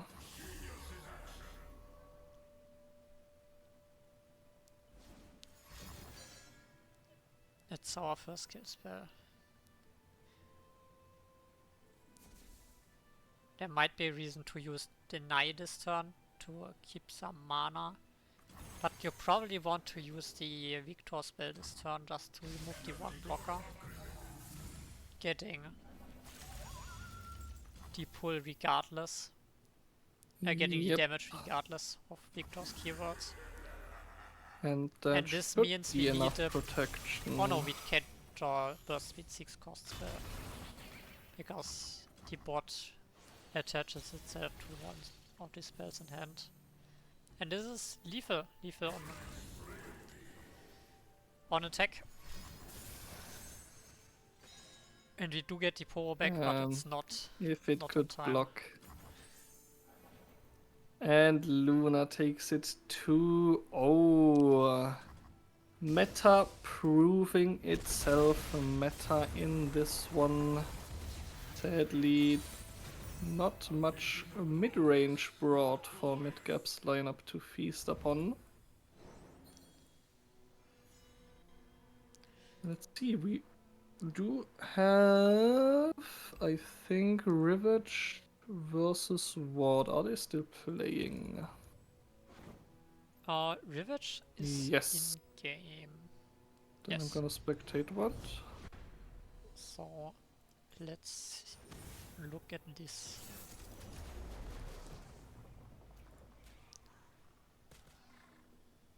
Ooh. Varus action.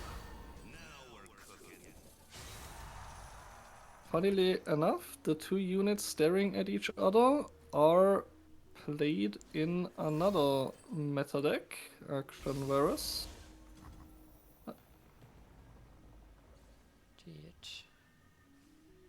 Here they are on opposite sides though.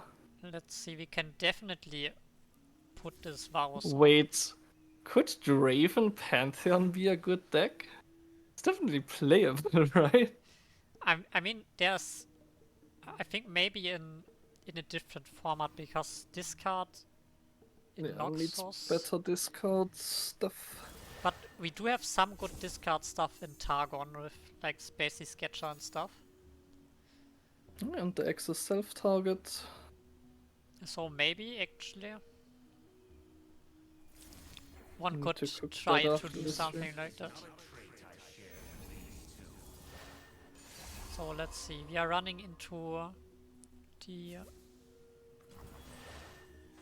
We are running into the spell shield. And then afterwards we are running into Absolver, but we do have 1 X to combat 1 buff. Heal Cascade, and that X needs to go on to... or just like that.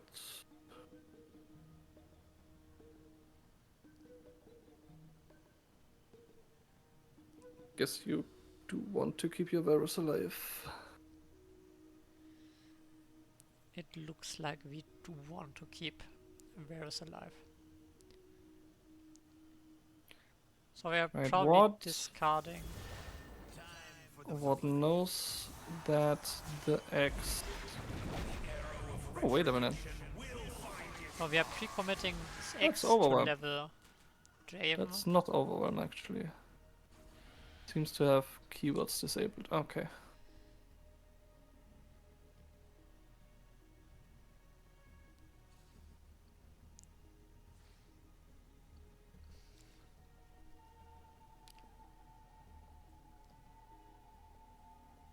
So let's see. I mean, Pantheon next turn could be really scary. Theirs is most likely leveled. And we have a good chance of finding him with the predict. Otherwise, this would be another convincing victory for the overwhelm deck from Revanche. Yep. Challenger, lifesteal. Don't think you can kill with Pantheon. Close for sure if you find him.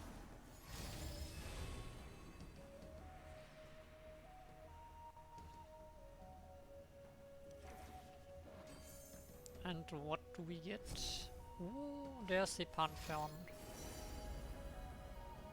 And we already used both Whirling Deaths, which means we are kinda out of interaction on Rivaro's side.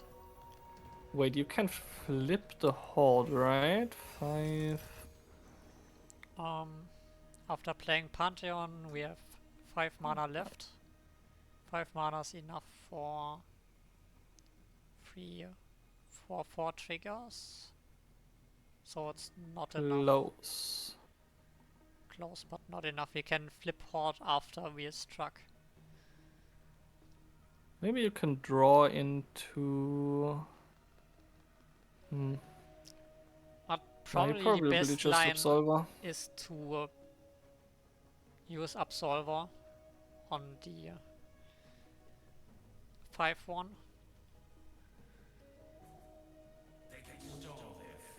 Play Pantheon. The use question is, like, do Shapestorm you on Pantheon. gem first here? I You mean, can I would play probably around that use... harp if you wanted to. You can also just counter it with your buff spells. You don't need to use a gem for that. Wait, he's not flipped. Wait, oh, actually not flipped. And he is not flipping this turn either. No. But we are still getting... Oh, we are not getting a lot of overwhelm damage. Right, but if we are not winning this turn, we are losing, right? Yes. You need to draw into... Let me count how much damage did we have here. Like on this 5-1 would have been a 9-3 and Pantheon would have been a 5-4.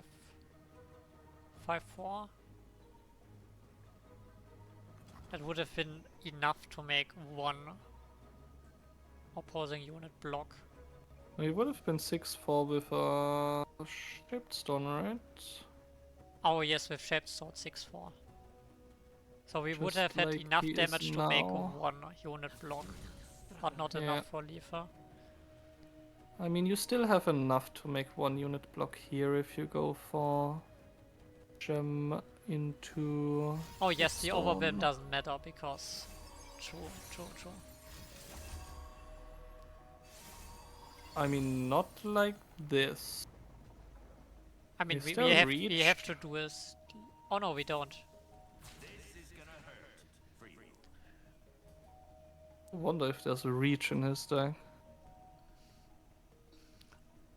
I don't think so, right? Like, I don't think so. I will look for it. So Akshan Pantheon is the list. yeah, there's 0 reach. Like, you could have just taken that attack. But I guess this lets you. Although kill you the definitely Pantheon. want to kill Pantheon if you get the option to, because him getting lifesteal Yeah. maybe strikes better next Yeah, turn. especially since your Draven doesn't actually do much here. Except give you access, a lot of them. That's a lot of access. Alright. But we do get one more unit, and it's Gotta go for... is that a level Pantheon that's getting no, Pantheon is weaker than Akshan, right? Because Akshan was leveled, Pantheon wasn't. I mean, I guess you need to draw for quicksand, right? Indeed. Oh, I That's wonder not if a we get to see a quicksand. preemptive spell shield here to Oh, play I'm around that sure of quicksand. it.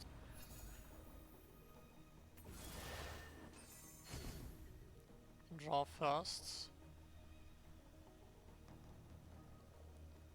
Ooh, developing Draven is kinda tempting. We would definitely spell shield first to play around quicksand. Huh? I don't like it at all. Like, I don't know if Pantheon... Yeah, Pantheon is leveled, so like, what if you get hit by a lifesteal Pantheon now? Into quicksand, or just that? But does not... We are taking this. Oh, we are There's playing second another Varus. one. Okay. Oh, and we lost the weapon. Because we had It's too many cards in hand. auto-equipped. It auto-equips it again, even if No, it's no, no, gone. but we lose the buff, I mean. Oh, the buff? Yeah, sure. Doesn't matter. Might matter. Probably not, but... Yeah. Alright. GG. And that's all he drew. No That's- answers to this. Another win for Pantheon. Not for Pantheon, for Varus. Varus Draven. Damn, what a tourney deck. But Rivage is definitely a master pilot on this one.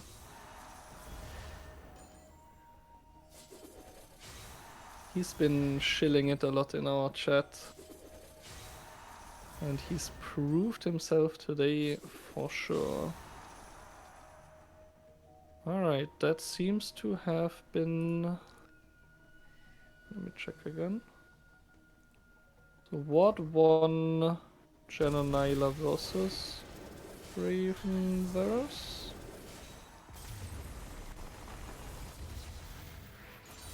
And now he lost. Alright, that was game 2. I'm pretty sure. Unless Runeterra AR is lying.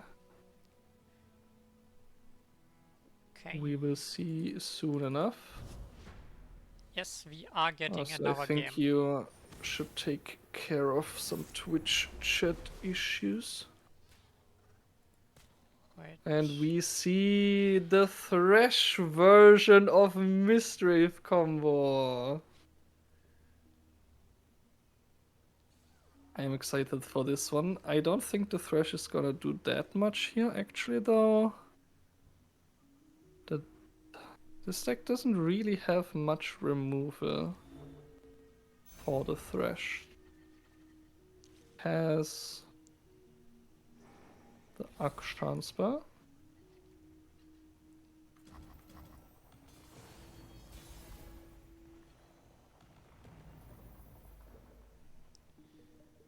But we do see a crazy curve from Rivage. Holy moly! This is how you play Mistwraiths. This is looking pretty decent. Yeah, kinda missing a tool to kill our own Mistwraiths, but Yeah, we I will find don't it. like this attack because it will get buffed later. We are also enabling what to Yeah. play his Pantheon, play his spells, Like- get his Pantheon triggers.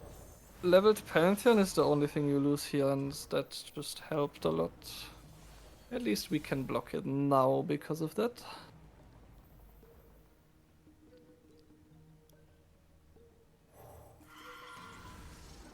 But yeah, also they had no real answer to Soul Cleave, so we could have just gone for a Soul Cleave play.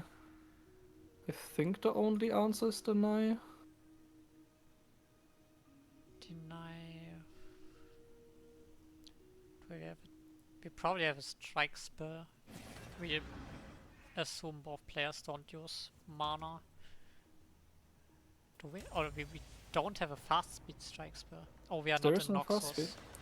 You would have to slow speed strike with one Yeah, of the but, two but grappling there's hooks. no way you do a slow speed strike on a Deathless Ravecaller.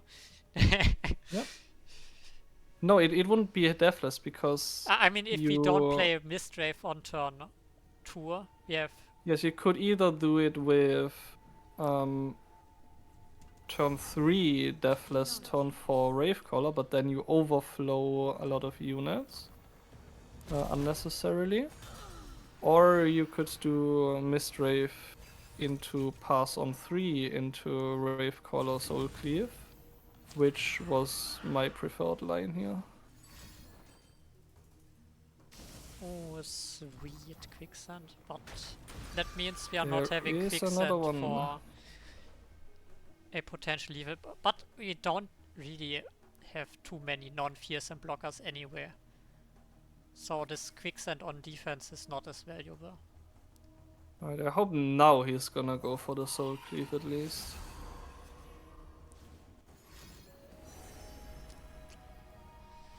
Surely he's realized there's no answer to it in Ward's deck.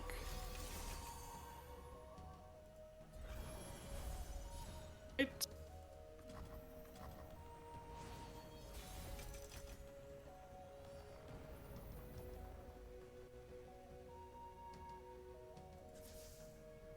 Yes, we pull the trigger. And that cannon is gonna shoot face with a lot of damage. Indeed. Oh, that's a lot of damage.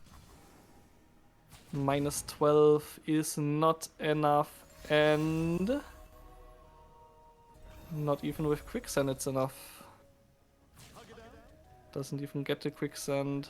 Let's leave her And on that 6. is GG. Rivage takes it with Mist Wraith combo. Let's go.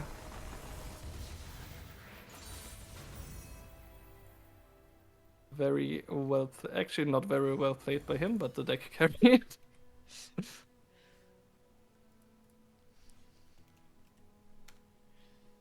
So we do have, I think Every game has been played. We do have final results for everything, I'm pretty sure. If that was there's the like last game two from earlier games missing. What versus Luna, Rivage versus Oh. Midgap. I think I have them somewhere here. Midgap 1 versus Rivage and Luna 1 versus what? I have both. Very nice.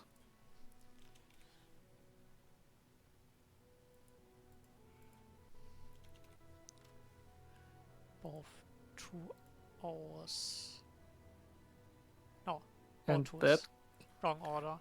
Ah, that completes the standings. okay. So we do have these standings now. Standings here.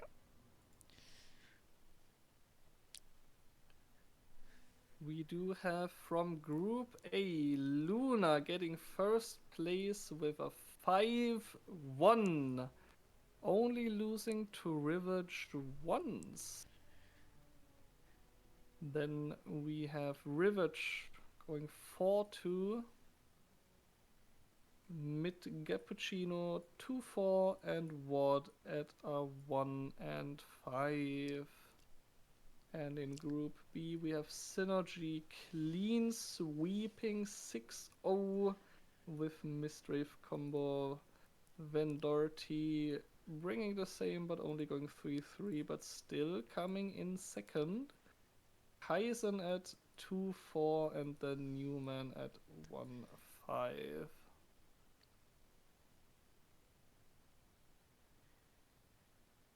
Indeed. Very interesting to see where this goes next. We can also see the triangle bracket already.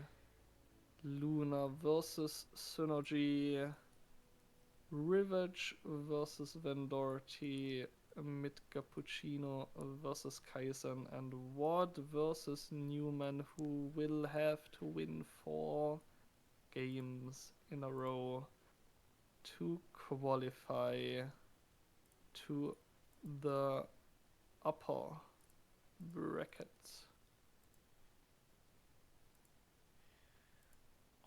Okay, yes, this was our tournament day for today. There are no more games being played today. We are going on we are continuing next week with the new rotation. I'm very much looking forward to see this. Yes, me too. Players bringing new decks in a new format. So we are going to see a lot of exciting stuff, I'm pretty sure. And yes, also there's knockout, so every game, I mean, in groups also every game matters since we are placed in the knockout format. But next turn we will have only 4 players being able to continue into the next stage. Oh, not 4, 8 players, 8 players. They will be competing for the $200 prize, or is it euros? It is Euro euros. prize pool? It is euros. Let's go. Yeah, 200 euro prize pool. And we will see more of that next week. Indeed. Okay. I think if we don't have anything more, that's it for today. Thanks for having me. It was really fun. I wish you I'm all gonna... a great evening. I am also very glad that you were here today, Lava, giving us insight into into the Misdrave deck. Oh yes, it was very fun casting those games. But yeah, now I'm gonna go back to grinding the ladder in our race to 1k LP. Oh, have you actually slept the last few days? I slept 2 hours today. Because there was Aegis yesterday, right? Yes, like we started the race at 7 p.m. Then Aegis started at 1 a.m., went for 5 hours.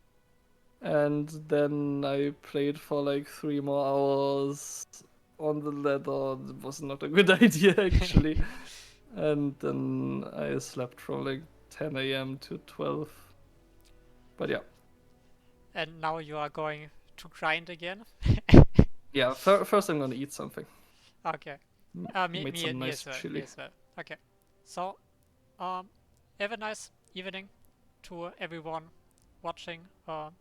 See you next week. Bye. Bye.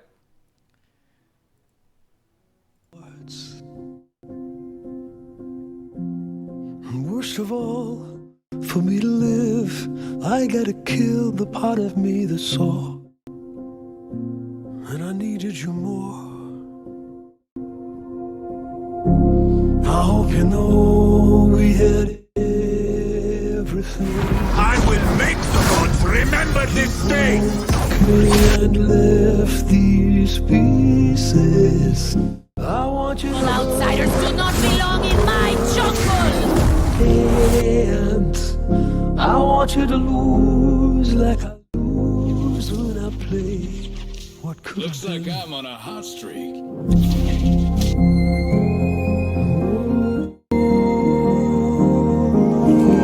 could have been.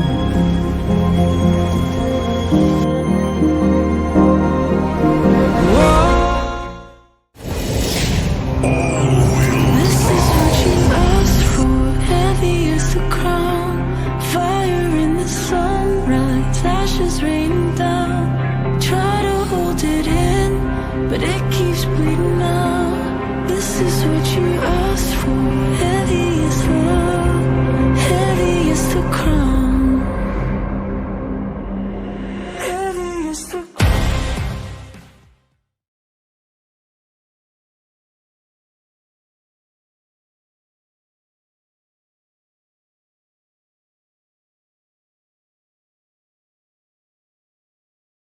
hearts.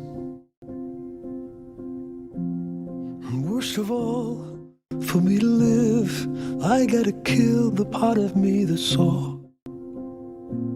And I needed you more.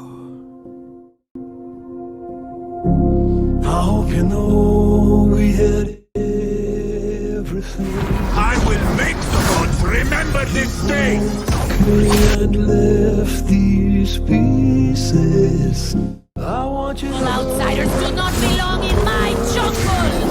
and I want you to lose like I lose when I play. What could Looks have like been. I'm on a hot streak.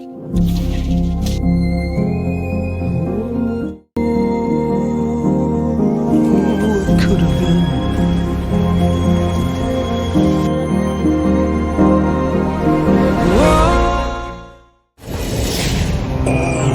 This is what you asked for. Heavy as the crown. Fire in the sunrise. Ashes raining down. Try to hold it in, but it keeps bleeding